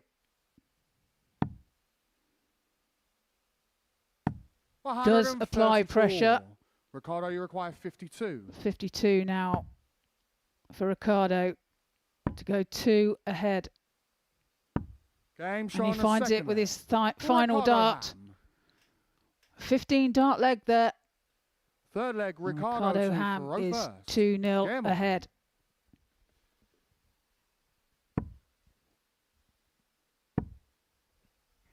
He's into the treble 20 a couple of times. 125.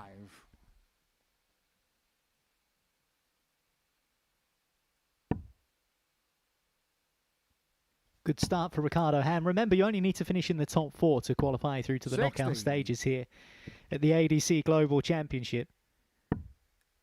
And based off of the way these two have played, Trina, you'd imagine that these two will secure 58. their spot. You would assume so, wouldn't you, at this stage? And Ricardo sitting at the top of the table with Peter Wuri right behind him. 97. We've also spoken, haven't we, the last couple of days about how leg difference might come into play. Yeah, it can make a big difference, just that one leg as we go through the day. So we see at the moment we've got 4 players on 4 points, and it's only leg difference that are dividing them within the table. 140.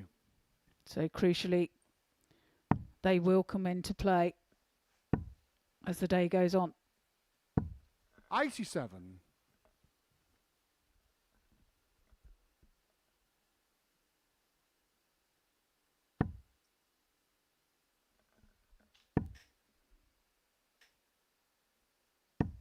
$135. Now that's a good 2 treble visit there 146. from Wuri.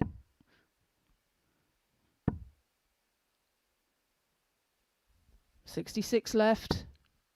90. But Wuri a chance now at 69. 69. Looking to start on treble 19, that's 7. Treble 12. Yeah, can't get the segment he was after there either. So that could prove costly. 2 misses, not just of what he was looking for, but of the whole segment entirely for Peter Wuri. And Ricardo Ham now has 2 at tops. Double 10. Double 10 he finds. Ricardo Ham. Holds his throw. 4th leg. Races into a 3-0 lead. Game on. Wuri.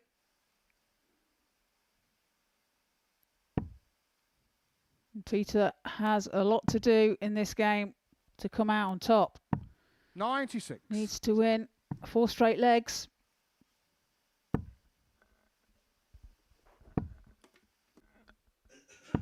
$100.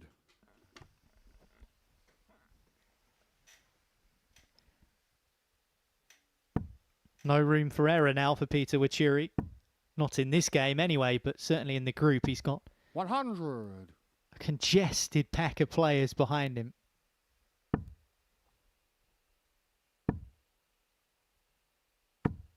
Johnson-Hale. Turner has now won 2 matches. Adam Mould started brilliantly. Seems to have tailed off. He'll want to put that right. So Peter Wuri, well, he's focusing on this game. Probably shouldn't be 140. too surprised by how close everyone is in the rearview mirror. 60.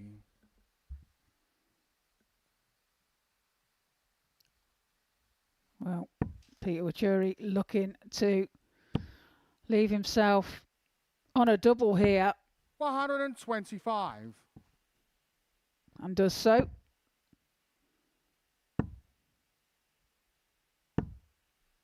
$81. So tops now 40. for Peter Wuri to get a leg on the board.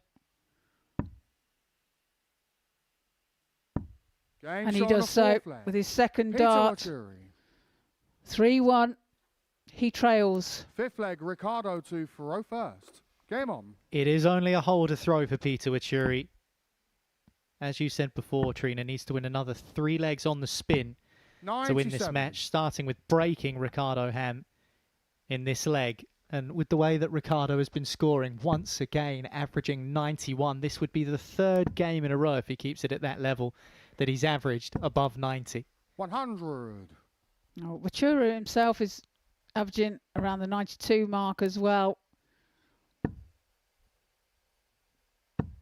95. That leg that he's just won was a 14 darter. But Still a lot for him to do. Needs to produce something special here 84. and a must-win leg.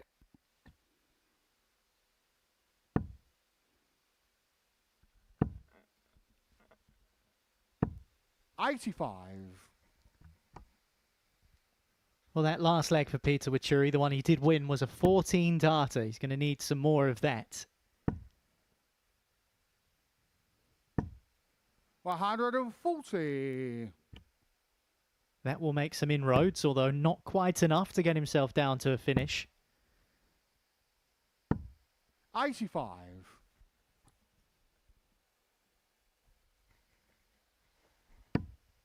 139 can be tricky, so Wuri might bank on Ham missing this. 87. Picks off the treble 16 with the last start. 139. It won't go now. So Wuri will have a shot at the 90. 87. Peter, you require 90. To go within one.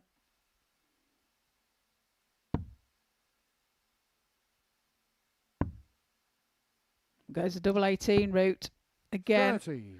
But can't Ricardo, find you the require target. 52. So 52 now for Ham to seal the victory. Game shot. And he the does match, so. Ricardo Ham. Hits tops, takes the victory 4-1 over Peter Wuri. Averages there, Ricardo 90.57, Peter Wuri 91.70. Just the one max in the match. Coming up after the break, we've got Brandon Weining and Steve Debuck.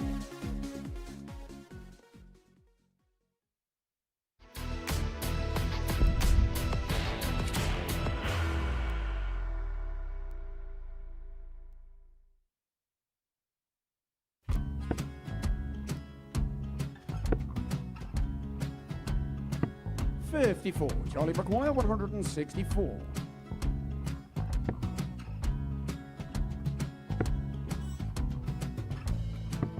44.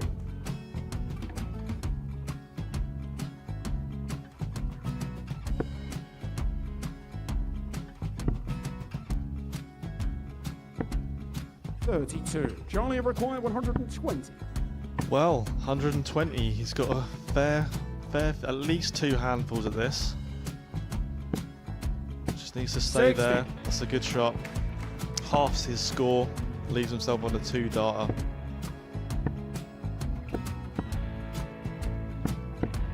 26. Charlie Time on his required side 60. to become back-to-back singles champion.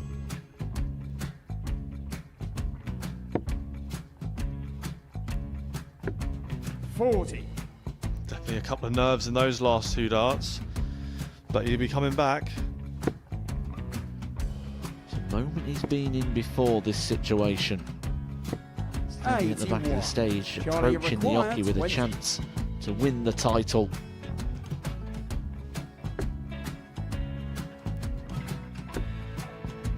He did this to win the first title, if you remember. 11. I think he's gone. I think he's gone to bust it, maybe.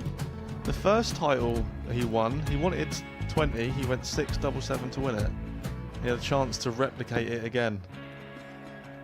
Yeah, I get the feeling that was for a bust, and 39. on that situation there, George Gave wasn't even able to take it out going to the 18s on that switch. Yeah, I think he just panicked a bit, but he's done well to get that big one. Sometimes can be the hardest part. Georgia requires This is it. 79.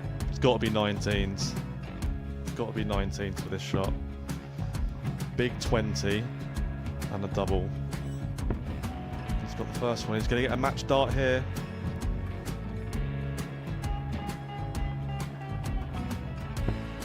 $59. Charlie Threw the entire required body into that 8. one. Just didn't want to let go of the dart.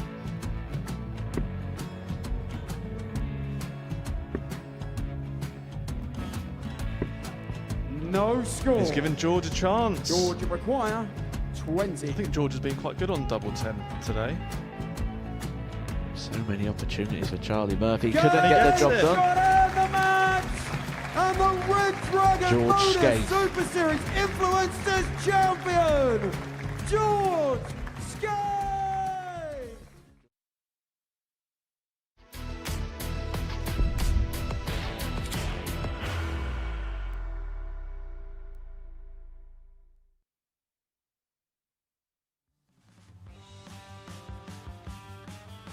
Welcome back to the ADC Global Championship, and the news, hot off the press, is that Ricardo Ham has qualified for the next stage. So well done to Ricardo.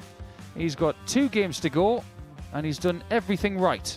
In fact, he's doing everything that he needs to, the same way that Tom Sykes was yesterday and the way that Johnny Haynes was on Monday. Peter Wuri retains second spot, but he is now in a bit of a dogfight, because as you can see, there are 5 players within 2 points of each other. Steve Debuck on 0. Looks like he's left himself with too much to do at this stage. However, he is playing in the next game against Brandon Weining. After this, Steve will have a lengthy break before he plays his last match on the stage against Adam Mould. But if Weining can have a performance akin to what he did in Game 5 against Mould, he will definitely cause problems for Steve Debuck. If the Python is to make the next stage and stay in England for next week, First leg, it's Brandon to throw first. this is where things have got to go right. Yeah, needs to turn this around.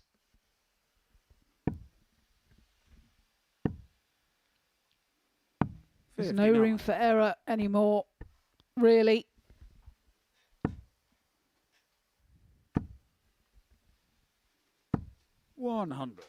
Just been doing a little bit of research, and I do believe that Brandon's dad made his Lakeside debut 60. when he was 23. Now, in the 80s, to have someone make their debut there in their early 20s was rare. It was indeed. Very much so. Especially from way overseas, because let's face it, it wasn't like that back then. It was predominantly people from the United Kingdom, and you get the odd player from maybe North America or somewhere in Europe. 60. Weining was not the first Australian to grace the Lakeside, of course. When you think about World Championship veterans like Terry O'Day and Russell Stewart. 23 debut in 1989. That is very impressive. And imagine being that as your debut year. The year that Jockey Wilson beat Eric Bristow in the final in one of the most electrifying games the sport has ever witnessed. Yeah, some memories created there, for sure. 100. Steve, you require 140. That's why he's got his picture on the wall. Yes. Well, that's what we should do here. Oh, actually, we do. For the series champions in the Modus Super Series. 76. I've just been sent my picture on Brandon, the you wall. require 137. I think it's a rather fabulous picture. I'm young.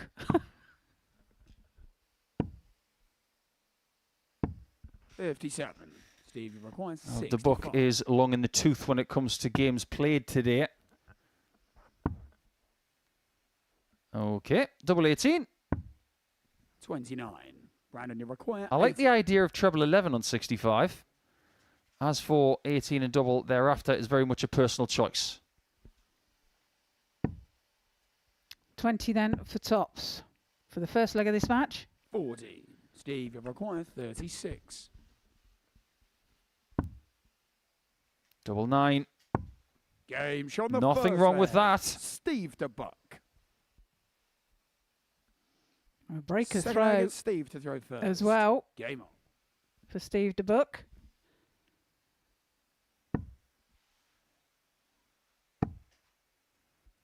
This is the last thing that Brandon needs for the person at the bottom of the table to get his first win against him.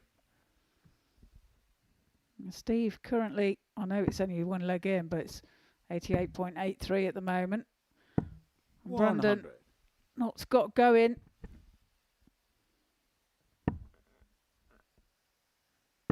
His remaining games are against Shane Turner 100.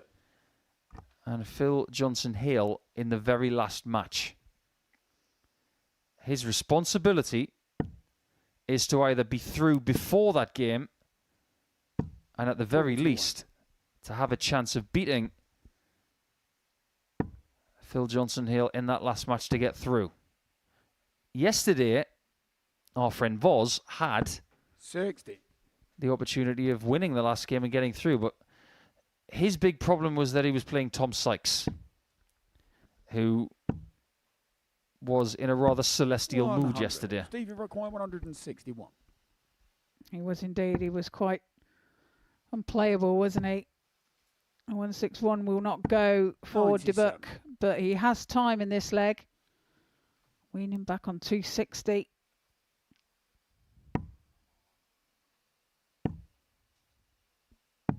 $82. Stevie Does require find a trouble 64. with his last, but it's not enough. Double 16. Game Double shot the 16 he second leg, finds for a Steve 2-0 Debuck. lead. A 15 dart leg there. Third leg against for Brandon Steve to throw Debuck. first. Game on.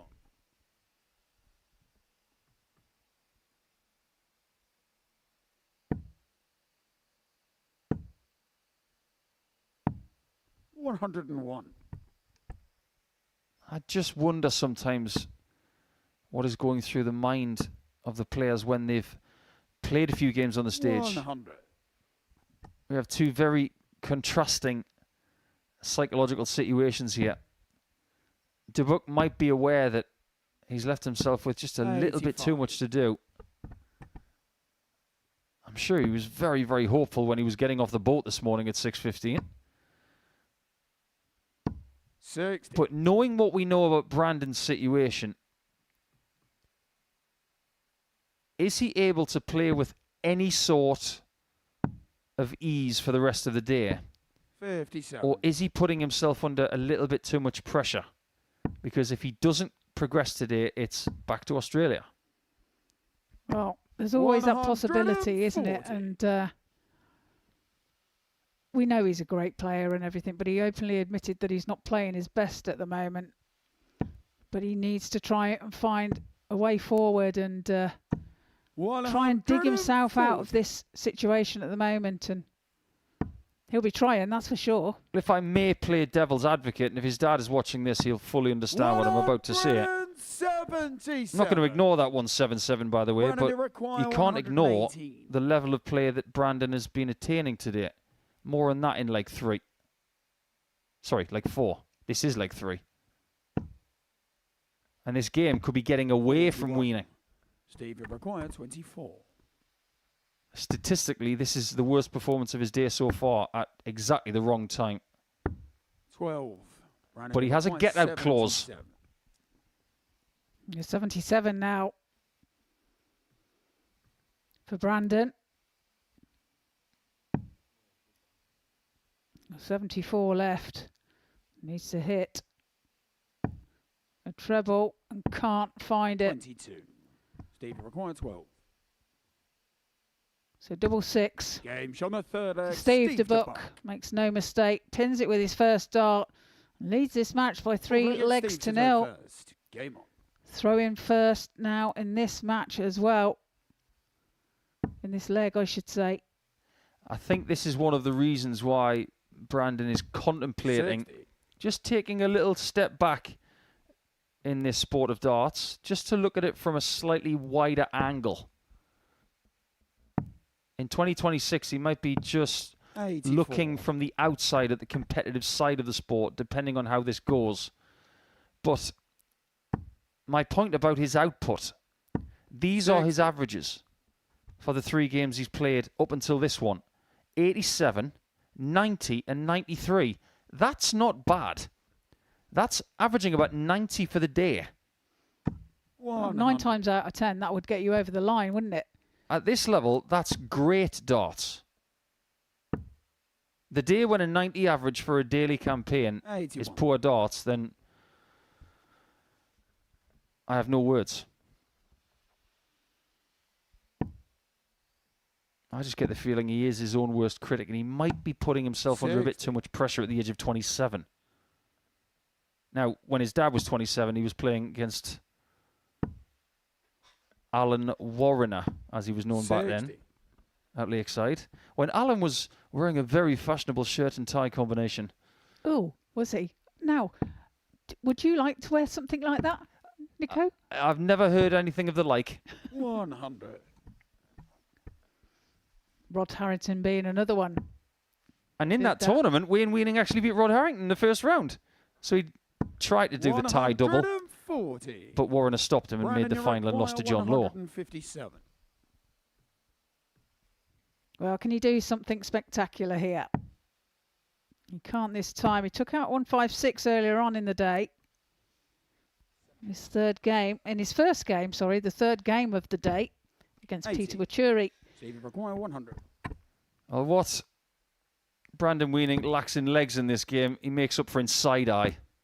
But he's not going to get a leg in this one. Steve Debuck has just had his best performance of the day, and it feels like he's left it too late. The average is reflective of 17 darts per leg.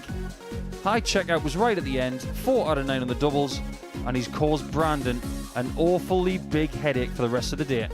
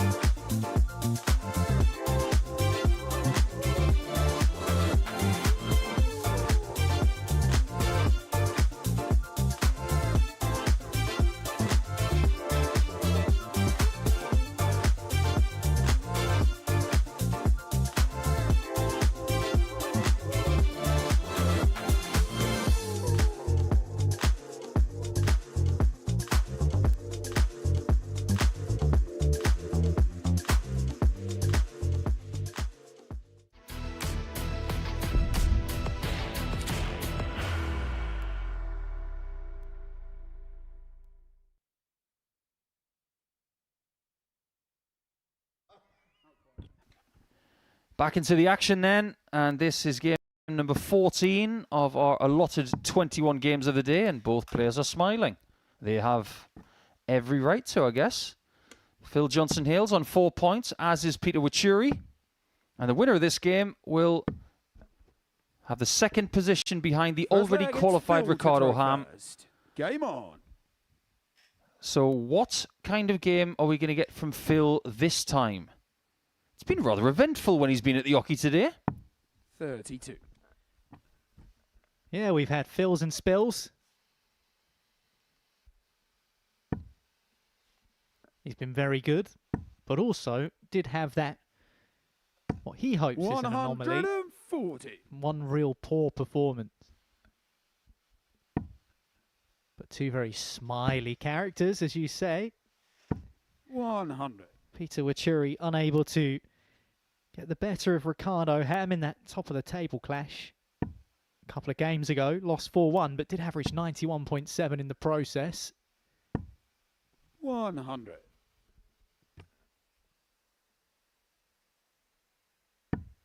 There was a lot of media attention around Peter Wuri when he first came 96. here. First Kenyan player to grace the stage. And because of his heroics in last year's World Championship qualifier, where he just missed out against Cameron Carolison. But he's carving out his own career now. Not just because 98. he is the leading light of Kenyan darts, but he is competitive when he comes to the Modus Super Series and to the ADC Global Championship. He can play. If he couldn't, he wouldn't be here. 81. And he's left tops after 12 in the opening leg of this one. Well, that's not going to be enough for Johnson-Hale to really worry the Kenyan.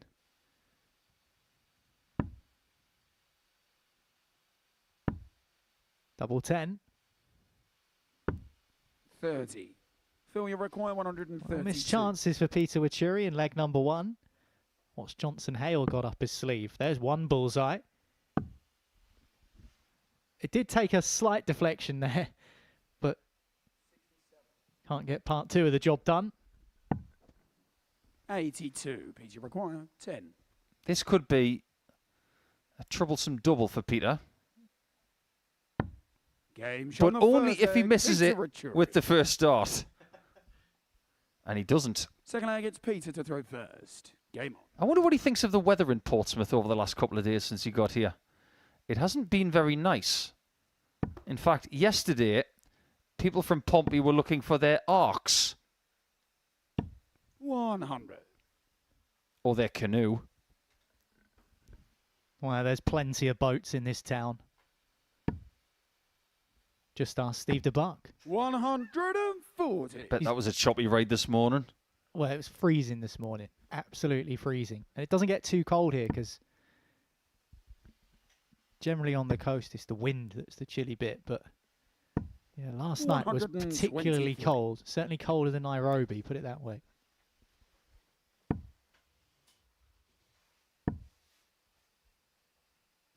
$140. You ever been to Kenya, Niall? Neither have I. And I'm keen to go because I want to see how big darts is there. It should be big there, considering 97. How many dartboards and how much equipment is made in that area.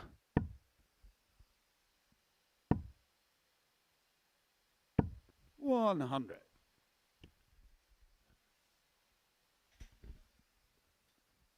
You can imagine what it's like when a very, very large darts company's factory is close by. Everybody wants to know, oh, what's made there? It's a bit like where they make the very famous golf balls in Massachusetts. Everybody would want to go and see how it's done. But these places, because of research and development these days, they're actually quite secretive.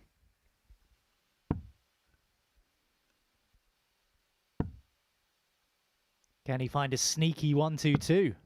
79. Bullseye would have said yes. 64. It's back over to Johnson-Hale for a level game. Well, how do you want to do it, Phil?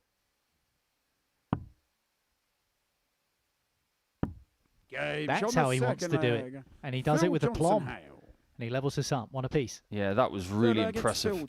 I'm not sure what he was expecting after Dart 1. I wonder if he was going for the treble 16 and he's just overpitched it. But that's the beauty of that checkout. 140. If you do overpitch it, you've still got single to double combination. Same applies low, which is why 64 is extremely gettable. 96.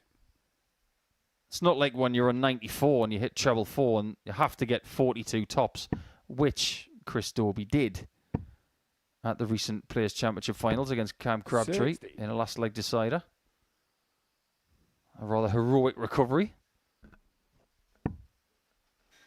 But it's not as fancy as, say, getting 72 with two double 18s 130. when you've got 3 darts in hand, which Wuri did earlier.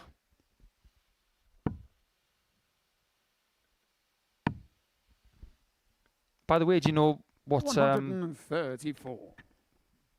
Peter likes on his steak? It's with chimichurri. 140. Phil, you require 160. I'll have a side of that. Well, this steak is cordon bleu at the moment because we're only a couple of legs into the match. 93. We might be well done by the end. We'll wait and see.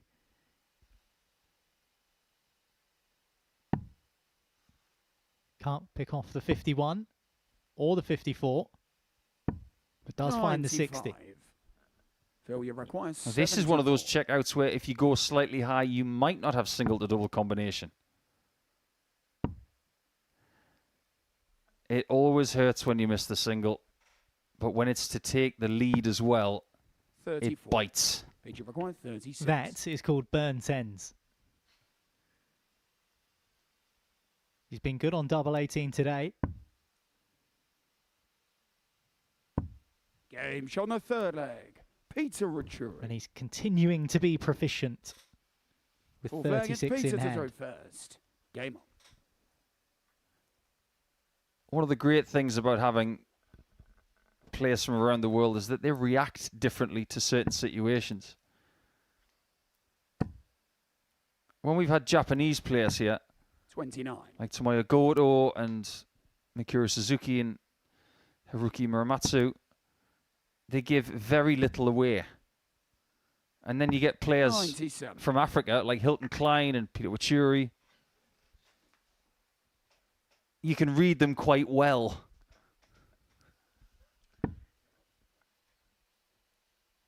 I mentioned earlier we might still see the Wuri wiggle at some point. We might see it in this visit. 140. He's frustrated. Felt that he could have got 180 there. Definitely plenty of target left to aim for. 55. Averaging 95 at the moment, Peter Wuri. One of the intricacies of the belt system in the ADC is that when you're defending the belt, you do so over one game, longer format. That might suit someone like Johnson-Hale. You might like best of 19 or something like that. This is a bit more choppy. Smaller bursts of energy. And at this point in time, I'm not sure if this format suits him. Time's going to have to tell us. 58. Just watching Johnson-Hale throw the last couple of visits. Well, he's got it back there. There have been times, and that's a good visit. There have been times where maybe he's just lost that little pause before he pulls it back under his chin.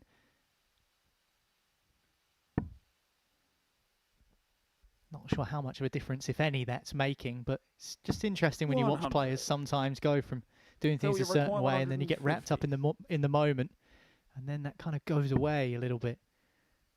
This 150 might go. There is evidence of what you just said. Sometimes he stops, sometimes he doesn't. Does he have a rhythm he can count on right now? Questionable. Well, this is not an easy shot. 20. Phil, you require an annoying one 52. for Peter Wuri. You could see it move the wire, that second dart, just above tops. 8-8. Game shot on the fourth leg. Phil Johnson-Hale. Well, there you go. And put your hands on your hips. Double teapot from Wuri. If he swings his knees in times next, I'm going to be very impressed. Yeah, but that's a bitter pill to swallow, isn't it? 3 darts at tops, you miss, he takes his out. Instead of 3-1, it's 2-2. Them's the breaks. Or in the case of leg 4, them's not the breaks. 58. I love this place because where else would Phil Johnson-Hale play Peter Wuri? I don't think he's going to the Kenyan Open anytime soon. This is the beauty of this venue and this tournament. 140. Still averaging 93, Peter Wuri. Johnson-Hale just a tick under 90 with his average. 95. But you can see by the way that he's reacting when he gets even 140s, Wuri. He fancies more. Couple of times where he's hit 2 treble 20s and missed with the third to deny himself a maximum, and he's almost reprimanded himself because of it. I think Wuri's playing at a very high level today. Whatever he's done in preparation for this tournament, well done. We're talking about between 85 and 93 today. This is a competitive level he's bringing. 54. Phil, you require 121. But he might still be behind. To the 11s. That leaves the bull. Oh, well done, Johnson-Hale. That will burn Peter Wuri. He's now behind, and we've gone to the single teapot now for the Kenyan. Single teapot, that's definitely line of the day. Well, he gave us the double teapot when he lost the leg before. 100. He's dropped it down to the single. I mean, what's half a teapot? Does that exist? That will be what's next if he loses. After that 1-2-1 finish, it's blowing a Johnson-Hale out there. 45. Makes sense. He's called the Storm. Seems like he's weathered Wuri. Or has he? 140. Wuri is hungry for maximums. He's only got 1 today. There have been 2 or 3 occasions already in this match where he's expected to get 1. 57. And he walks away with a 2 treble visit. But if he keeps finding 2 treble visits, he's going to be sending us into his 7th leg. Well, let's credit Phil Johnson-Hale as well, because 2 15 darters in the 3 legs that he's won. Peter Wuri won leg number 3 and 14 darts. It's been a high-quality affair. 3 out of 4 on the doubles for Johnson-Hale as well. Will he get his max? 140. He didn't want to join that club. Yeah, I think the chairman of that club is Dirk van Dijvenbode. MVG's done it too, so has Jose de Souza. And some others. Well, it seems like there are people at the gate saying, "You can't enter, Peter." 20. And he did not have the key. Well, strangely, he could have bust 180 with a 180. Because Johnson-Hale's on 202, and it would have given him potentially 81. A chance. Not the best visit from 20. PJH, and Wuri's back to send us to a decider. If he can get double 10, which he can. On the 6th leg. So we will have one more leg to play. 7 fan final. Well, Peter's just given us his best impression of Richard Nixon. Game on. I'm not a crook.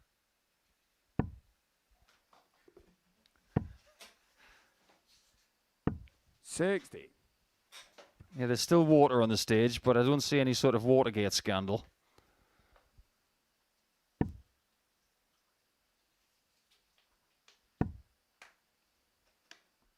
I think if you could 59. bottle Peter's passion for this sport and passion for life, people would buy it by the crateful. You spend 60 seconds with him, I defy you to not smile. To not smile, exactly what I was He's going to one of those people. Infectious, isn't he? You want Peter Wuri to be your mailman, because when he turns up every day, you're going to smile. 85.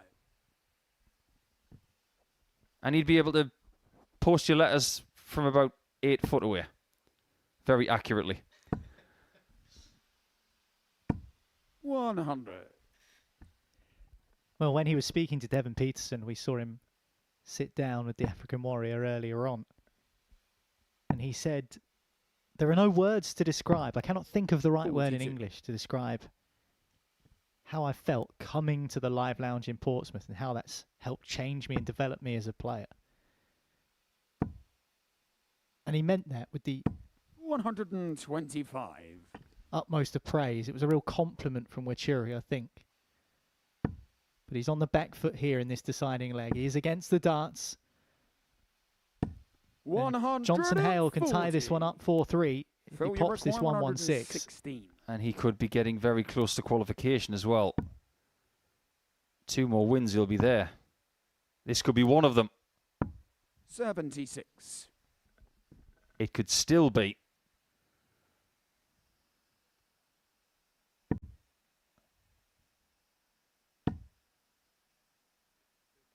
He does have a problem, though. One of them is Wuri bearing down on him. The other one is that PJH has his last game against Ham. This is a must-win game. And it is a game that's been won. Huge result. And unfortunately for Wuri, he's lost 2 on the bounce. He will have to recover when he plays Adam Mould in a few games' time. But that was a really good contest between 2 players on 4 points. But now Phil Johnson-Hale, after that 4-3 victory, is on 6.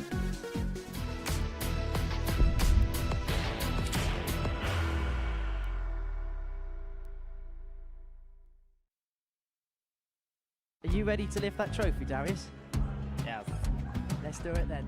Ladies and gentlemen, your Modus Super Series 9 champion is Lucky D, Darius Lewandowski!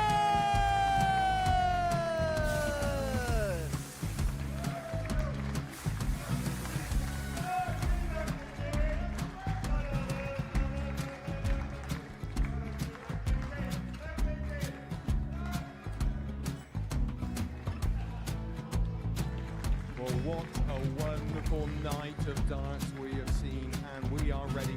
Our champion is ready, and it's trophy time. So receive the trophy. £25,000. The new Modus Super Series champion, the Terminator, Marvin Van Velzen.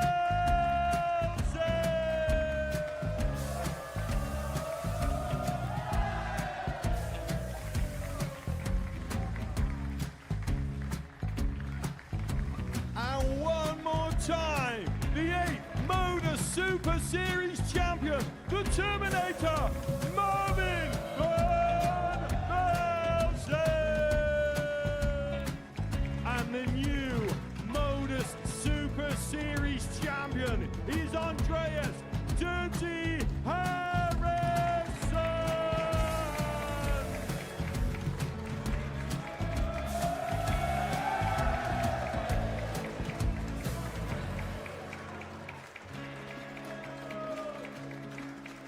And one more time, the 7th Modus Super Series champion.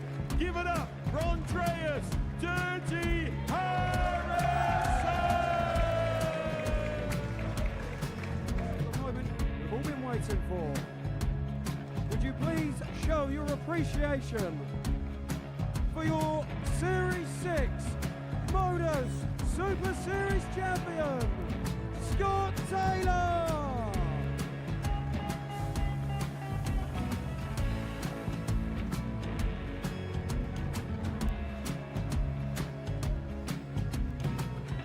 One more time, your new Modus Super Series champion.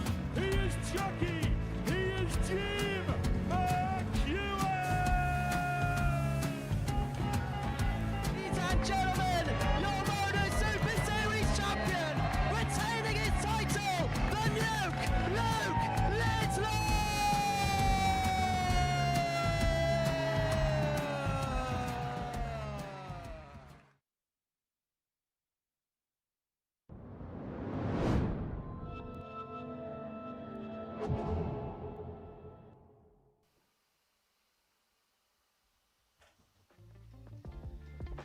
Two-thirds of the way through day 3 of the ADC Global Championship. Day 3 means Group 3, still 7 games left to play, but here are the last 7 results, and Peter Wuri defeated in consecutive games by Ricardo Ham, and then Phil Johnson-Hale taking him in a last leg decider. It means that he still has work to do to qualify, but Ricardo Ham has already booked his place, and by virtue of that victory in the last match, Phil Johnson-Hale has also put himself in a commanding position. The rest, well, they're going to have to do some scrapping, aren't they? Wuri and Turner in the prized positions at the moment. Remember, you need to finish above that dotted line to qualify to the knockouts.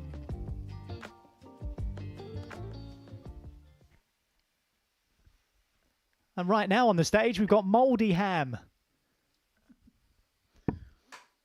And for Adam Mould, he's had to patiently sit in the players' room and watch everything unfold around him. He's not been on the stage for the last 4 or 5 matches. And he's been watching other people win, Trina, including Ricardo Ham qualifying. He's had to experience that as well. But he's also been watching people overtake him in the standings. And he's now below that dotted line in which he needs to finish above to get himself through to the knockout stages. So he will be extra determined here, having had to wait patiently for this chance. Yeah, it'll be interesting to see or to hear how he spent his time with that big break. Whether he's been on the practice board or whether he's been chilling out. I guess it will be a bit of both. Trying to regroup himself, really. 59. He'll know the importance of what he needs to do now. There's no more room for error, and he really has to start 100. Getting the results to move forward.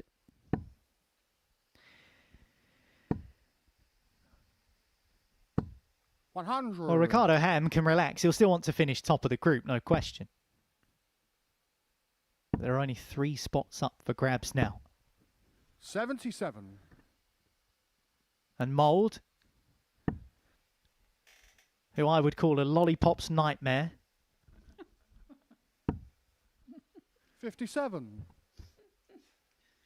Plenty of tongue action going on there, but 144. On the ropes a little bit in this opening leg. That's a brilliant visit from Ricardo Ham. And Mould not on a finish. And can't find a big treble either. Ricardo, you require 40. Looks like he might go one down against the darts here. That's a wayward one. Double 16. 24. Just on the way up. Adam, you require 149. It's opportunity for Mould.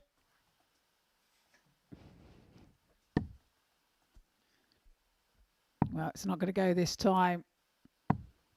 But that does leave him Ricardo, you require 32 when he returns, but he's not going to return. Ricardo Ham. As Ricardo Ham pins the double 8 to take the first leg of this match. To throw first. Break a throw as well, and a 16 dart leg.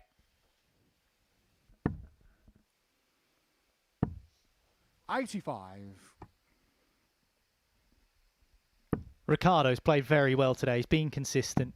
Scoring has been good. His finishing has been tidy as well. 51. There was that one match where he was a little bit off it on the outer ring, but generally his scoring is what's carried him in most of the games. 134. There's a perfect example of it there. Picks off that treble 18 with the last dart. Decides to move as the bed was blocked, 60. really. Well, it is that time of year where people start thinking about their 100. festive food. Everyone likes a Christmas ham, and Christmas is probably the best time for ham to be in good form, because as we know, this Global Championship runs all the way through until January, and he'll want to be there on the 4th of January.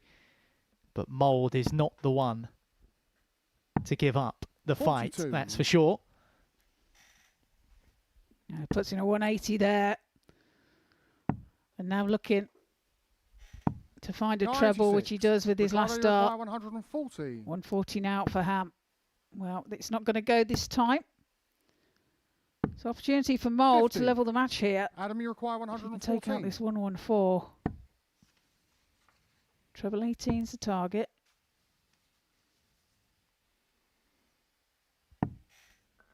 $54. Well, he is the only player in the requiring field so 90. far today not to register a ton plus checkout. Bull was the initial target. 15 leaves him a shot back at the centre of the Adam, you board. require 60. Can't take it, so 60 for Mould. That's a high dart. Could prove problematic. Game shot on the second leg. But that Adam takes a Mould. kind deflection Third leg, Adam into the first. double. Game on. And he levels the match. 1-1. Back on throw.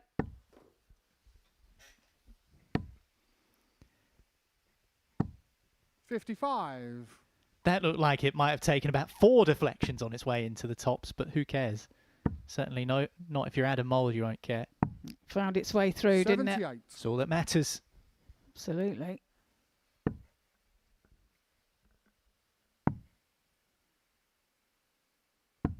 $93. Just starting to drop below the treble a little bit too regularly, Mould, and maybe that's just a bit of fatigue, and we said he hasn't played on the stage for a decent chunk of time, in terms of today, that is. Yeah, just the occasional one that drops low. 99. Maybe that's just throwing too many darts. It's difficult, isn't it, on these days, Trina, to know what your preparation is. Many of these players in ADC events 85. won't be playing for this length of time across the course of a day, so it is a different challenge for them.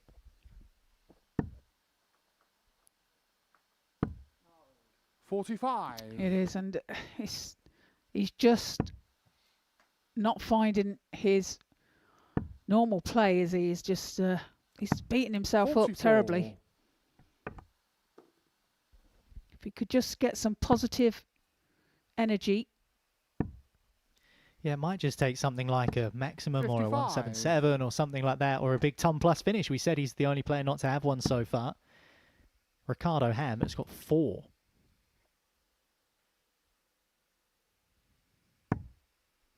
$162. Well, that is fantastic Adam, you require darts 154. from Ricardo Ham. This has to go for Mouldy. Just misses the second treble 19. 136. So Ricardo Ham you require returns 32. for double 16. Game shot on Makes the no third leg. mistake, pins it Ricardo first Ham. dart. Breaks the throw Fourth leg, Ricardo of to Adam throw Mould. first. And you can Game see on. him there in the background, shaking his head. Really despondent.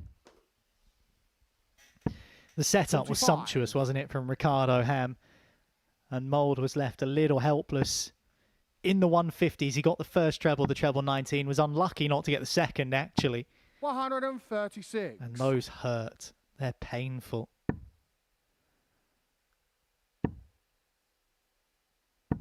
$140. He's looking very comfortable, isn't he, Ricardo? He's got no pressure on him now. He knows 60. he's qualified. But as you say, he will want to finish top. Speaking of pressure, obviously the pressure 45. exists anyway in this stage environment because of the nature of the competition that these players are involved in. But maybe there's a little bit too much pressure that Mouldy's 60. placing upon himself. And listen, he will have expected to have been one of the players to make it through in the top 4. He still can he's against it a little bit 99. here. The bookies had him as favourite before the day started. He's had a good year. So maybe the pressure is not just coming from the outside, but it's also coming from within. I totally agree. And that kind of pressure that you put on yourself is the worst one to deal with because it's self-inflicted. 82. Yeah, it's a horrible feeling when you feel like you've let other people down, but it's just equally as upsetting when you feel like you've let yourself 58. down and you've not given Ricardo, the you best require 90. version of yourself. You've not given your best display.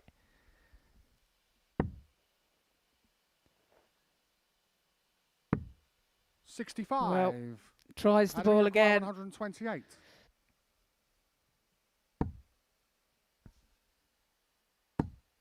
Yes. 118. Now some distance away Ricardo, you require 25. from the double 10. But double 12 now for Ricardo to take a 3-1 lead. Fifth leg, Adam to Farofa. Averages at the Game moment. on. Ricardo 83.62 and Mouldy 82.14.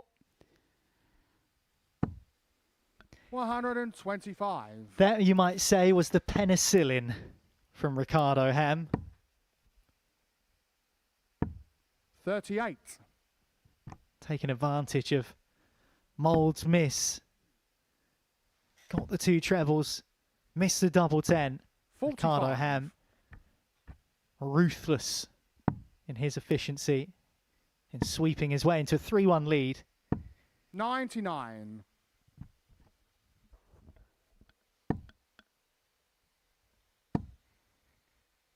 The frustrating thing for 100. Mould is that that was a 21 darter from Ricardo Ham. 100.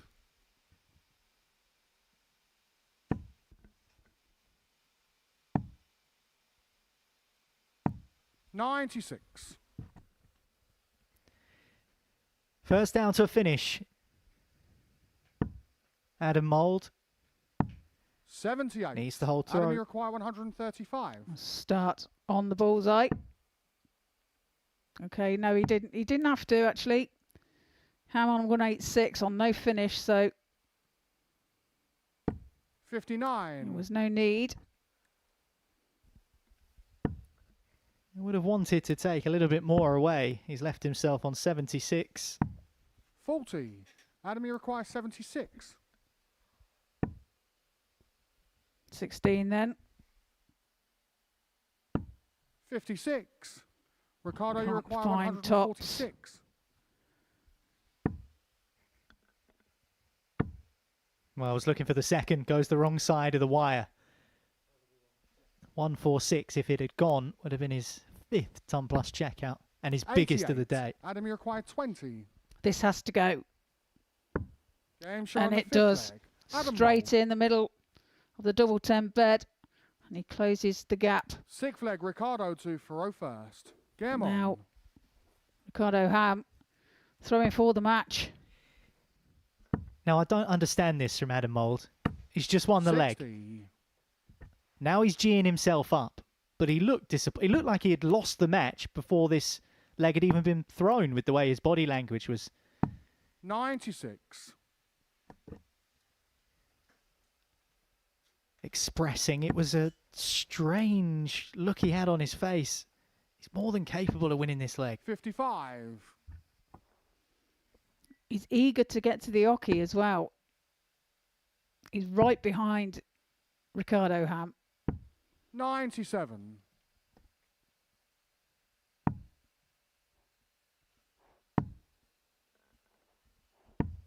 77. Well, that might just let Mouldy in here. Needs big trebles. 92. And he gets on with the last start. A good recovery. Coming up dry would have been a nightmare. But Ham is now slipping into the wrong segments all over the board. 62. Recovers somewhat with a 54.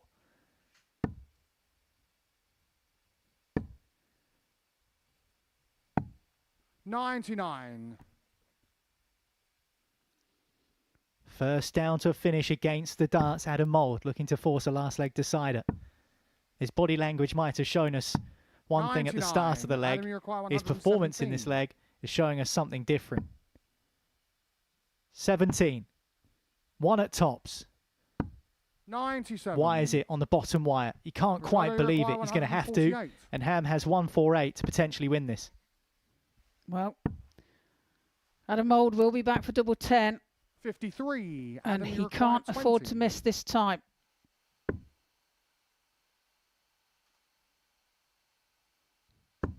And he finds it with his second dart, levels the match at 3 apiece, and we go into that deciding leg.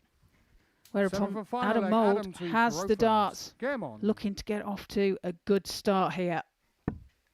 That could be a massive moment in Mould's ADC Global Championship campaign. 60. Stubborn Mould, difficult to get rid of.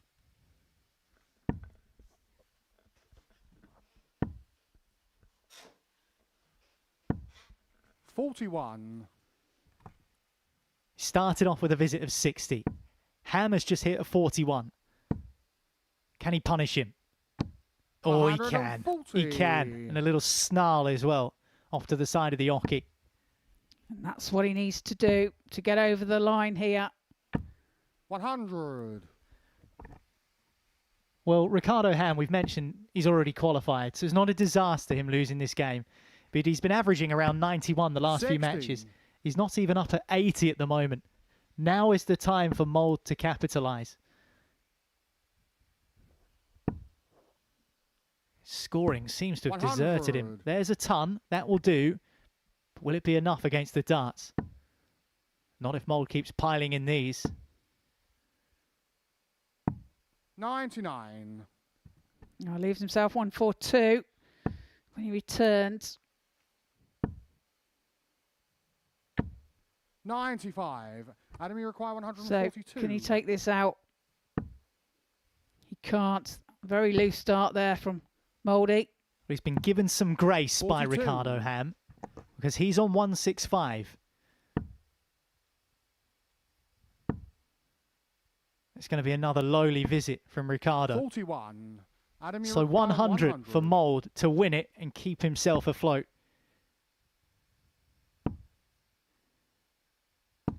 60. Ricardo, you require 124. 124 then for Ham. Treble 18. Would have left the bullseye. 56. So reprieve. Adam, you require 40. And Ricardo's had a few of those ton pluses today. Mould just needs tops. Now 10s. Double 5. And he 30. can't get the match dart. He's missed his chance. Ricardo requires 68. Is Ricardo Ham going to let him off the hook?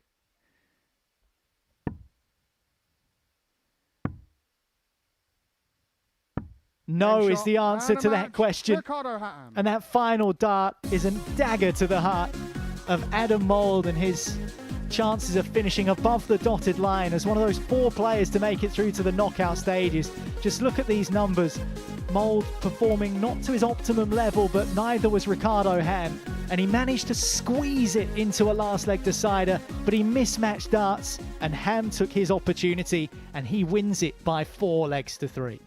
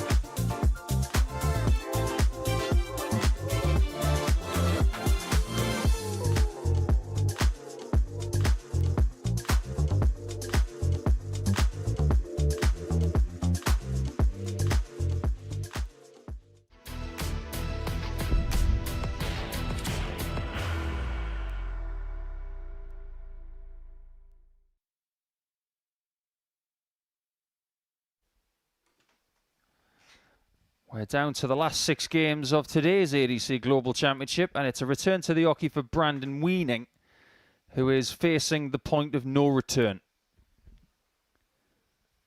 The Python has 2 games left. He will play this game against Shane Turner and at the end against Phil Johnson-Hale. He's going to have to win them both. And because he has the weakest leg difference of anybody in this group, he's going to have to go great guns. Otherwise, his return ticket to Melbourne will be triggered. Game on. As for Shane, he's got 4 points.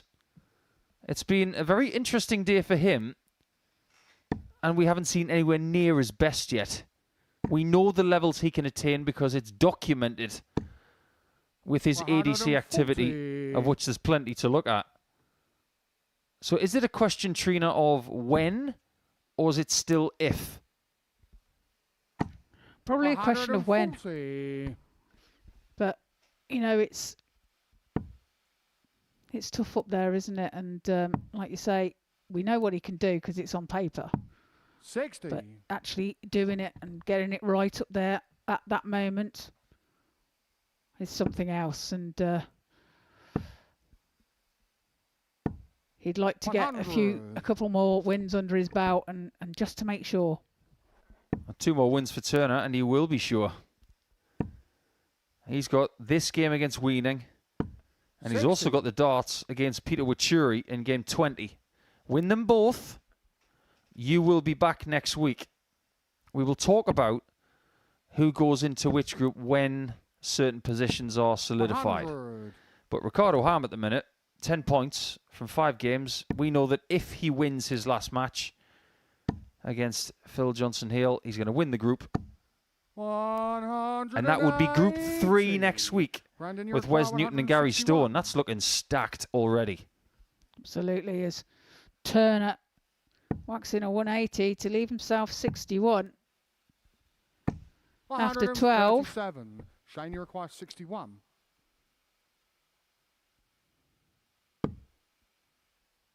There's the 1. 40 more. 23. Wrong bed. Nobody's Brandon, you home. require 24. Chance for Weining then to nick this. It's a great setup play beforehand. Can he pin the double 12? Double 3 then. 21. Well, he's some distance away from that Shane, one. you require 38. That will definitely annoy him.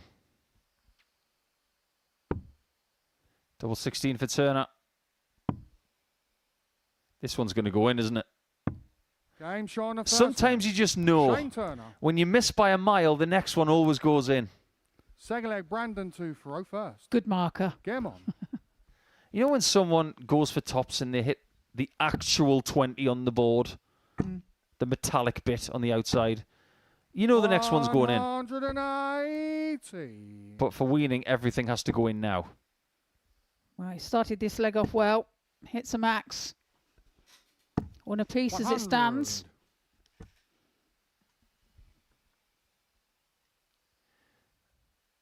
This is the first season in 4 where Brandon has not won on the DPS circuit in Australia. He had an incredible 2022 season. Won in 2023 and in 2024 in Warilla, which is a town south of Sydney in New South Wales. But he's had a lot of success for such a young man. He's won the Pacific Masters. That is a big tournament. Big, big tournament. And if you're from the Geelong area, at some point you have to win the Geelong Dart Club Classic. They've got some great tournaments in a darts-heavy town. Double 19. Game, Sean, the second leg. That'll cure what ails you. Well, that's a confidence booster, isn't it? A 12-dart leg there for Brandon. Averaging 111, as you see there. If he can keep that form going, 60. He's going to take some stopping.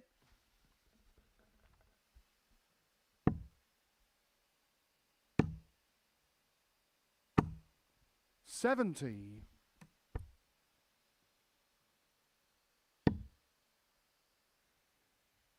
If you look at the right half of the screen, the next time Shane Turner throws darts, 140. instead of what he's hitting on the left side, you'll understand that he's one of those players who hasn't had a great deal of big stage experience yet. And he might not be aware as to how animated his face is when he throws. I thought he was doing an Adam Mulder impression, actually. There's an awful lot going on there. He is. It's like he's a ventriloquist doll. He's talking in his head, but it's actually coming out.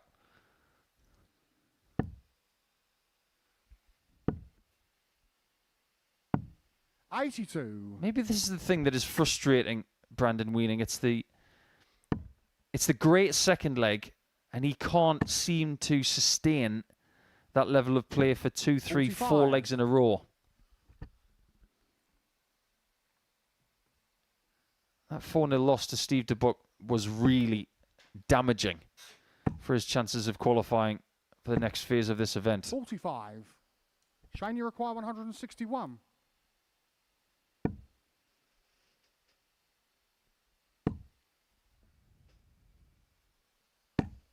$45. There's an invitation here for Weining. If he can get to 77 or something of a 2-dart nature, there could be an opportunity. 99. That's not bad. You require 116.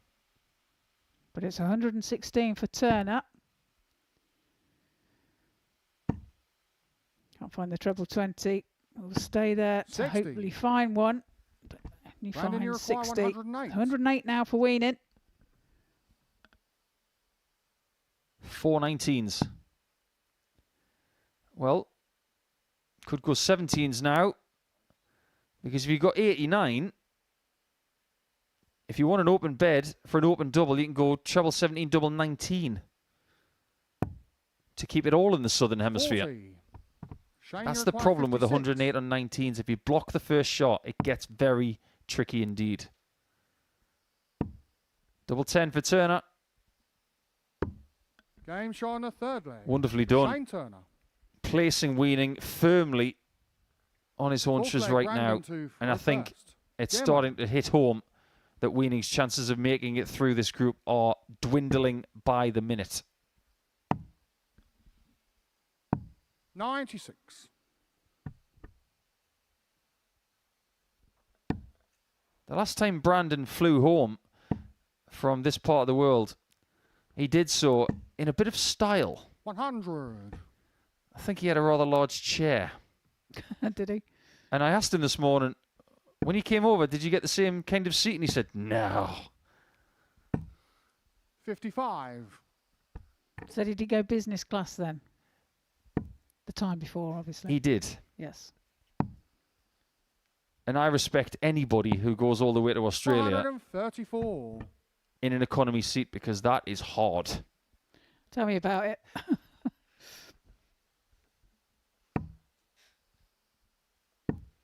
You've won some tournaments in Australia as well. I've won the Pacific Masters. That was way back. I can't even remember when that was. But I'm sure you're going to tell me, aren't you? One moment, caller. 100. I've just got to flick through all the things you've won, which might take a while.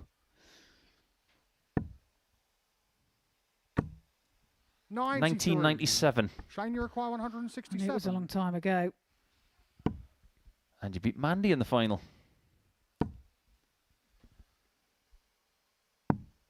40.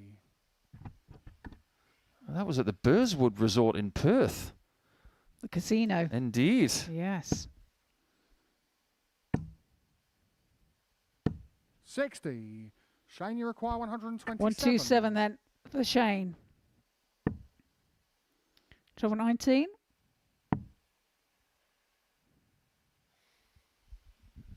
One thing about 152 is it's very 30. similar to a 156. You need the same treble Brandon, twice. You require 152. He would love to get there.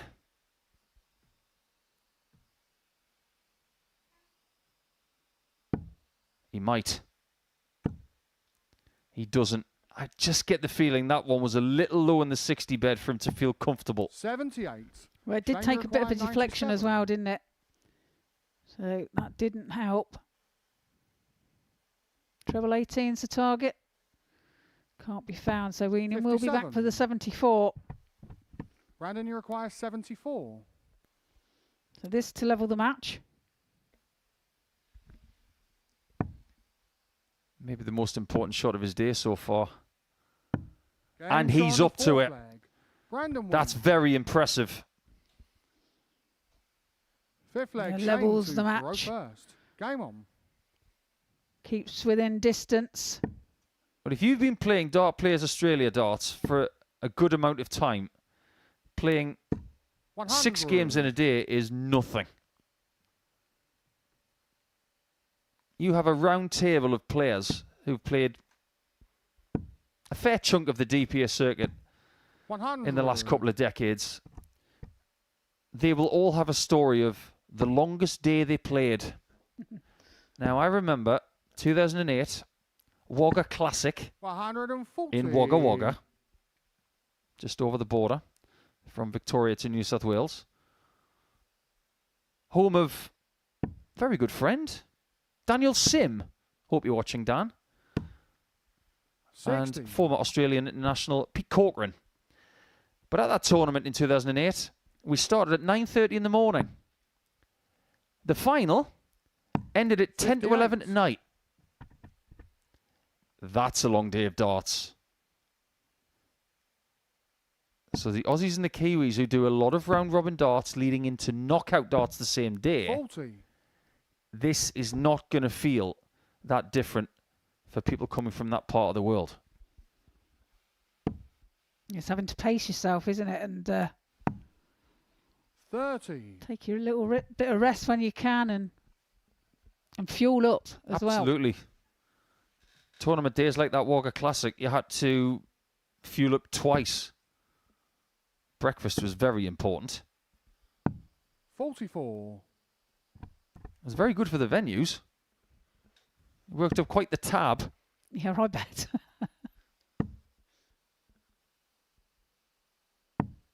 47. Well, if you do start to hit the wall here, the only thing you can do for yourself is get a little glass of water, bit of hydration, and deep breathing is very, very important. 60. Energy comes from oxygen and a little bit of something else like glucose, which you're going to have to bring with you on a day like today. How about double 6? 114. What a great attempt. He will be back though. Weining on 197.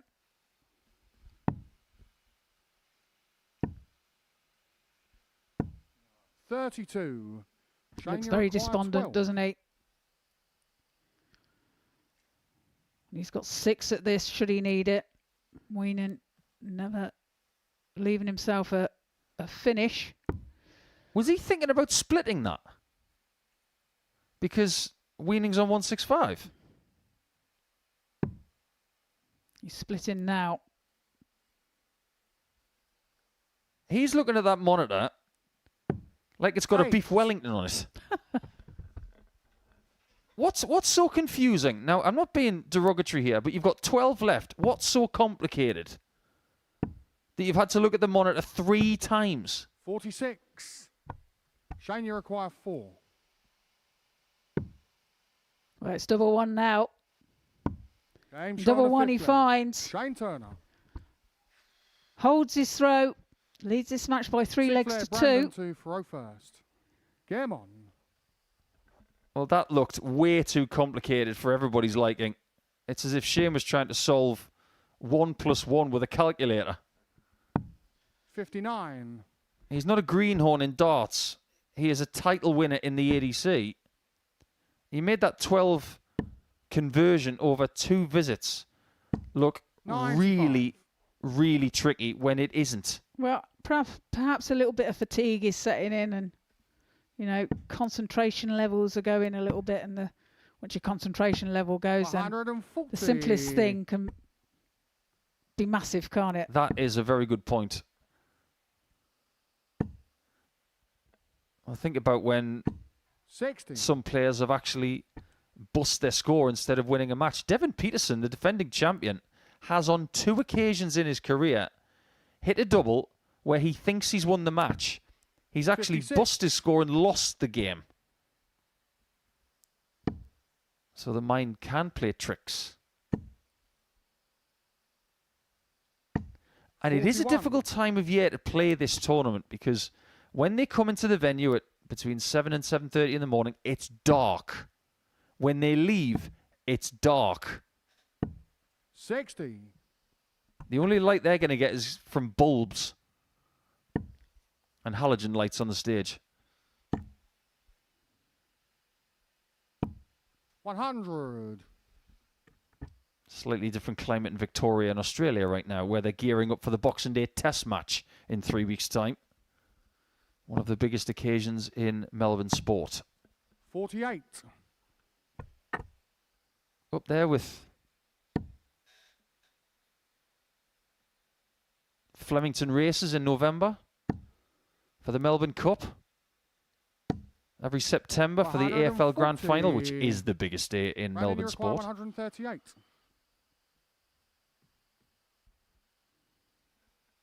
But Weining's got to be like a cat right now. He's got to be wily, and he might have run out of lives. 58. Shane, you require It certainly 65. seems though he may have, and it's 65 now. Tops then for the match. Game shot. And Topsy And the finds, match. takes Shane out the Turner. 65. It's a 4-2 victory for Shane Turner over Brandon Weining. Not a pretty game, but gets over the line. Coming up after the break, we have Peter Wuri and Adam Wold.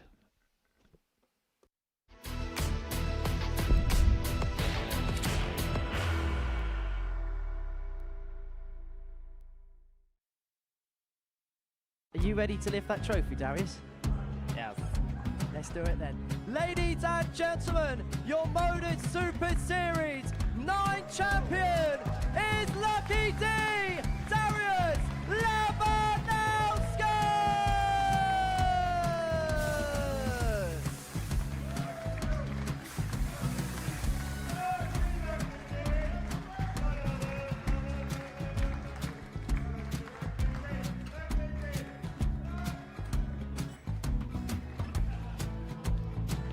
Well, what a wonderful night of darts we have seen, and we are ready.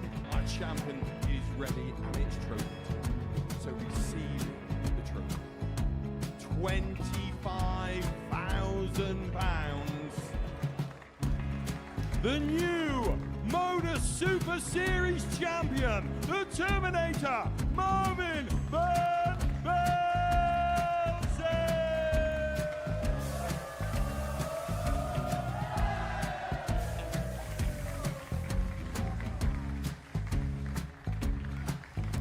And one more time, the 8th Modus Super Series champion, the Terminator, Marvin Van Velzen. And the new Modus Super Series champion is Andreas Dirty Harrison.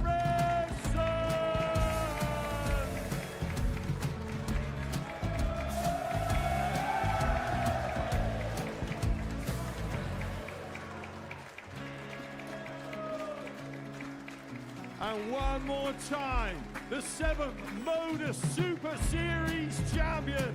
Give it up for Andreas Dirty Harrison! The moment we've all been waiting for. Would you please show your appreciation for your Series 6 Modus Super Series champion, Scott Taylor!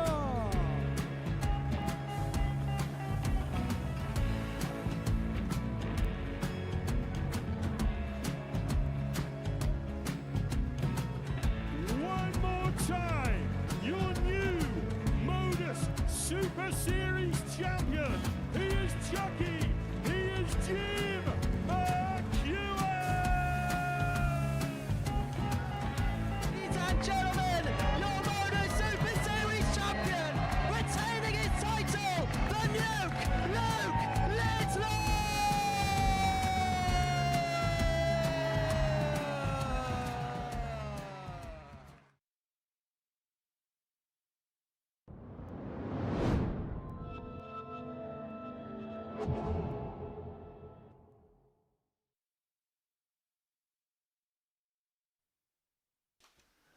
Welcome back to the ADC Global Championship, where we are into our final 5 games of day 3, and Adam Mould has got his hand hovering above the panic button, and that button will be pressed if he doesn't win this game. He's going to have to win his last 2 matches and pray that's enough. The only saving grace he's got right now is that his leg difference is not that bad for someone on only 2 points. But he's going to have to beat Wachuri. He is going to have to beat Steve Debuck, who's currently on sabbatical in this table. But I did not expect, Niall McCorn, to see Adam Mould, the number 3 ranked UK ADC player, in this kind of trouble. Neither did the odds makers. 57. 10 to 11 on to win this group at the start of the day. He might not even make it through.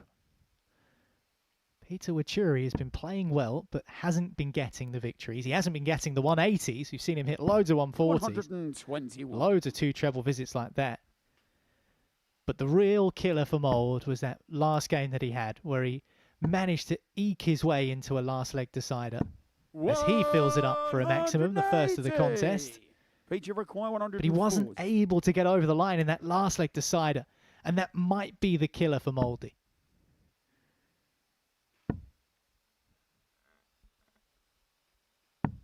Adam, you require 164. Especially considering Ricardo Ham, his opponent, was already qualified.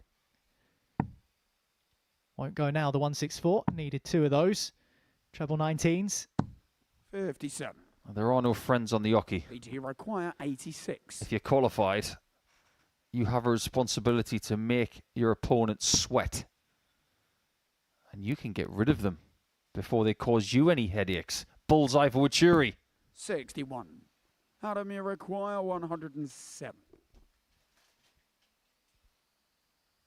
Adam needs something to cling to.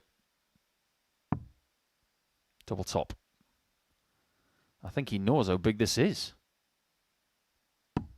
87. That was not far away. That needed maybe 1.5 millimeters of height, and that was in. Could hear the clink of the wire, couldn't you? Double 12 for Wachuri. Can he follow it? 13. He's angry. 20. He is angry with that one. But unlike the Hulk, you'd probably like him when he's angry.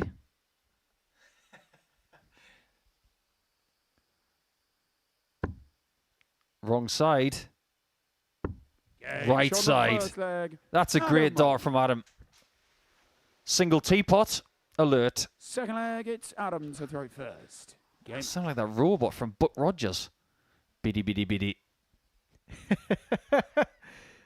Well, Peter Wachuri needs to be careful here, Nico, because if he loses this, he stays on 4 points. Adam Mould goes on to 4 points. 136. And depending on what the margin of defeat is, if Wachuri is to lose this, that will determine where he is in the standings and whether he's above or below the dotted line at the expense of Shane Turner, who seems to have turned his campaign around. He was terrible at the start of the day. He's found some form, albeit maybe he's not even found the best level that he can get to, but he's found a way to win. And that's something that Mould has not been able to do. Find a way to win. And weirdly, Wachuri won his first 2 games with very good stuff, but hasn't won since. But statistically speaking, Wachuri's been a much better player than Mould and Turner, and he's in the same sort of quandary. Again, might be last leg deciders, which are the bane of these 2 players. 98. Johnson-Hale winning 4-3 against Peter Wuri. Wuri averaged 92 in that game. Lost it. 125. Adam, you require 120. The king will not be pushed around. Taking his time to get the darts out of the board there, and Adam is always very, very eager to get to the line.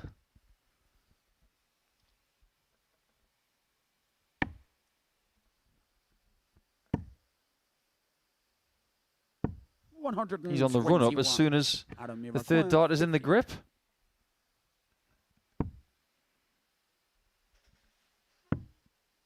Be a hop, skip, and a jump if this goes in. Game It does. on the second leg. 2-0 Adam Mould.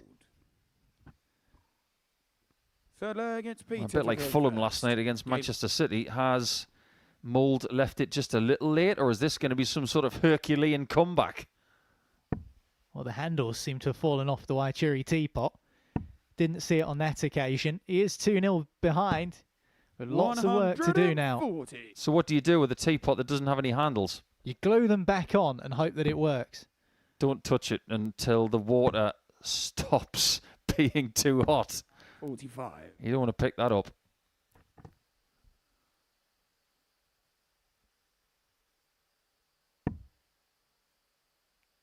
There's an intensity about Waituri that we haven't seen today.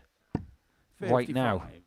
Well, that little bit of disappointment at the start of the match as well. It's a symptom of how he's feeling. We know he's a happy, smiley character. But are we just starting to see him 99. lose a little bit of that positive energy? He's been all over that treble 20 today.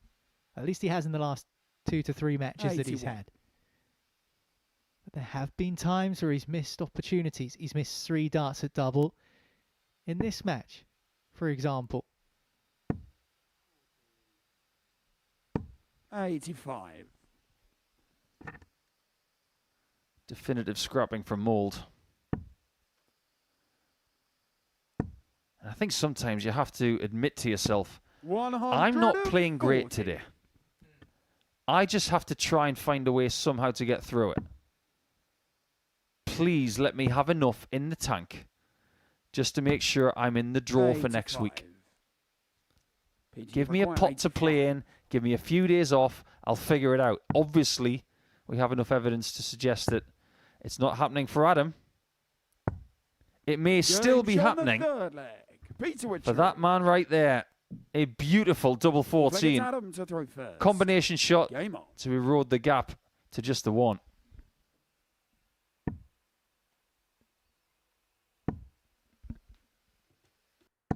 $85.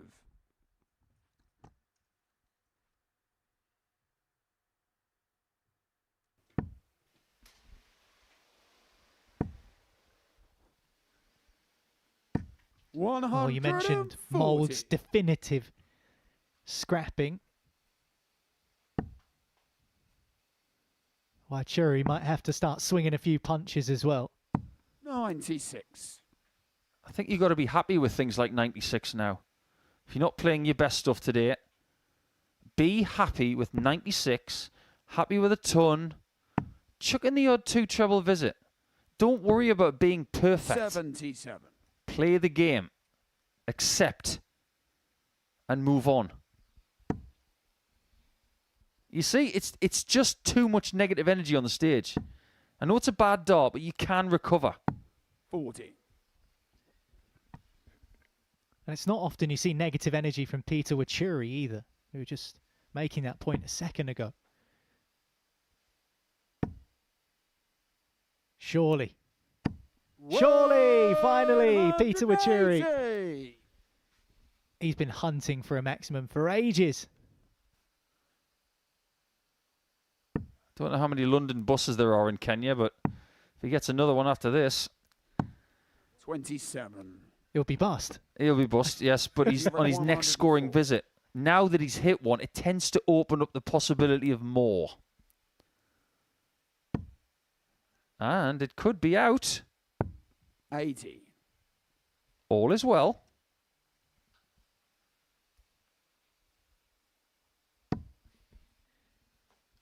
Waituri fighting back now. He's stalking in the background, is Waituri, like a Doberman. 24. Just small strides, a little bit of looking around, hunting his prey. Is he making it 2-2? Game shot on the 4th. Silly question. Peter Wuri. He spears it. Fifth Levels the Peter game. to throw first. Back on throw as well. And that is the most nonchalant sip of water I think I've ever seen. Give that, please. That was art. 41. That is how I would imagine Salt Bay to drink a glass of water. Or Lady Gaga. 100. That was brilliant. How do you make drinking water exciting, Peter? Honestly. That was like when Rod Stewart did the Scottish Cup draw. 85. I want this guy to have his own fragrance. Can you imagine the advert? It would be legendary. An advert, any advert with Peter 100. Wuri would be legendary. Get it done, people. You know it makes sense.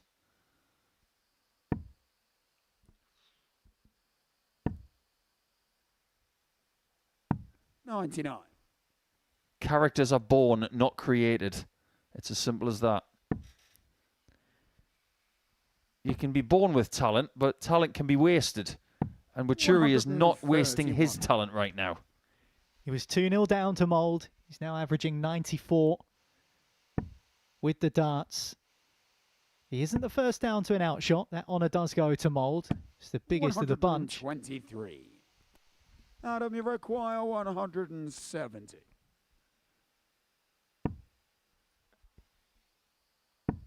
His weight of dart has been 60. rather disappointing.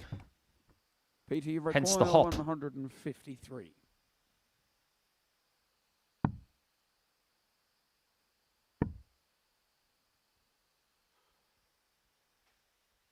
$74 left.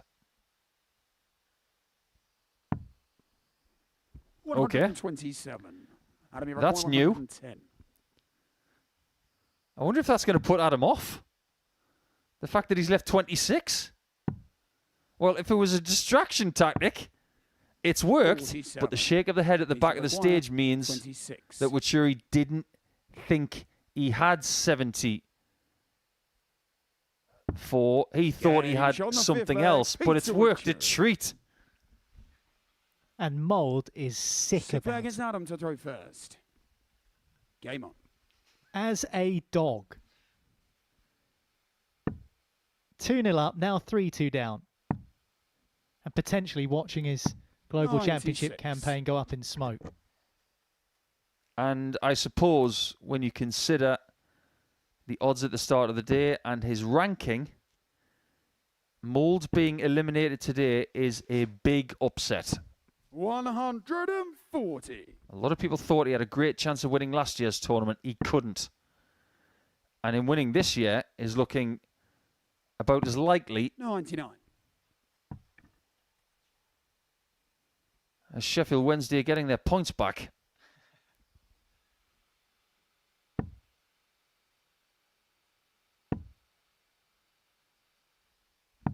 $44.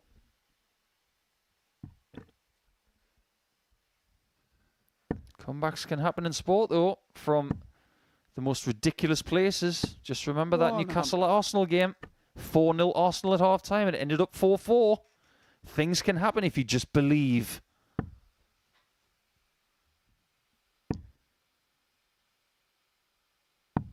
$44. Peter Wuri clinging on at the moment to the fourth and final qualification spot from this group. 100. Mould on 2 points. Steve Debuck on 2 points. Brandon Weining on 2 points. 8 is the magic number.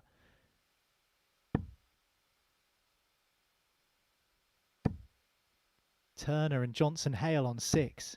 135. That would have been Adam, a you require brilliant 106. time to go and pile in a maximum.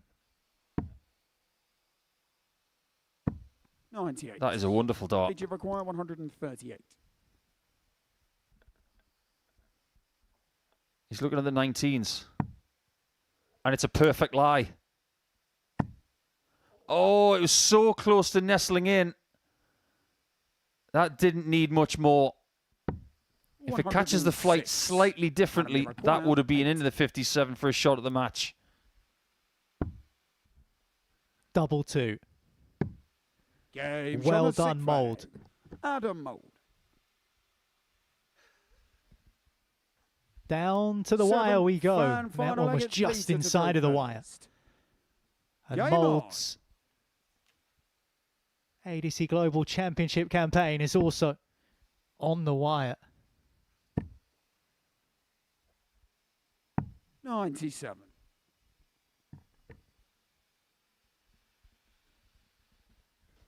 This is a last leg decider.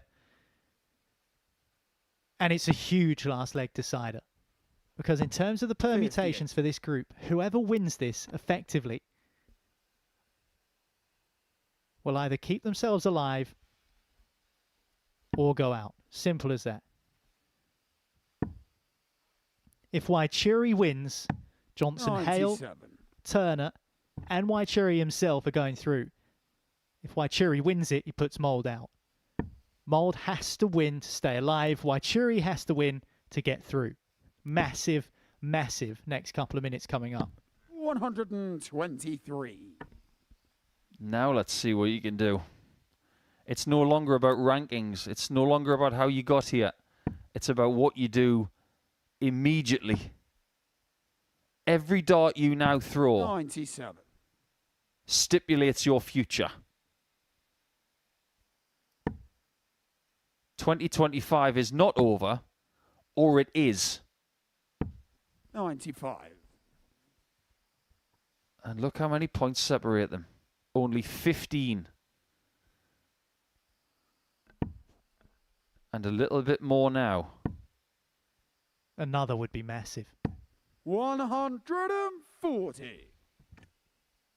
Reaction tells you everything. Weichuri first down to a finish. And it's a 2-darter.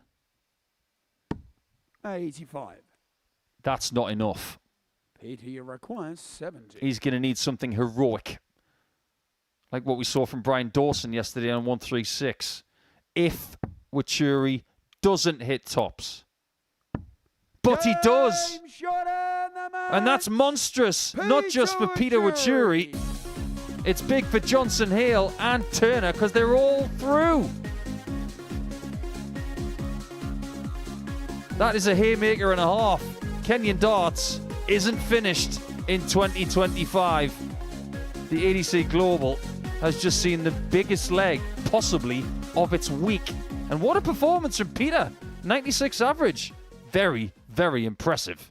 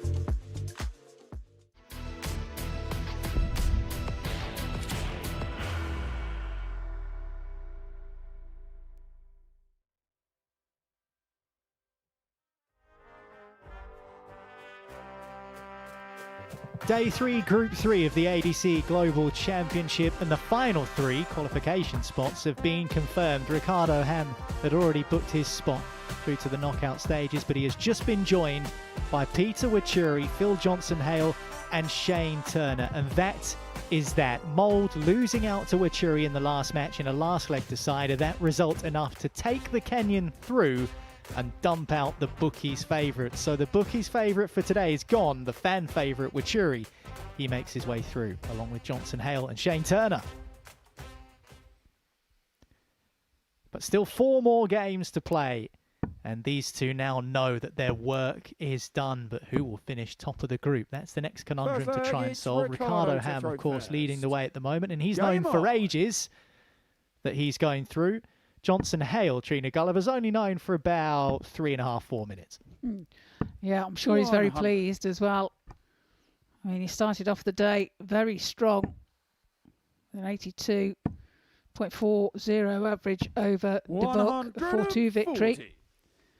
It's a little bit indifferent mid-table, midday, and but he's managed to get over the line. And he's done enough to qualify. Just a reminder that Adam Mould, 3rd on the ADC ranking at the moment.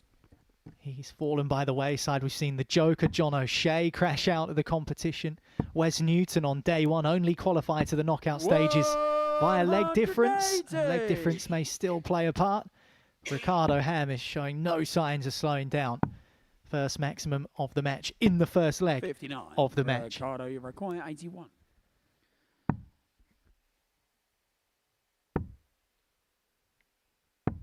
$41. Well, leaves himself tops for when he returns. Possible 13 dart leg incoming. 84. Ricardo, you require 40. Double 10. Gauge Double on the 10 is first found leg, with his Ricardo second dart. Ham. Takes the first leg of this match. 1-0. Second leg, it's Phil to throw first. Game. So interesting looking at this table. Ricardo Ham, we've already established his top at the moment. Johnson, Hale, Wuri and Turner all going through. And I think Turner's an interesting conversation, Trina. 140. Because at the start of the day, he didn't look like he was playing well. In fact, if I'm being blunt, at the start of the day, he looked like he might finish dead last. Yeah, he didn't start off well at all, did he? And managed to find something midday again. Just enough to get him through. 41. And yeah, he's managed to sneak in there.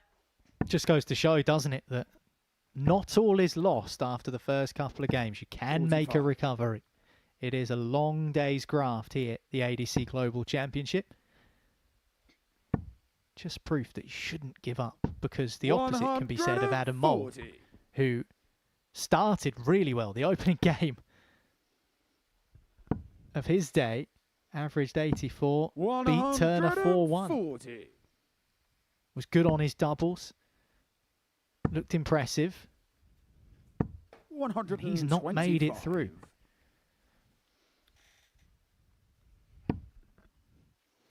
The wheels tended to fall off a little bit, didn't they, as the day went on for 59. Adam Mould. Ricardo, you require 55. Tops now for a 2-0 lead. 15. Phil, you require Not 156. converted, but chance for a 156 here. Seen one of these already today, not from Johnson-Hale. That was from Brandon Weining, but it won't happen again, at least not yet. Ricardo, you We've seen require plenty 40. of these, though, as well. A Gauge good old on the 40 second tops leg, finish, Ricardo simply Ham. done, made to look very easy by Ricardo Ham, and he's made a lot of leg, his it's work today look Ricardo to easy in throw general, first. Trina. Yeah, Game smack on. bang in the middle that was, wasn't it? And looks very comfortable, very confident. I know the pressure's off now, and that, but he's looked like that all through the day. He's looked good. He's looked cool, calm, and collected. 100.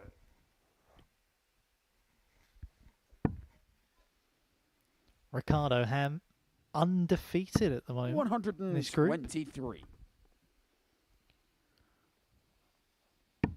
I know we're only 2 legs in, but he's currently averaging 104.67. 100.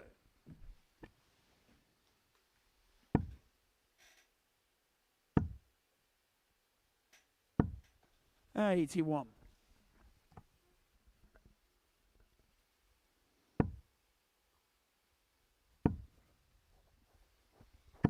100. Yeah, just looking across his numbers, regularly over 90 in the averages column. 98. Has finished at 40 to 50% a lot of the time.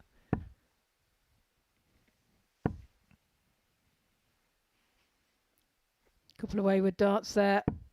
70. For Phil. Ricardo, you require 68. 68 now.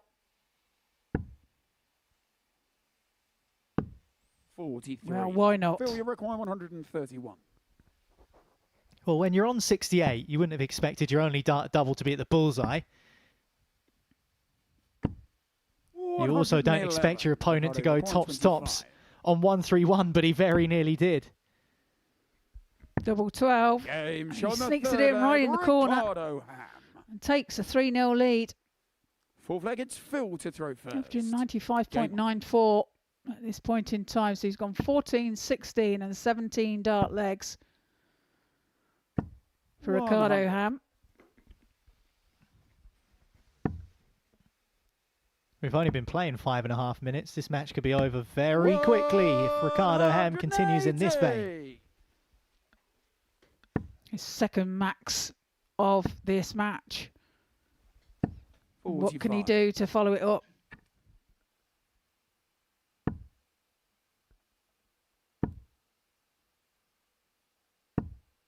$100. He's looking very comfortable, isn't he, in this game? Quick 3-0 lead. 58. And in truth, he's looked comfortable all day. In this game, in the last game, in the game before, since Dart 1. He won the first game of the day, beat Steve Debuck 4-1. 85. Wasn't quite finding his scoring boots in that match, but since then he's just cranked it up. 140. Well, Ricardo, that 140 will help. 40. Phil, you require 158. There's an opportunity now for Johnson-Hale.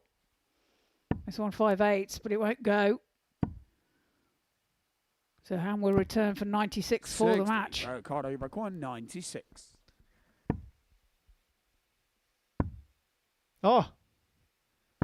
Oh my word. Ricardo Ham, you are top of the group for a reason. He loves it. He absolutely loves it, and you can't blame him. He has been stellar today, and a double-double win. A 4-0 win. Ricardo Ham, 96.97, 50% on the doubles. Both players are already through, but that is the performance of the day so far. A whitewash win for Ricardo Ham, 4-0.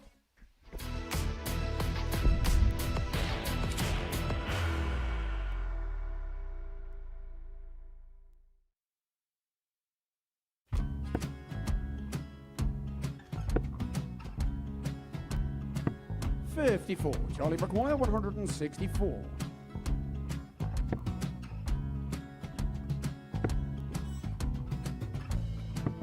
$44.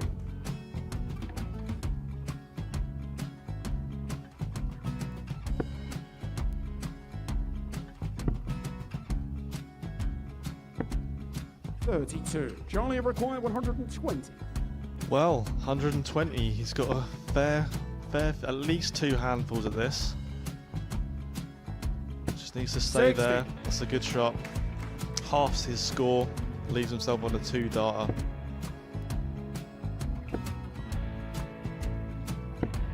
$26. Charlie Time on his require side 60. to become back-to-back singles champion.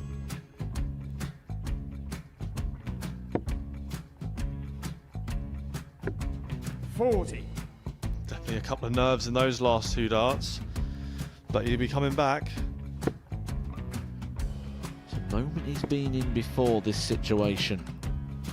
Standing at the back of the stage, Charlie approaching the require Yoki with a 20. chance to win the title.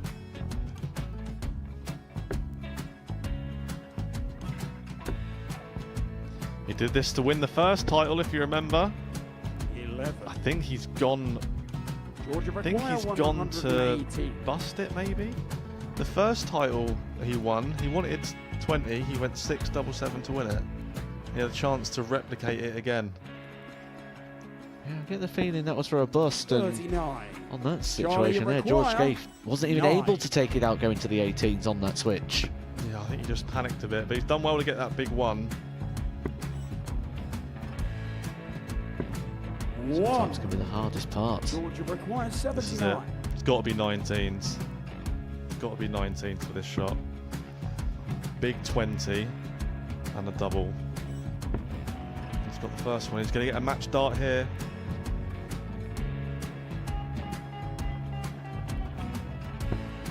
$59. Charlie Threw the entire requires body into that 8. one. Just didn't want to let go of the dart.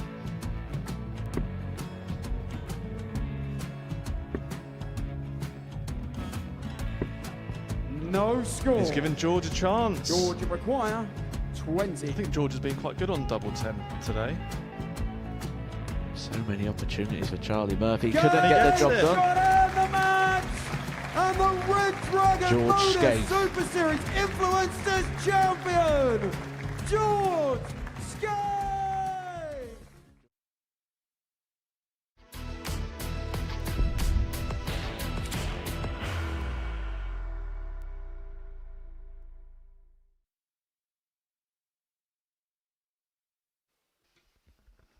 Welcome back to the ADC Global, and now we have two players who will be playing against each other with the knowledge that they are not coming back. And for Mouldy to be playing a game on the stage in the knowledge that he's not returning for stage 2 of the ADC Global, that is a surprise. 95. Steve Debuck, however, he was officially eliminated with that Peter Wuri victory very recently. 60. But I think there are a lot of people, Trina Gulliver, who thought that these two would contend. If anything, they've been in the wake of other people. Well, the bookies definitely thought that Adam Mould would be in the mould. But that hasn't proven to be the case today. It's not found his 96. form and has fallen by the wayside, unfortunately. 96. But this is the way darts goes. It's all about the day, and this is the thing about this format as well. You have to get 59. on a good start right from the start. It's a very fair format. You get 6 games in the day. 85. If you win half of them, you've got a fighting chance. You win more than you lose, you're going to get through. This is just a very 100. badly Stephen timed, require 125. bad day at the office for both players.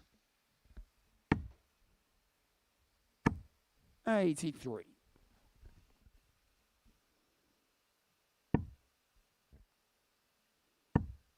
Well, the book here 100. left himself on 42 after 15, and double 16 is the target. 26. Adam, you Can't require find it, so 86. opportunity for Mould to take out the 86. Bullseye. 54. 3 18s don't help him unless he'd hit the treble. Game shot on the first leg. Steve This is a Debuck. weird old day for Debuck.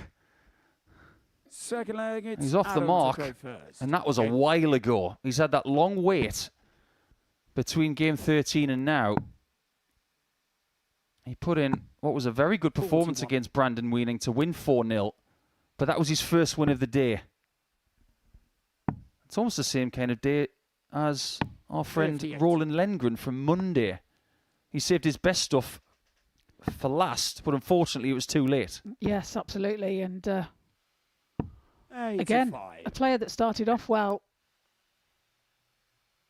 if I recall, but then seemed to fade as the day went on, 83. and just couldn't manage to get over that line, to accumulate the points needed to finish within the top 4. 100. Knowing how much Mould really does love this system, the ADC has become his second home over the last 3 years. This one's going to hurt, unfortunately. It is, and he's very passionate about it, isn't he? Passionate about his darts and 60. And passionate about being involved in the ADC. But that expectation that maybe he's put on himself as well has not done him any favours today. That makes a lot of sense to me. Maybe you can want something a little too much. 100. Adam, you require 90. Yeah, totally agree. Can he find 90 here? The bullseye? 65. Just south Steve of the target. 100 now for Debuck. Finds treble 20. Can he find tops? Double 10. 80. Just Adam, you wide. require 25.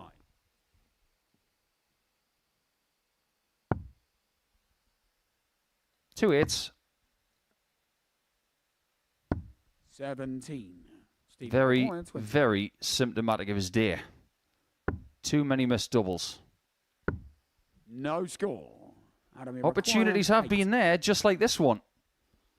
Needs to make it count. Game And he does so. Pinsy with his second dart.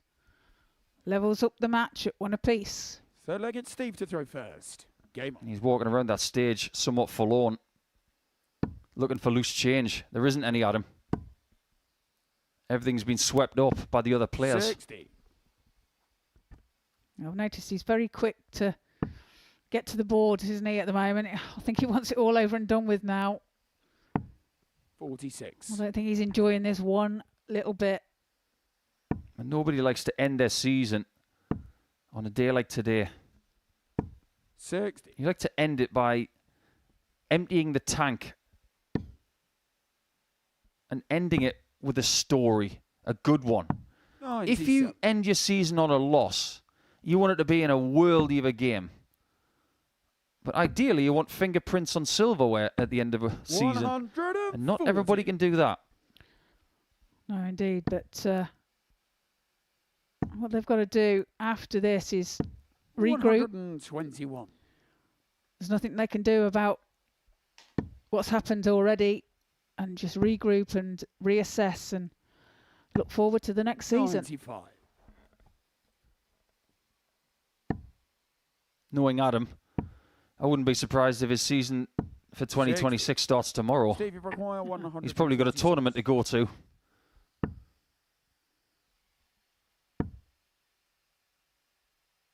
$71. Yeah, that's a very good last start.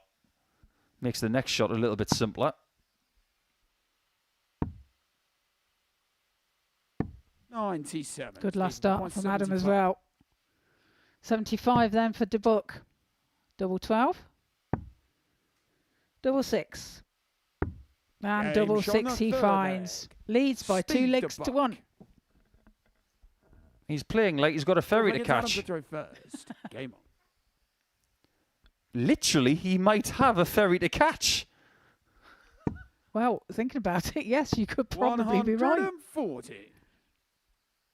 I'm sure he's not. Pre-booked it. I'm sure he's not being silly and said, "Do you know what? I think I might make that 4 o'clock ferry." 140. Times like this, you want to make sure you got plenty of time. If I get my skates on. 140.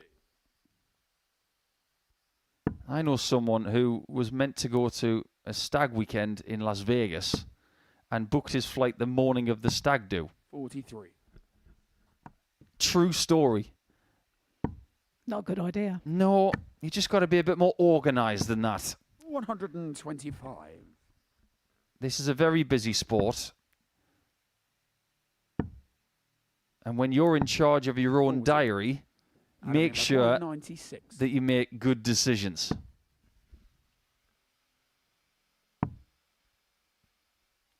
That was a good decision because initially when you see his eyes go south, you think, is he going to go for 2 double 19s there? Well, of course he's not. 60. He's going to lay up for tops because he's got this big lead, and he's going to do the right thing Game at the right time and move on. Adam Mould. 2-2. Fifth leg, it's Steve to throw first. Game. And it is, like you say, Nico, it's about finding things at the right time. Timing is everything in darts. Finding that big score when you need it to put your opponent under pressure. Or to take that check out that you never thought you would get to. 41.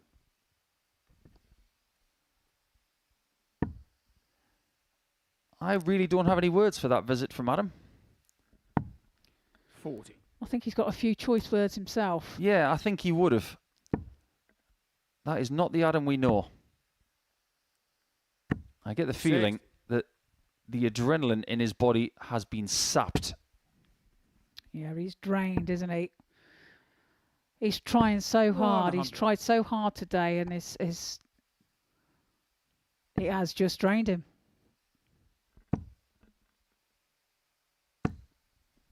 $140.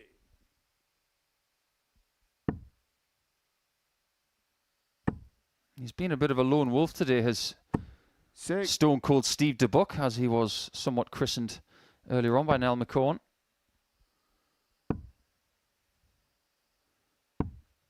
We've seen multiple Belgian players over the last couple of days.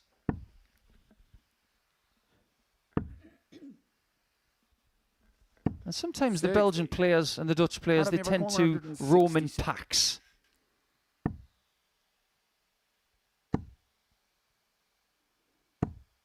$60. And for the first time this week, tomorrow, we're not going to have any Belgian players. There's nobody from Belgium in group number 4. 60. But there are English players. There are 4 of them.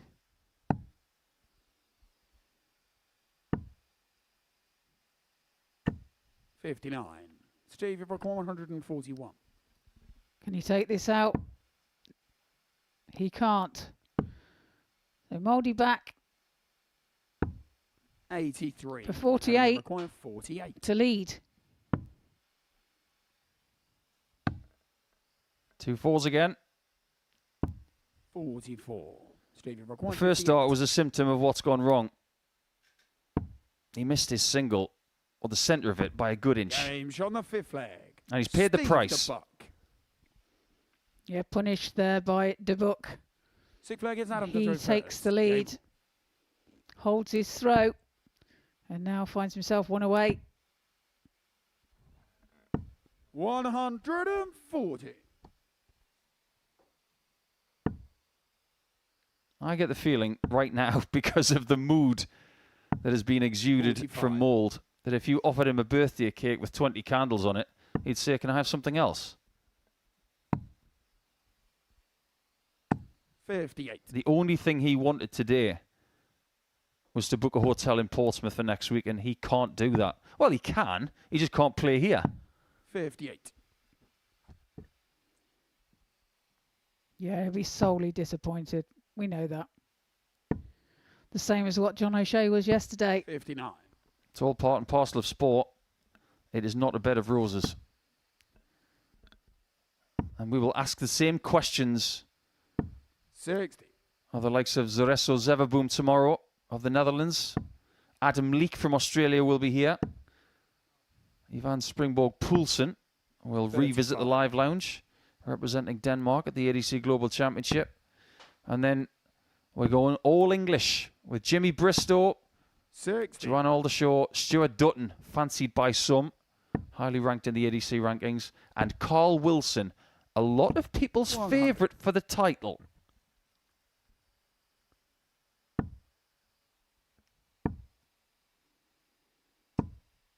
Mould has a chance to level here.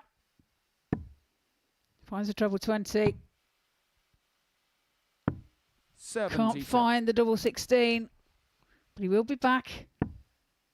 Debuck back on 193.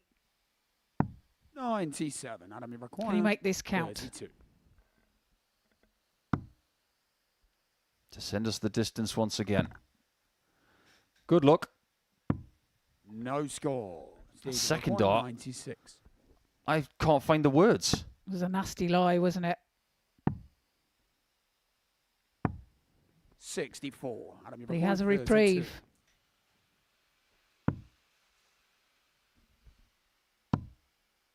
Double 8.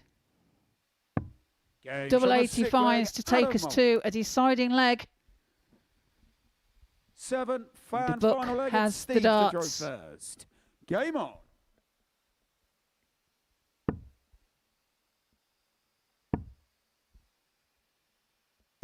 $100.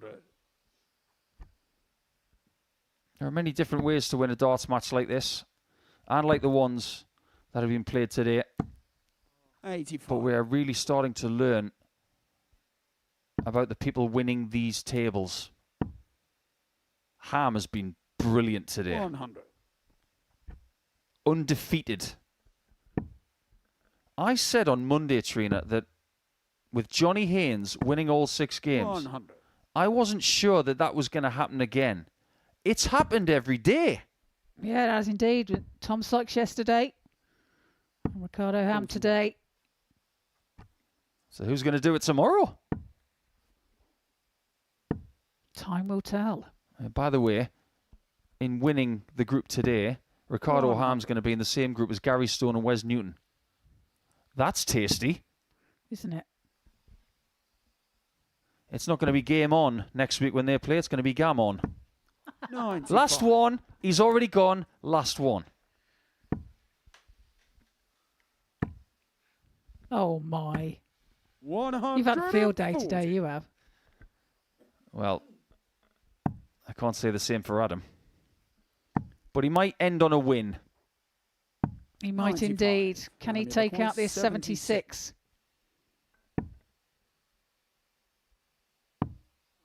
He can't. 44. Say no more. David requires 70.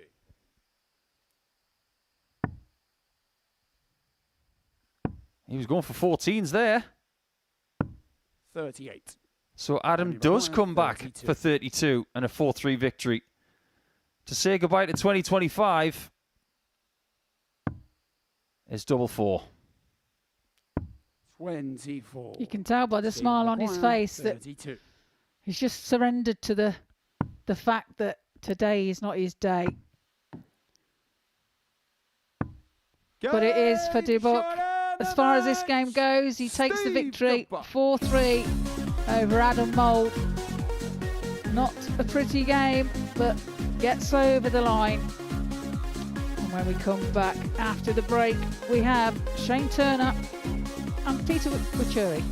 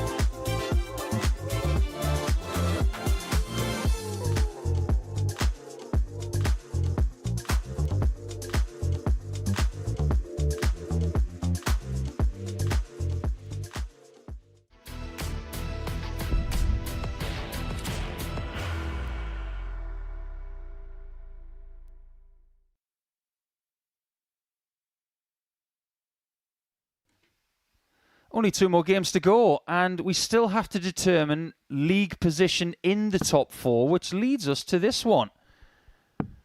Peter Wuri, if you're trying to have your taste buds tantalised, if he can win this game by 4 legs to 2 or better against Shane Turner, he will finish second in this table behind Ricardo Ham and would go into Group 2 next week First leg, Shane with to Callum throw Goffin and first. Tom Sykes. As for Shane Turner, he has stayed gritty today. Hasn't played anywhere near his best. Maybe until now. Well, he's definitely got better as the day goes on. Perhaps he's a slow starter. 40. Can't afford that next week. Absolutely not. Yeah, the format changes next week. All in due course. We'll focus on this stage for now, where you can have a somewhat slow start and recover. 81. He is living proof of it. But if Shane wants second position, he's going to have to win this game. 45. And a win for Weining in the last game against Phil Johnson-Hale would get that done. Because he's got a better leg difference than Phil Johnson-Hale, if he beats Wuri by the same margin of Phil's win in the next match, or betters it, Turner will get second 55. spot.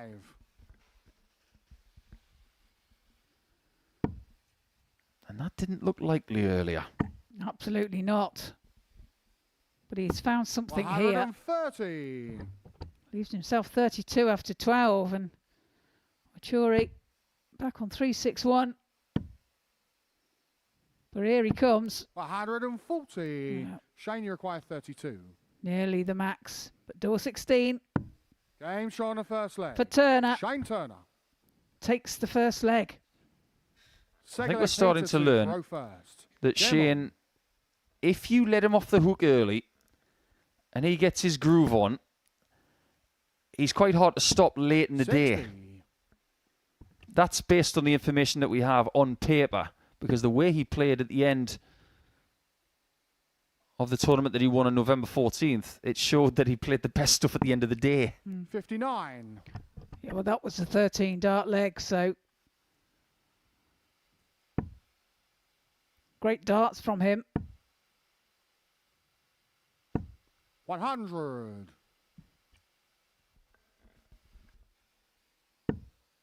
And if I may say so as well, he'll have seen Wuri play here at the Modus Super Series before. 45. He'll have seen the amount of attention he has gained from what he's done, making Peter a bit of a scalp. 96. Yes. You know what the darts community and the fraternities are like? It would go something like this. Have you seen that guy from Kenya play? He's quite useful. 83. And then all of a sudden, as a player, you think, well, I wouldn't mind getting a bit of a chunk out of him. Well, Turner's got his chance now, hasn't he? Yeah, let me at him. 97. There's certain people you watch and you think, I wouldn't mind having a game against them.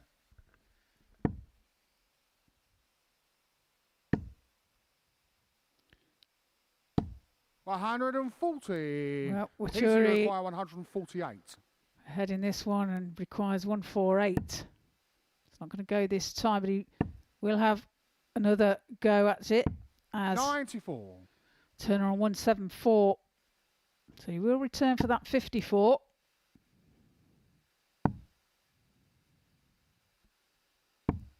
$38. Peter, you require 54. Looks like 18s. Misses it by a mile.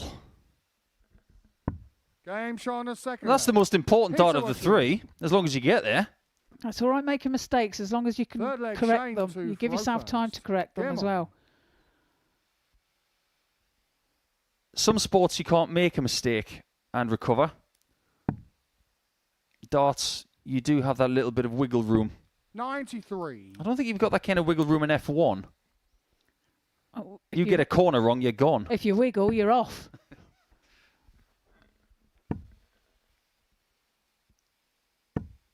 140. It is going to be goodbye to Brandon Weining after his last game. 45. But the belt holders have done very well in the ADC so far this week. Shane Turner's got a belt. Phil Johnson-Hale's got a belt. 140. We will see the rest of the belt holders by the end of Monday next week. That is when this stage of the tournament, stage 1, that's when it will end. 60. Come next Tuesday, we go into the next one, where things will be a little bit different.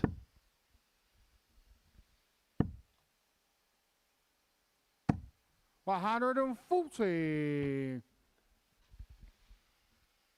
Now, Wuri on 81 after 9.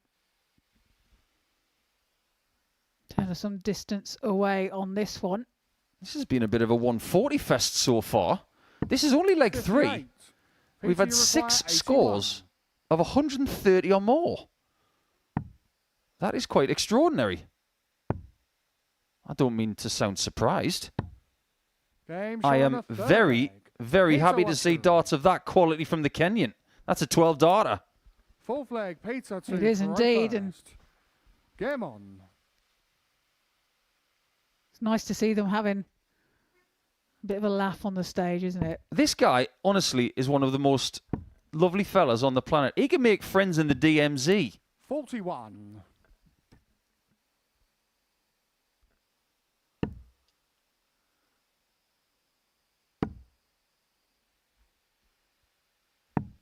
$40.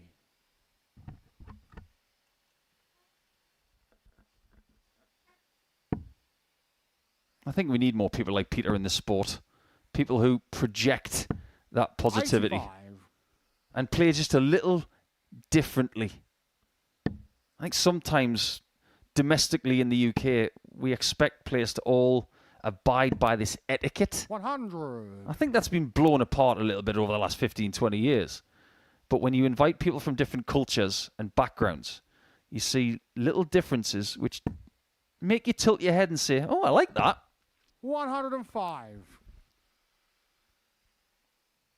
Well, that's the nice thing about this tournament as well, isn't it? You get players from all over the world competing against 60. each other, and we get to see them sort of different traits of people, don't we? And different ways of thinking, the different ways of doing things, and yeah, different ways of counting, different approach 100. shots. I think when you look at how many nations are represented in this tournament, and of course at the PDC World Championship, which starts next week, 140. 6 continents are represented next week. 6 out of 7. Last time I checked, there wasn't darts in Antarctica. that would be interesting.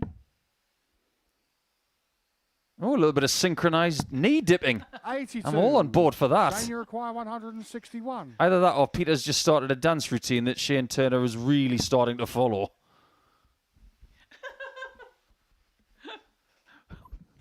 Okay. Reaction United. That's who these guys play for. Well, I think Shane's turning out to be a bit of a character. 97. Peter, you require 88. For a 3-1 lead. He does like double 14. Game show on the fourth. Here to see, I told you so. Peter Wuri. It's a good job he left it then, isn't it? Leads by 3 legs to 1. Shane to throw first. Game on. I think he's enjoying this now. And if he wins this leg or the next, 42. Peter Wuri is going to be second in the group behind Ricardo Ham, and that is a good day's work. As for Shane, if he were to lose 4-1, 100. he would go to -3 and 6 points, which means that Phil Johnson-Hale could still lose the last match 4-3 and 3. get third spot. There's only one word for that. Oops. I think his friends are never going to let him live that down. It's better than 2. 135. It happens. Happens to everyone. I remember when Davy Richardson played at Lakeside against Wayne Mardle. He scored 9 twice. And he was devastated that it happened in an important game. But all of his friends in Gateshead never let him live it down. I bet. It's I can imagine.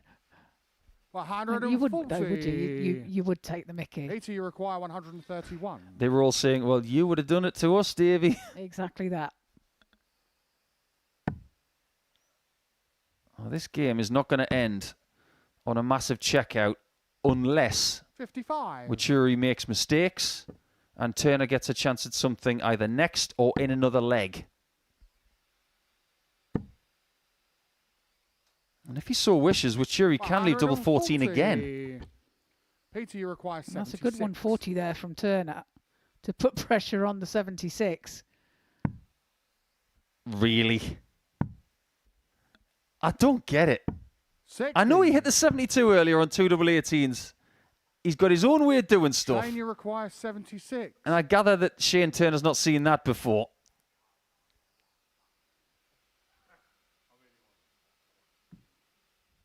Don't do the same. What you should say to yourself is, this is how you hit 76. There you go. On the 5th leg. Shane Turner. And that's exactly what he's telling him. That's 6th leg, exactly what Peter he's telling him. That's how you do it. Game on.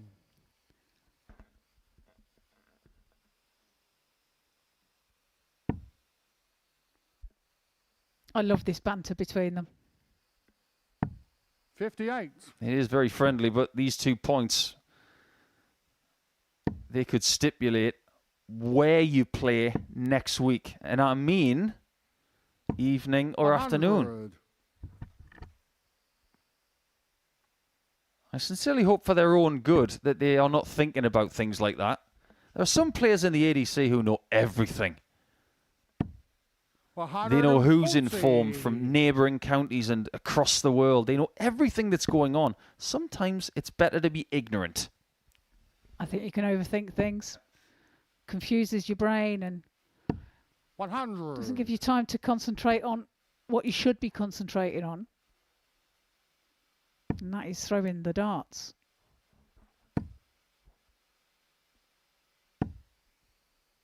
$125. Celebrating a 1-2-5. I'm fully on board with it. I'm not sure whether he's celebrating it or he's cursing himself, to be honest. 60. Looked like a celebration, but if that was negative energy, I wasn't feeling it.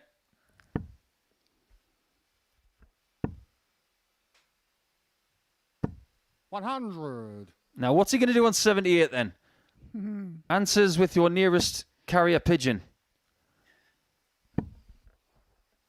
If he goes for double 19 again here. 81. I was just thinking that. Peter, you require 78. Don't do it. Don't do it. Go for treble 18. Great dart.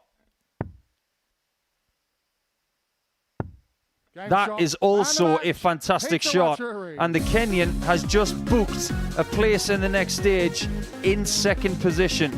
Shane Turner is going to go with him. As to where he finishes in the top 4, we are not sure. He didn't get enough darts at double to win the match. Peter Wuri did, and he wins by 4 legs to 2.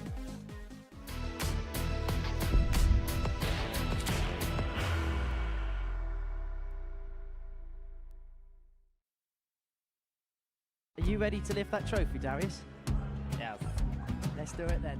Ladies and gentlemen, your Modus Super Series 9 champion is Lucky D, Darius Lewandowski!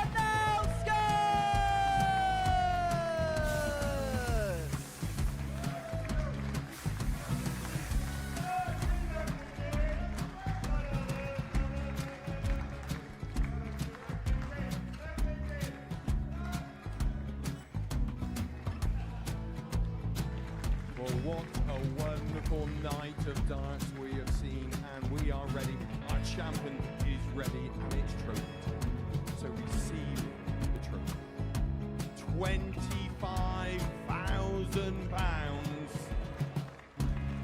The new Modus Super Series champion, the Terminator, Marvin Van Velzen.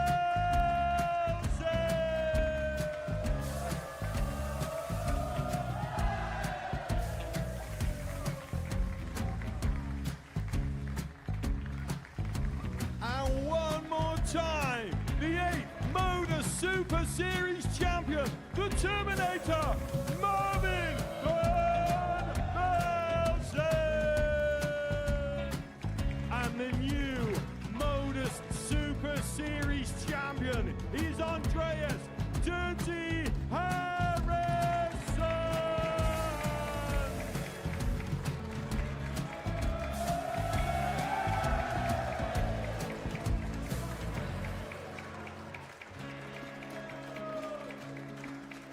And one more time, the 7th Modus Super Series champion. Give it up for Andreas Dirty Harrison. The moment we've all been waiting for. Would you please show your appreciation for your Series 6 Modus Super Series champion, Scott Taylor.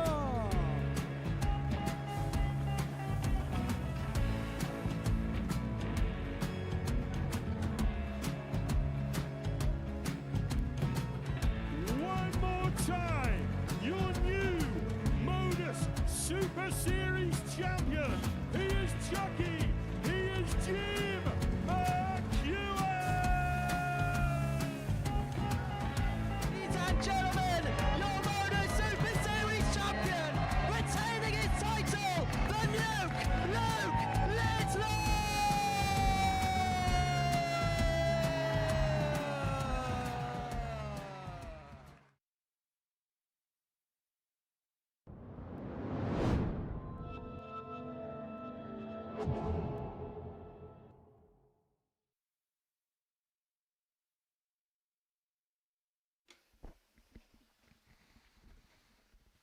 Final game of the day.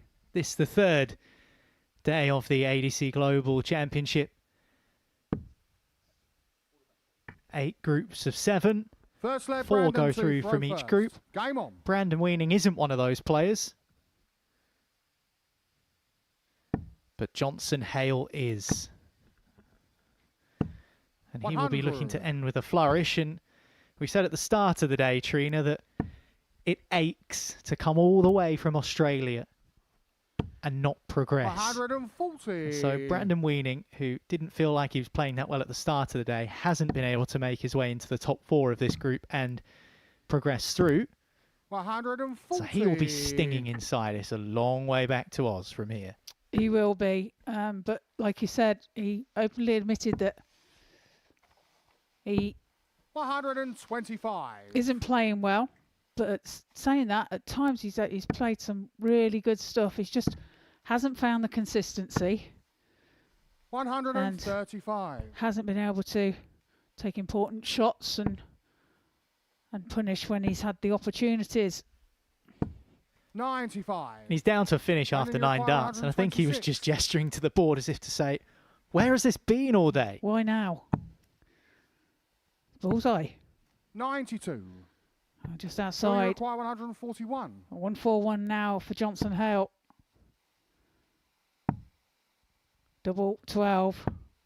129. It's just on the inside. Brandon, you require 34. Straight at double 17. Decided after the first dart to 2. split. Phil, you Doesn't require get the 12. outcome he was looking for. Can Johnson-Hale get what he wants? Yes, he Game can. shot on the First start, leg. 1-0. Phil Johnson-Hale.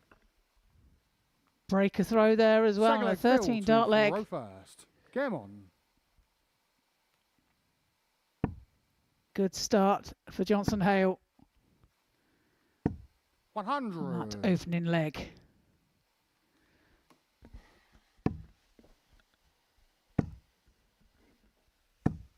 140. It looks like Weining has relaxed a little bit here. 100. And like you say, when he hit them scores earlier, and I was thinking, why now? Why couldn't I do this earlier? It's too late now, but he's just 100. relaxed now and just throwing, trying to enjoy the last game of the day and the last game here for him. 100. And that 180 from Johnson-Hale is just going to rub salt into the wounds.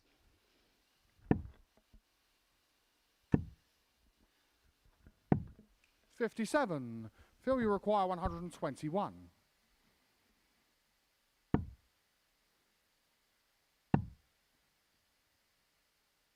Well, he decided to go for the bull, Second leg. and he got the Phil bull. Johnson-Hale. I wasn't entirely sure whether he Third fancied leg, going Brandon for two it, but for he a did, first. and it was Game the on. right decision. 2-0. And why not? He's already there. Look at them averages. 45. 120.24 for Phil. 90.11 for Brandon. Only 2 legs in, I know, but still 100. good averages. Well, more group stage action on the way tomorrow here at the ADC Global Championship. 85. Zeverboom, Bristow, Dutton, Springberg, Poulsen, Leek, Wilson. Leek, of course, coming from 93. Australia. We're going to see Joanne Aldershaw as well,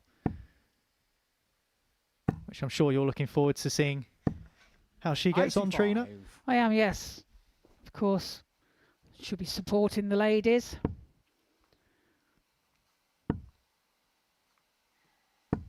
$98. It's a tough group, but I'm sure she's going to show us what she can do. Well, much like Elvis, 95. Ricardo Ham has left the building, having done his job and won the group. In fact, he left absolutely ages ago, almost immediately after knowing he had played his final game. He was like, I'm out of here. Job done. He's performed well, as has Johnson-Hale, who maybe wouldn't have been one of the first picks for many to qualify through, but it just 105. goes to show when you Phil, you are require 130. in a group of 7 and 4 of them go through, the odds are more so in your favour than not. 44. Brandon, you require 86. So the Storm will be raging his way through to the next stage. Brandon Weining will just be raging in general with his performance, and that eye roll tells you everything. Yeah, just needed the big 18. Was going for the treble 18, but just slips into the treble 1. 36. And therefore doesn't Phil, you leave him a require shot at the 86. double. 86 now for for Johnson-Hale, sorry. It's a long day. 41. Brandon, you require 50.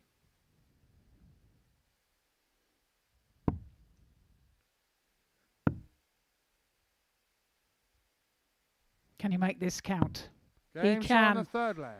Brandon Finds a way Weining. through and pins it with his third dart. Fourth 2-1. leg, Phil to Faro first. Game on.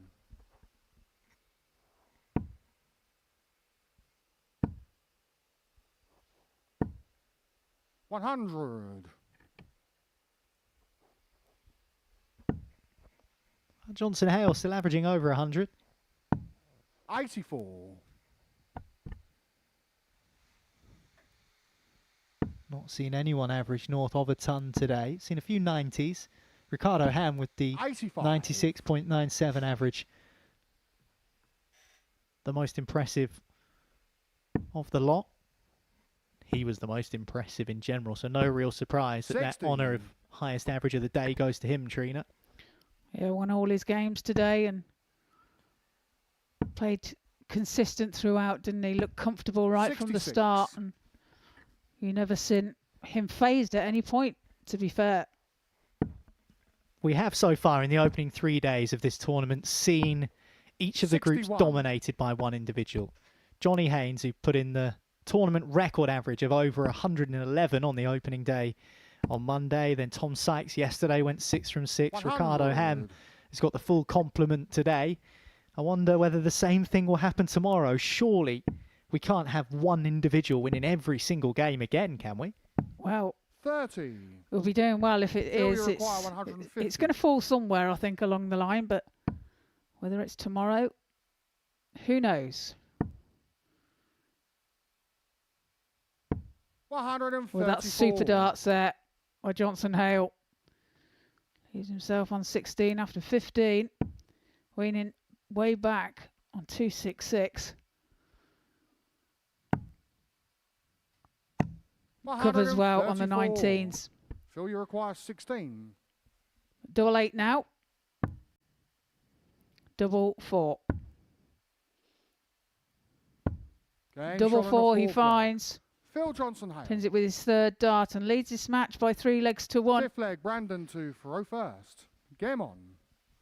Phil averaging 96.34 at this point in time, and Brandon 81.80. 84.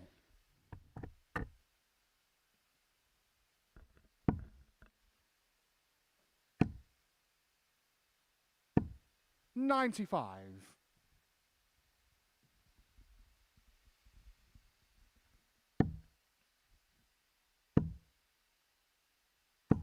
$140.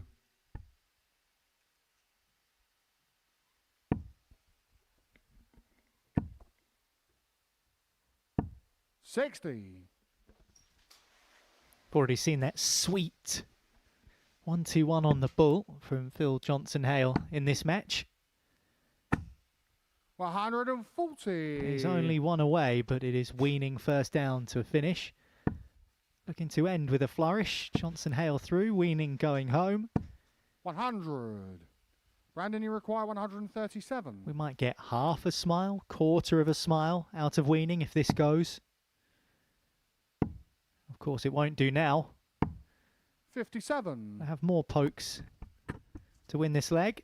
Only 80 left. Johnson-Hale back on 246.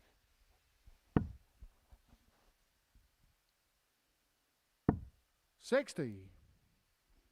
Brandon, you require 80 then for Weining.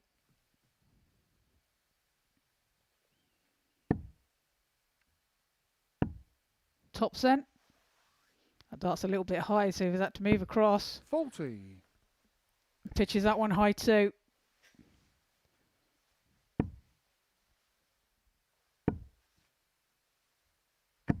$140. That's good pressure darts Brandon, you there. require 40. Pressures this tops for Weining.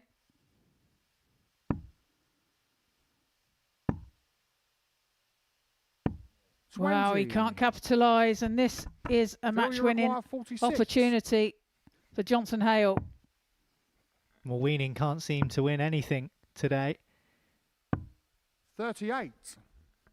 But he might win this leg still. Brandon, you require 20. Johnson-Hale missing match darts. To wrap us up on day 3, the Global Championship. And we will continue. But for how much longer? Weining pulling one back. It's 3-2. Sixth leg, Phil to throw first. Game on.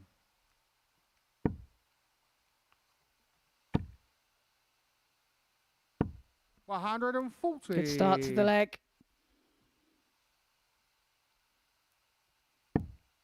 Throwing for the match now.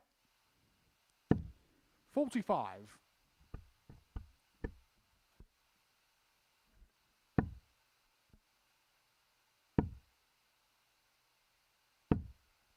$9. Poor visit there from Johnson-Hale. Can Weining jump all over that? 85. Well, would have liked more.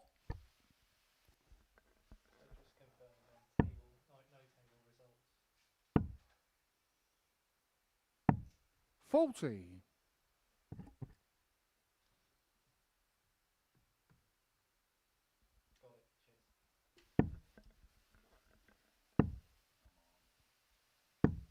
$60.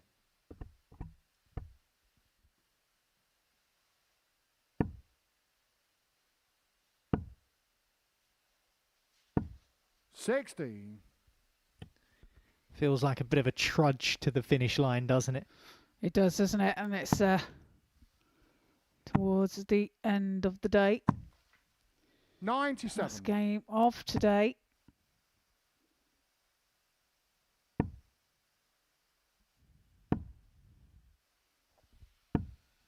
$60.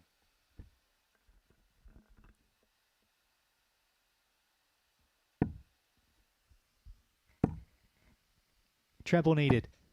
60. Treble not found. Treble needed. Treble is found. 100. Brandon, you require 154. Well, opportunity for Weining then. Can you take out this 154? Yes, he can. And what a shot that is. Levels the match at 3 apiece. Took out a 156 earlier on today and now just tops it with a 154. Super darts from Brandon Weining. That was wonderful from Weining. As you say, Trina, 156 in his first game of the day. Now 154 in his last. Just the filling of the sandwich, unfortunately, has left a fair bit to be desired 60. if you're Brandon Weining. Just looked perplexed there, didn't he? Why? Why did I do it at the start and at the end? But in the middle, just couldn't get it going. And he's followed it up with pretty sloppy visit, his second of this leg. But we are into a decider. 140.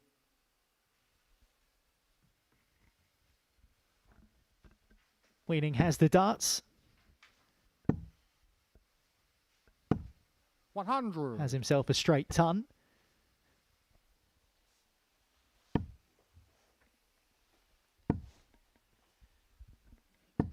Well, 140. Well, that 140 there puts him on an outshot, 161.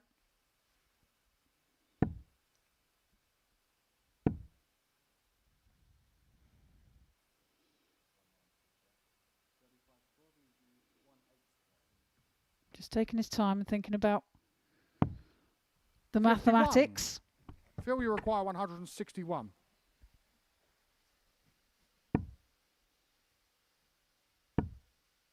No 161. 28. Can he follow up his 154 with the biggest Brandon, of the you bunch? require 170. Still waiting for one in this ADC Global Championship.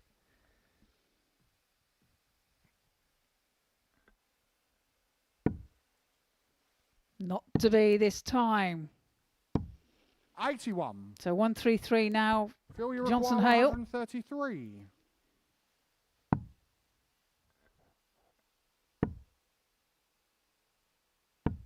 $42. Who wants to win it? Is it you, Weining? Brandon, you require 89. 89 plays 91. Weining will have first poke.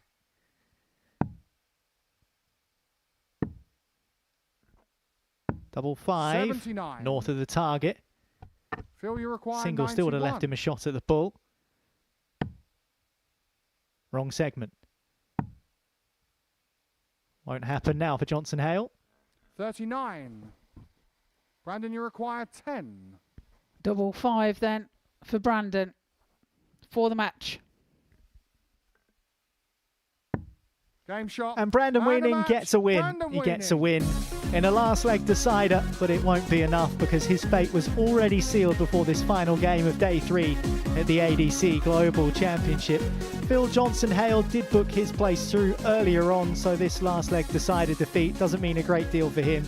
He already knows he'll be back for the knockout stages, but Weining is heading back to Australia.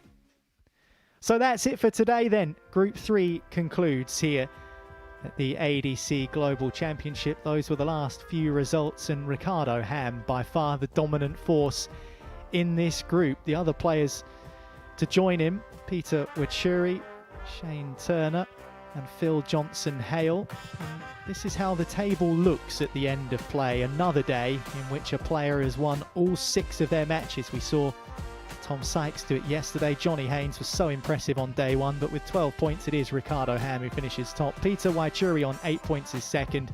Phil Johnson-Hale goes through, perhaps one of the outsiders in terms of those picked for qualification. 4 from 7, remember, through. And Shane Turner, who didn't start the day great, but managed to find some form towards the back end, he finds himself above that dotted line as well. Those are your 4 through from Group 3 here at the ADC Global Championship. What about tomorrow then? Well, we get to do it all over again. Another 4 players will find their way through from these 7, but which 4 will it be? Carl Wilson is involved. Adam Leake, another Australian, has made the long trip here to the Live Lounge in Portsmouth. Ivan Springboard Poulsen, we'll get a look at him. Stuart Dutton, Jimmy Bristow, the impeccably named Zereso Zeverboom, and then Joanne Aldershot. Trina Gulliver's still with me, and Trina, we're excited to see how Joanne gets on. Yeah, of course we are. You know, it'll be a tough group for her, but you know, she's played some good darts this year, so I'm looking forward to seeing how she gets on and you know, progresses through the day. And with the way that the groups have gone the first 3 days, we've already mentioned it, we've seen one player dictate and dominate and win a bunch, if not all of their matches. That will give any of these players confidence that they can be the one to do the same thing tomorrow when it's their turn. Yeah, absolutely. There seems to be a pattern, doesn't there? And there's no reason as to why that pattern can't continue. But it's going to be a tough one, and it's going to be hard to achieve. Well, you can join us tomorrow on Pluto TV. Remember, every dart is live and free on the channel across this ADC Global Championship Group 4 with Wilson, Leake, Springboard, Poulsen, Dutton, Aldershot, Bristow and Zeverboom starts at 9:30 tomorrow. But don't go anywhere, because still loads of great darting stuff on the way on Pluto TV. As a reminder, tomorrow 9:30 for Group 4 of the Global Championship, we've got Double Trouble 4. Hear that Trina Gulliver might be involved in that. Of course, the 4th of January, the grand final of the Global Championship, Devon Peterson is the player that currently holds the crown. Will he retain it, or will it be someone else? That will have to wait until the 4th of January to find out. But stay with us here on Pluto TV, because next up, the enigmatic, charismatic, effervescent Peter Wuri, the king of Kenya, who's booked his place through to the knockout stages. He's on the way with Tungsten Talk next. Thanks for all your company today on Pluto TV. We'll see you tomorrow for some more live darts. Global Championship Group 4 starts at 9:30 a.m.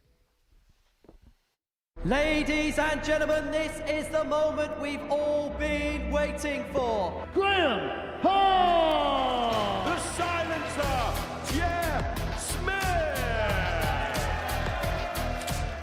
Games up.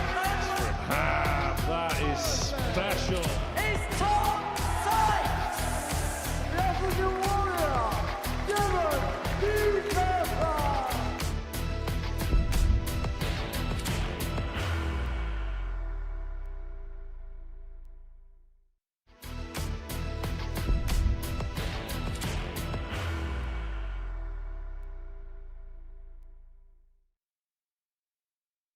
14. He will be disappointed with that. He wanted to have Graham one dart. requires 20.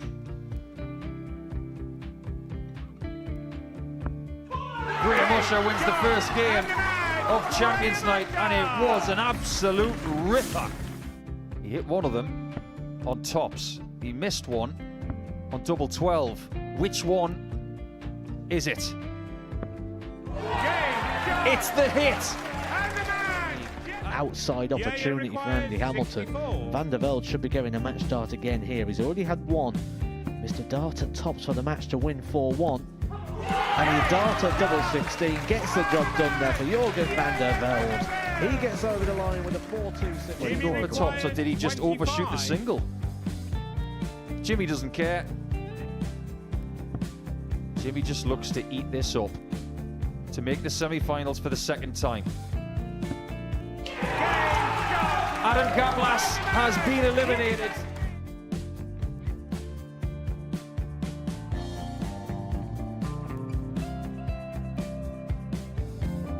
Keep us guessing. This time he's trying to leave double 18. He knows best, and he takes the lead. He's 2 darts away Jeff requires 86. from a Super Series final. He's 1 dart away.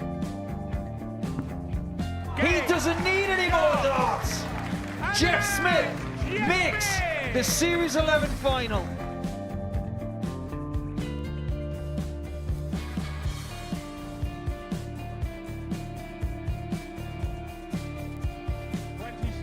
Is Usher losing his cool a little bit here? Oh, absolutely.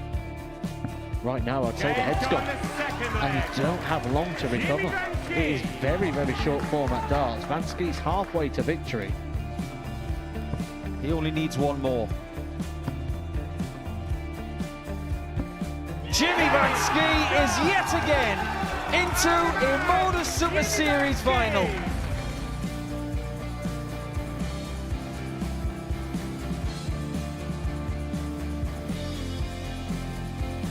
Flashback vibes. Can Jimmy Vansky do the same? Just needs the one treble here on the 19s. Finds it. For the ball. 101. Oh, unlucky. A lot of pressure on it. He kind of split it. 2 darts for double fourth in the match. Game. Go.